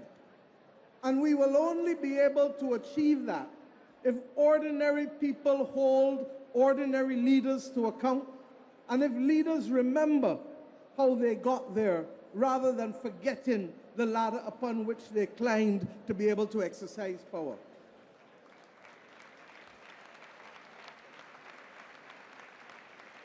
In this world, we need fairness and we need solidarity. And without fairness and without solidarity, we are not going to achieve the things that can save the planet. We're not going to achieve the things that will lift people out of poverty. We're not going to improve the working conditions of working class people. We're not going to be able to ensure that we immunize ourselves from future pandemics which will kill without reference to age, stage, or wealth.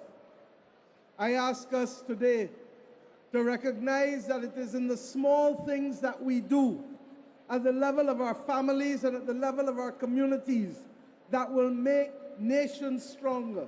And it is only when we have strong nations prepared to stand up for what they believe in that we can have a fairer world and that we can fight for the rights that are preserved and articulated in the United Nations Charter. But if ordinary people allow the not so good to pass, and if ordinary people turn a blind eye to the bad, and if ordinary people become blind to what is evidently in front of them, then people get accustomed to believing that they can get away with it and that impunity will always, always be the order of the day for them. We can only turn the wheel by holding each other to account. And I ask, therefore, Pedro, I ask, therefore, my brother and my sisters, that we get the message across. And principles will only mean something when it is inconvenient to stand by them. To that end, it means that we have to confront the reality of our past as well, and to recognize that until we repair the past of the Americas, until we address the issue of reparations as well, we are not going to be able to have an honest conversation with each other, even as progressives.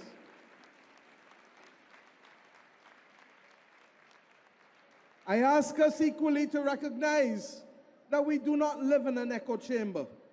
And as much as we believe in what we believe and will fight for what we believe, we must be prepared to have conversations with those who do not agree with us. And it is in having those conversations that we begin to frame out what I have called for global, moral, strategic leadership. Because two wrongs do not make right.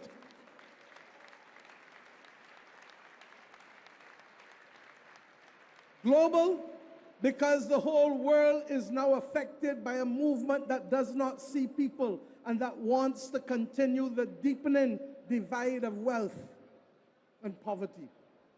Moral, because we have to do the right thing for the right reasons, and too many people are using others to gain what they want in terms of imperial ambitions for land, for property, for wealth, for power, but they use people to get that. And strategic, because we cannot boil the ocean. We have to pick which issues we can win. And I say to you that making the international system fairer so that it can work for us, so that we can save both people and planet, because we are human beings that can walk and chew.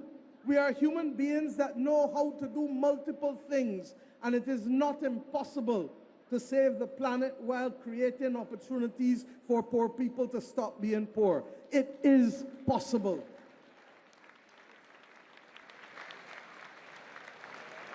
And it is against that backdrop that I want to be able to bring to this platform a man whose work has reflected strong moral strategic leadership, seeing people first, working through the union movement, working ultimately as a leader of people in his own country, and fighting against the odds to continue to speak truth to all who will listen. My brother, the President of Brazil, President Lula, has stood up for these values, and he has the benefit of a country that is the size of the largest of the countries of the world. And he has, therefore, the ability to shape and to lead.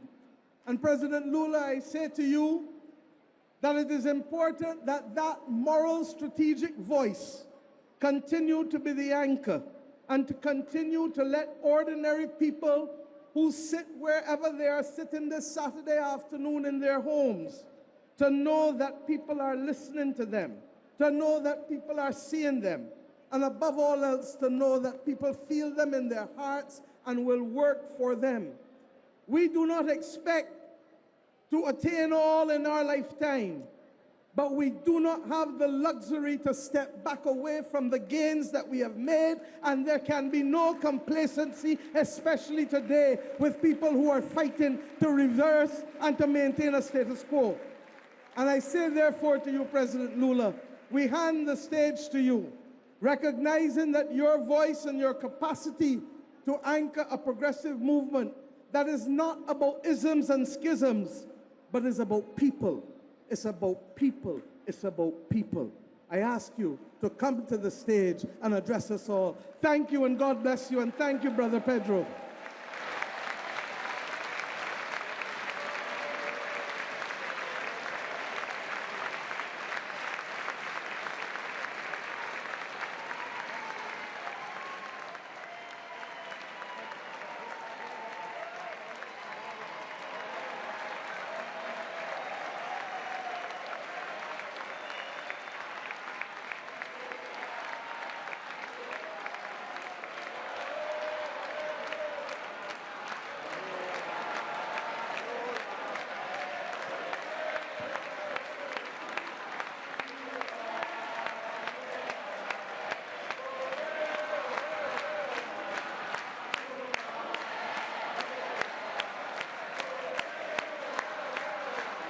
Eu queria começar a minha fala dando os parabéns ao presidente Pedro Sánchez pela organização extraordinária de um evento progressista que tenta mostrar ao mundo que a democracia não morreu, que tenta mostrar ao mundo que ninguém precisa ter vergonha de ser progressista ou de ser de esquerda.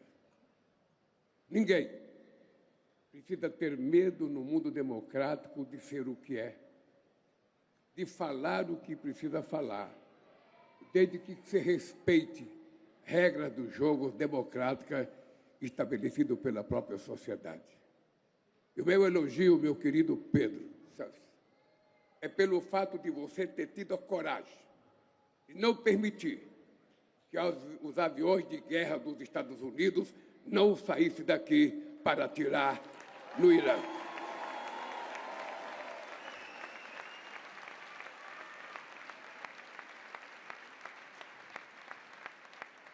Eu estou me cuidando aqui porque eu tenho um discurso por escrito. E eu fico com vontade de falar de improviso. Mas eu preciso falar com muita responsabilidade, porque nós estamos fazendo um movimento muito sério, que não pode terminar no nosso discurso aqui, e voltar a acontecer somente quando a gente fizer a nossa próxima reunião no México. O que nós estamos fazendo aqui é o começo de um movimento que tem que agir todo santo dia, durante toda a semana, todo mês e durante 365 dias por ano, para que a gente restabeleça a coisa mais sagrada no mundo, que é a democracia e o multilateralismo.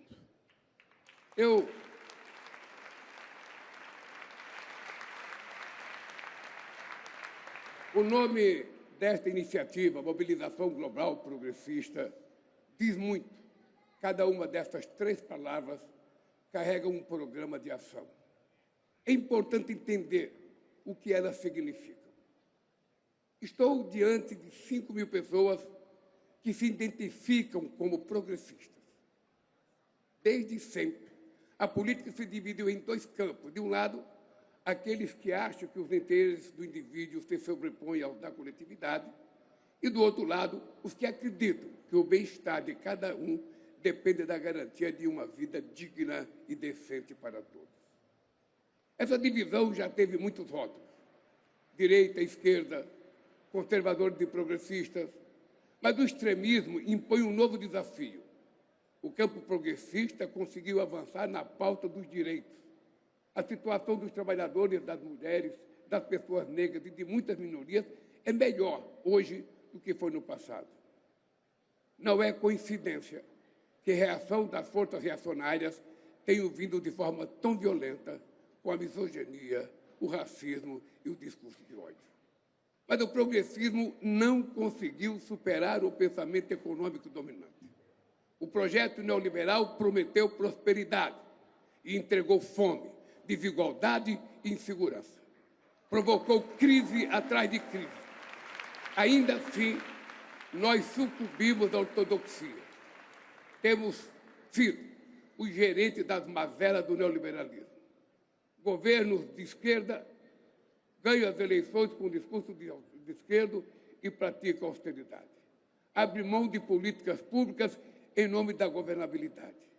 Nós nos tornamos o sistema. Por isso, não surpreende agora que o outro lado se apresente como antissistema. O primeiro mandamento para os progressistas tem que ser a coerência. Não podemos nos eleger com um programa e implementar outro. Não podemos trair a confiança do povo, mesmo que boa parte da população não se veja como progressista. Ela quer o que nós propomos. Ela quer comer bem, morar bem, escola de qualidade, hospital de qualidade, uma política climática séria e responsável, uma política de meio ambiente muito dura. Ela quer um mundo limpo e saudável. Um trabalho digno, com jornada de trabalho equilibrada, um salário que permita uma vida confortável. A extrema-direita soube capitalizar o mal-estar das promessas não cumpridas do neoliberalismo. Penalizou a frustração das pessoas inventando mentiras e mais mentiras. Falando das mulheres, falando dos negros, falando da população LGBTQ+, falando dos imigrantes, ou seja, tudo que é pessoas mais necessitadas passa a ser vítima do discurso de ódio que essas pessoas fazem. O nosso papel é apontar o dedo para os verdadeiros culpados. Um punhado de bilionários concentra a maior parte da riqueza mundial. Eles querem que as pessoas acreditem que qualquer um pode chegar lá. Alimentam a falácia da meritocracia, mas chutam a escada para que outros não tenham a mesma oportunidade de subir. Pagam menos impostos ou nada. Exploram o trabalhador, destrói a natureza, manipula algoritmos. A desigualdade não é um fato, é uma escolha política. O que faz de nós, progressistas, é escolher a igualdade.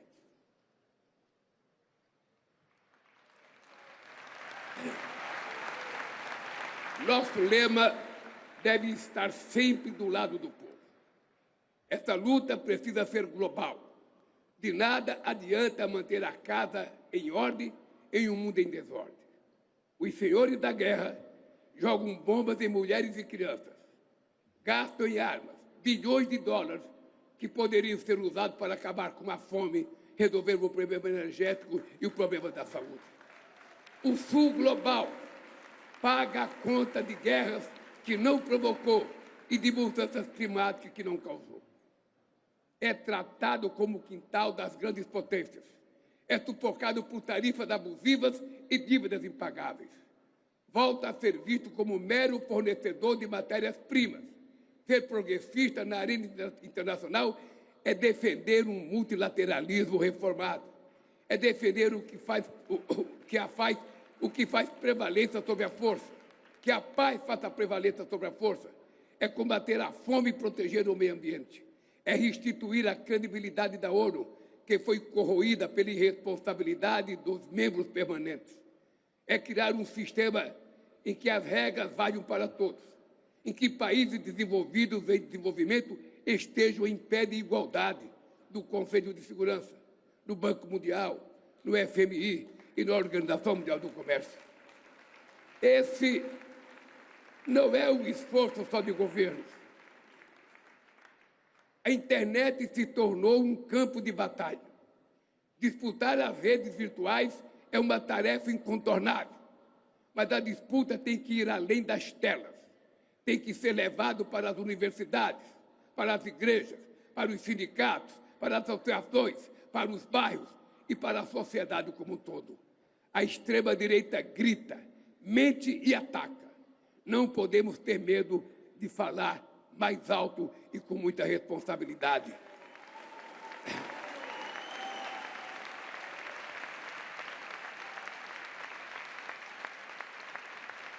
Não devemos ter medo de contrapor argumentos. O risco que a extrema-direita representa à democracia não é retórico, é real. No Brasil, ela planejou um golpe de Estado, orquestrou um trama que previa tanque na rua e assassinato do presidente eleito, do vice-presidente e do presidente da Justiça Eleitoral. O Papa Leão XIV disse que a democracia corre o risco de se tornar uma máscara para o domínio das elites econômicas e tecnológicas. Nosso papel é desmascarar essas forças, desmascarar aqueles que dizem estar do lado do povo, mas governam para os mais ricos, que dizem ser patriotas, mas opõem a soberania à venda e pedem sanções contra o seu próprio país, que proclamam defender a família, mas fecham os olhos para a violência contra as mulheres e o abuso sexual de crianças, que se declaram donos da verdade, mas espalham mentira de desinformação, que se consideram homem de Deus, mas não têm amor ao próximo, que falam em liberdade, mas perseguem quem é indiferente, como canta João Manuel Serrat. O caminho se faz ao caminhar. A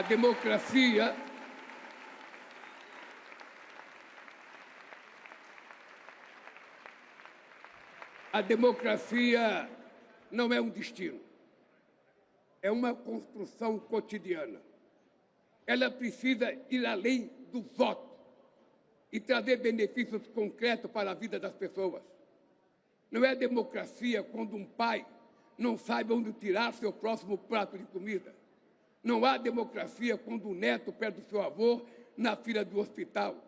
Não há democracia quando a mãe passa horas em um ônibus lotado e não consegue dar um beijo de boa noite nos seus filhos. Não há democracia quando alguém é discriminado pela cor da sua pele. Quando a mulher morre apenas pelo fato de ser mulher.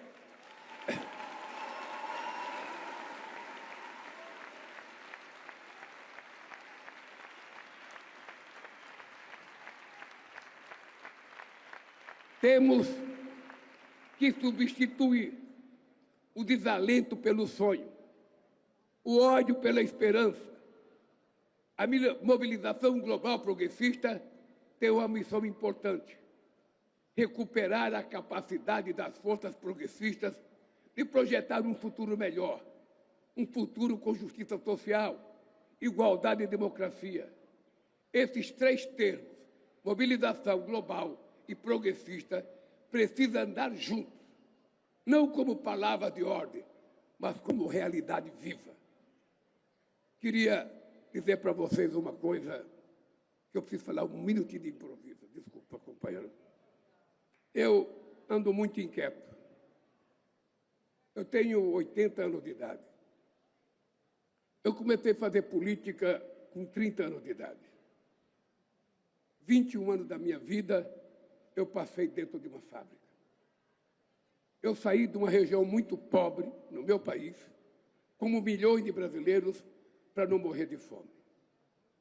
Fui comer pão pela primeira vez com 7 anos de idade. E aprendi a fazer política muito tarde.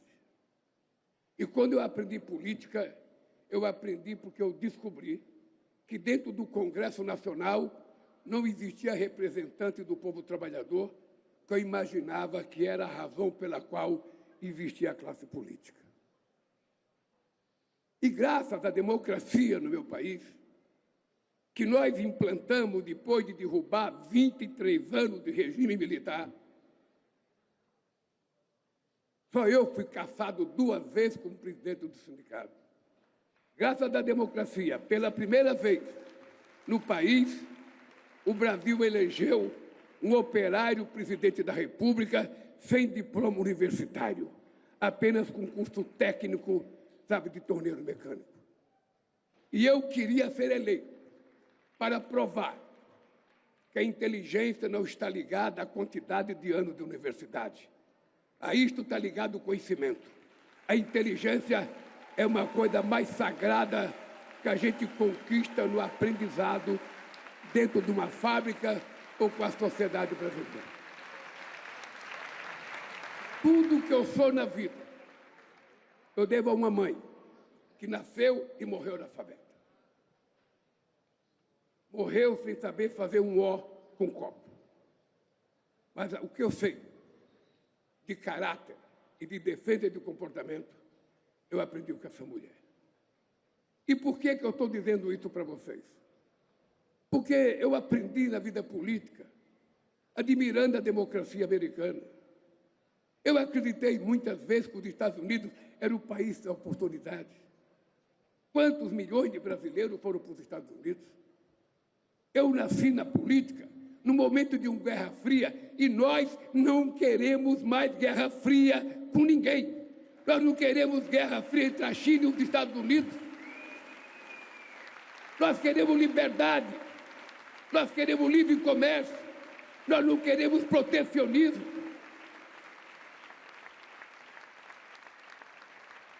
A esquerda progressista foi vítima do discurso do consenso de Washington.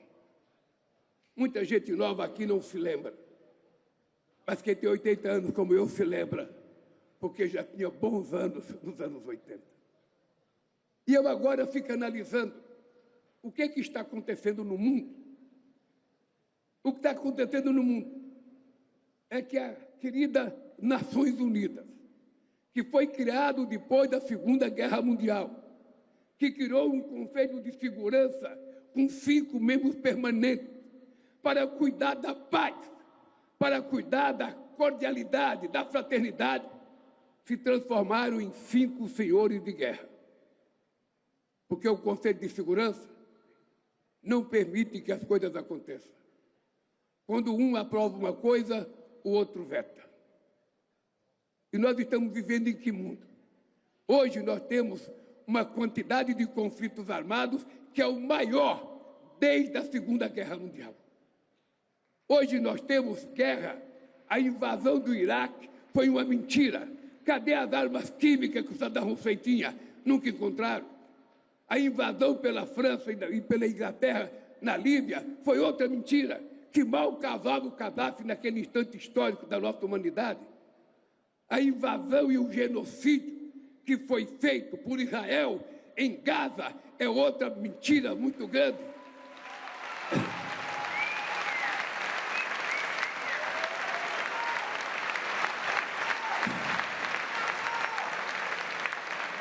E agora o bombardeio de Israel ao Líbano, com que pretexto?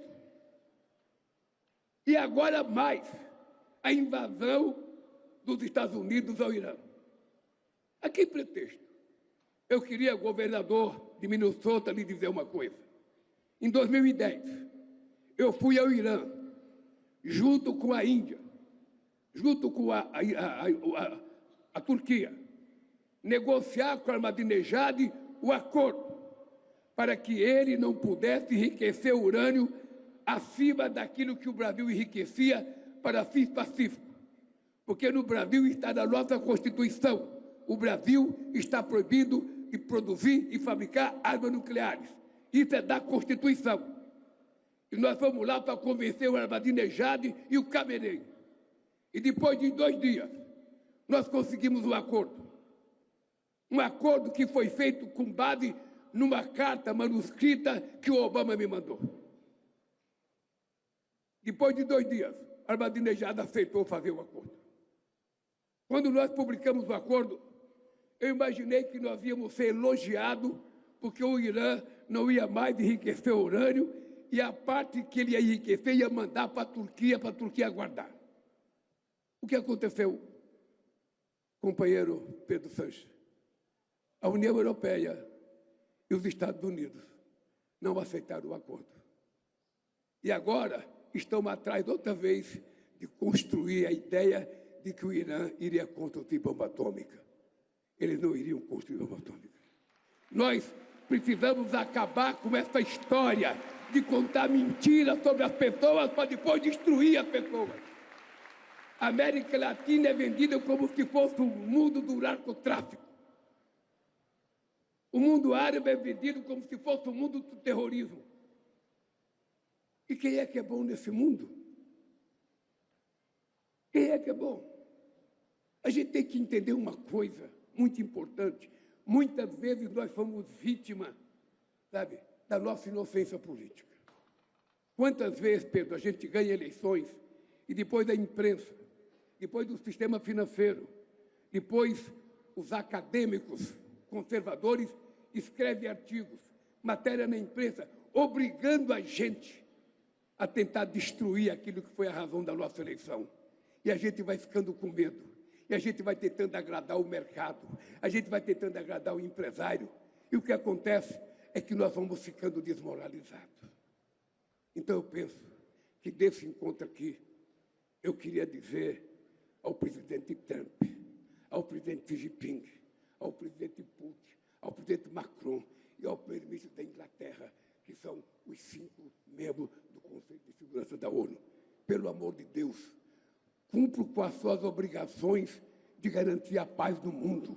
Convoque uma reunião e parem com essa loucura de guerra, porque o mundo não comporta mais.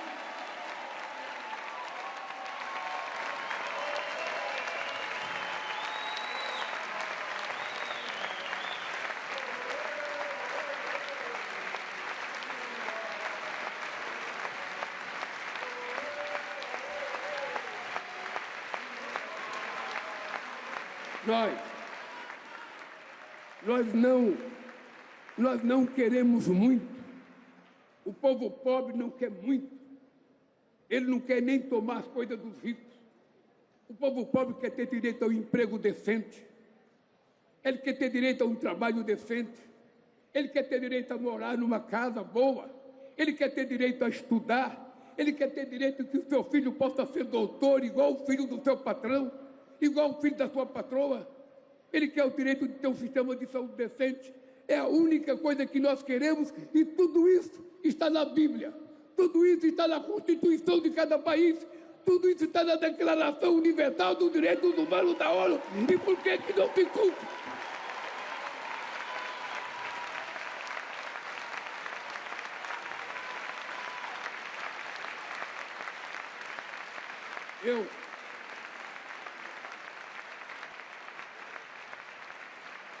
Eu queria terminar dizendo uma coisa para vocês.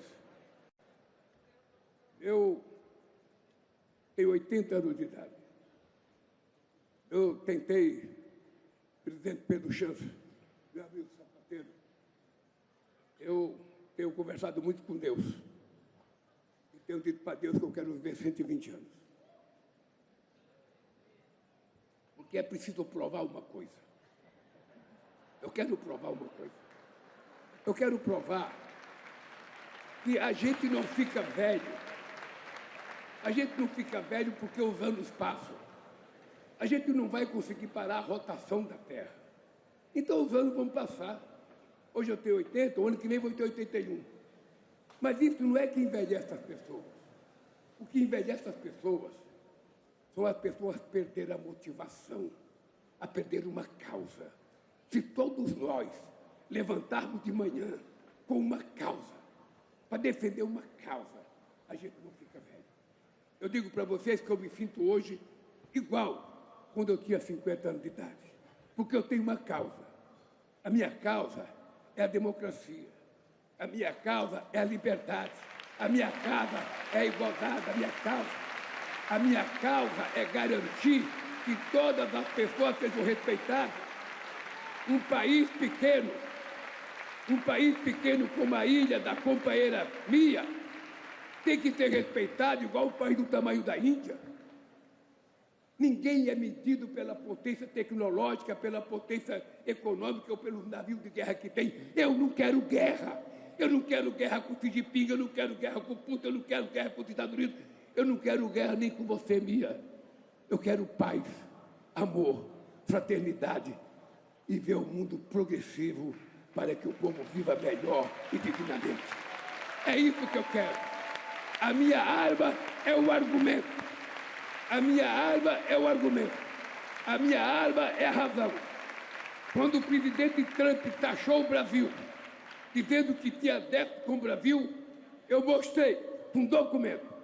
Os Estados Unidos, em 15 anos, teve 410 bilhões de superávit com o Brasil.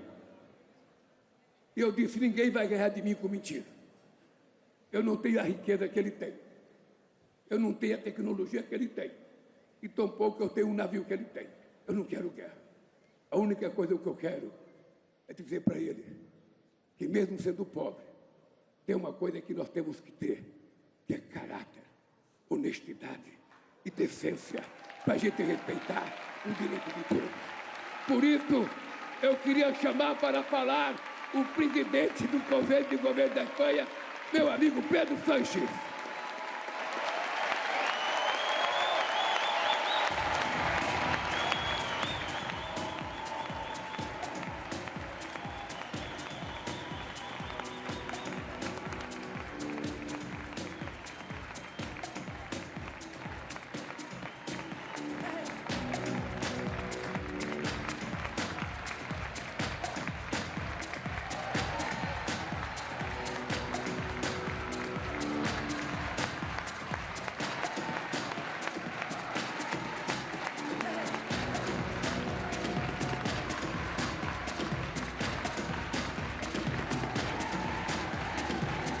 Buenas tardes.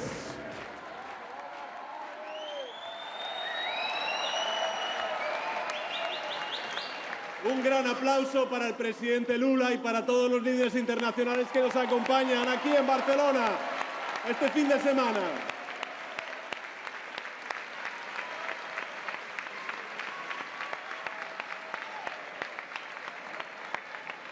Y un gran aplauso también para el presidente Illa, el presidente de Cataluña y el alcalde de Barcelona que nos acompaña aquí, Jaume Collboni.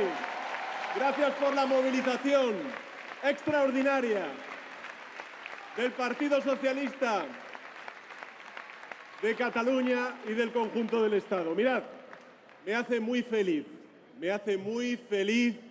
veros hoy aquí y además con una enorme sonrisa. Bienvenidos a esta brillante y magnífica ciudad de Barcelona. Bienvenidos a Cataluña, bienvenidos a España.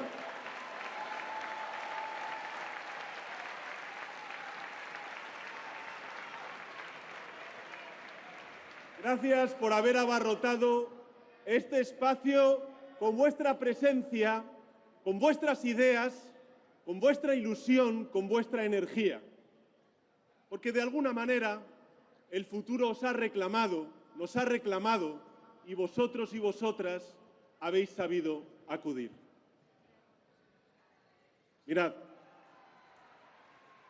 hace 13 años, bueno, por cierto, es verdad, esta sala se ha quedado pequeña porque hay mucha gente en otras salas a los cuales desde aquí queremos también agradecer su asistencia.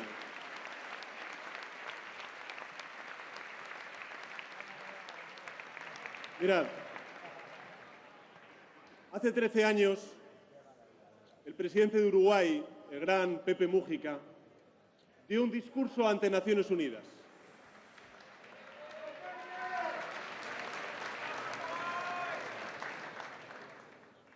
Y lo hizo en un momento de crisis económica, de fractura social, de guerras. Pepe Mújica reconoció que las cosas no iban bien, que el futuro pintaba gris. Dijo sentirse angustiado, más allá de lo político, en lo personal. Dijo sentirse angustiado por el porvenir de la humanidad. Pero también, y esto es lo importante, se comprometió a luchar por él, aun a sabiendas de que no iba a llegar a ver ese porvenir por el que luchaba.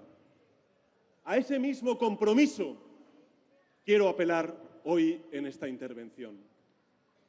Porque yo sé que el horizonte está cargado de incertidumbres. Hemos hablado de ello durante este fin de semana.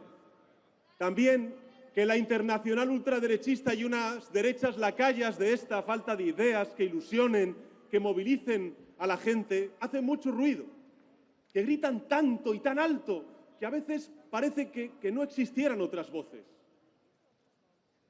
Pero yo os pido que no os engañen, que no nos engañen, porque los ultras y las derechas no gritan porque estén ganando, gritan porque saben que su tiempo se acaba.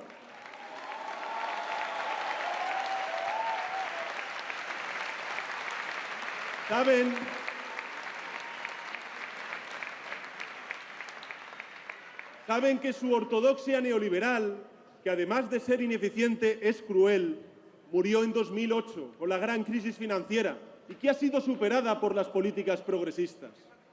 Saben que su visión del orden internacional se está viendo desmantelada como consecuencia de los aranceles y las guerras ilegales. Saben que su rendición al negacionismo climático, a la xenofobia, al machismo de la internacional ultraderechista ha sido su mayor error, del que les costará mucho tiempo salir. La derecha no lidera, la derecha languidece. No importa, por tanto, que griten, ni cuántos bulos inventen. La gente se está dando cuenta de que no tienen proyecto, de que no tienen soluciones. Solo odio, eslóganes vacíos y unas políticas equivocadas que solamente han traído 4 cosas al mundo: guerra, inflación, desigualdad y fractura social. Eso es todo lo que han dado al mundo.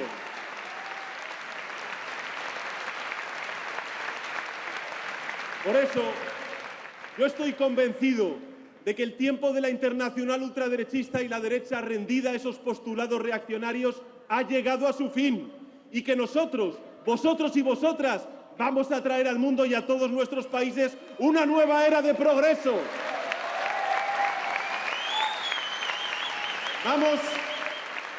Vamos a reconstruir lo que ellos han tratado de destruir. Vamos a demostrar al mundo que el futuro puede ser mejor, que aún quedan nuevas cotas de bienestar y de desarrollo por conquistar. Por supuesto, lo sabemos, lograrlo no va a ser fácil, porque cambiar la historia nunca lo ha sido. Pero ya hemos tomado en nuestras manos 3 importantes instrumentos que nos van a hacer falta para cambiar el transcurso de la historia. En primer lugar, lo que se respira aquí: unidad. Unidad. Unidad. Por eso estamos aquí, para celebrar y para consolidar nuestra unidad. Unidad entre fuerzas progresistas, entre países, entre generaciones. Unidad en la diversidad para trabajar juntos y recuperar un horizonte compartido.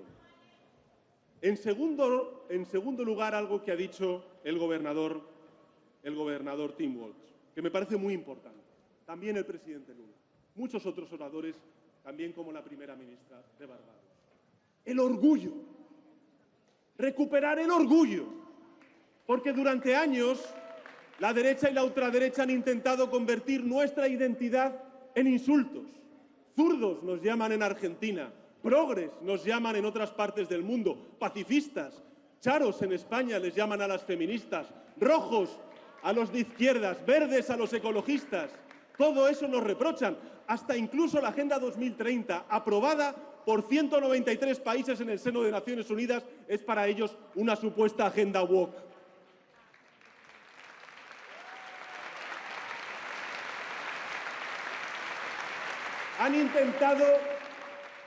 Han intentado una y otra vez que nos avergoncemos de nuestras ideas y de nuestra historia. Pero eso, ¿sabéis qué? Se acabó. Termina hoy. En Barcelona, el 18 de abril de 2026, la vergüenza cambia de bando. Se acabó. La vergüenza cambia de bando y lo va a hacer para siempre. A partir de ahora, la vergüenza para ellos.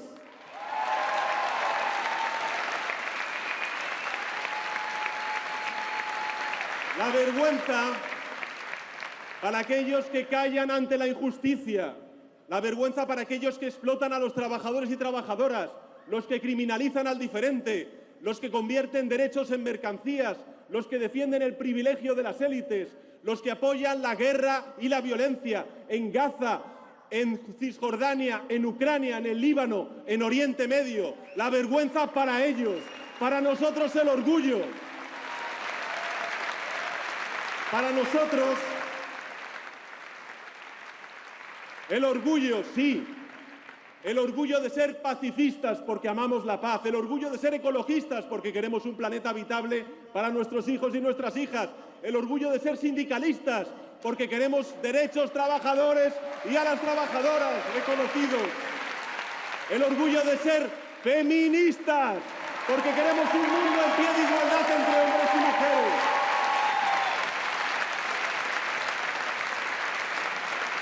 El orgullo, sí, de ser de izquierdas, de ser socialistas, de ser socialdemócratas, de ser progresistas.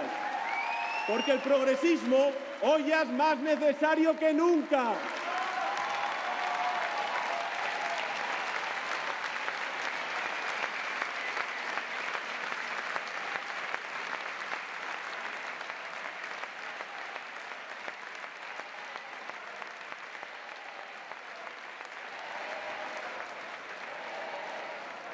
El orgullo, amigos y amigas, para impulsar un modelo económico más justo, como hemos escuchado desde esta tribuna y también gracias a todos los panelistas que han participado en estas jornadas. También el de la prosperidad, que vaya a todos y a todas, sobre todo a aquellos que más lo necesitan, y al mismo tiempo protejamos el medio ambiente, como siempre defiende la primera ministra de Barbados. Algo que los progresistas, por cierto, estamos logrando. Aquí, en España, en Brasil, el presidente Lula, la primera ministra de Barbados también, o por supuesto el gobernador en Estados Unidos y todos los representantes a pequeña, mediana y gran escala progresistas que estáis aquí presentes. No me quiero olvidar, por supuesto, de los grandes alcaldes y alcaldesas progresistas que tenemos en el mundo. El orgullo por reforzar los servicios públicos, la igualdad entre hombres y mujeres, el orgullo por defender sociedades abiertas y que acogen a quienes se ven obligados a abandonar sus países para buscar una vida mejor. Aquí en España estamos aprobando e impulsando un proceso de regularización de 500 000 de inmigrantes.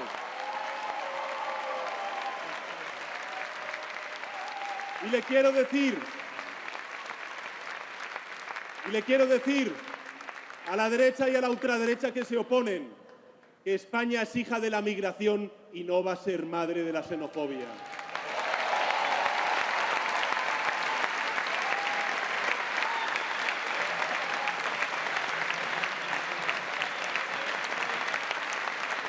el orgullo, amigos y amigas, de estar del lado correcto de la historia. Sí, de defender el derecho internacional, de defender la paz y de gritar una y mil veces sí a la paz y no a la guerra, sí a la paz y no a la guerra, sí a la paz y no a la guerra, sí a la paz y no a la guerra.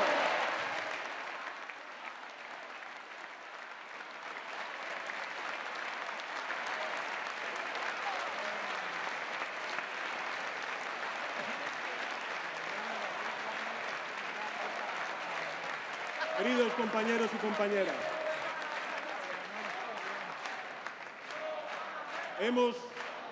hemos recuperado la unión, hemos recuperado el orgullo, pero debemos hacer algo más. Algo que ahora es incluso, si me permitís, mucho más importante, o igual de importante. Algo que nos robaron sin que, por cierto, nos diéramos cuenta. Y ese algo es la fe en el progreso. La fe en el progreso. El presidente Lula lo ha explicado en primera persona. Él creía en la democracia y cree en la democracia porque una persona humilde como él llegó a ser presidente del sindicato en Brasil y presidente de la República de Brasil.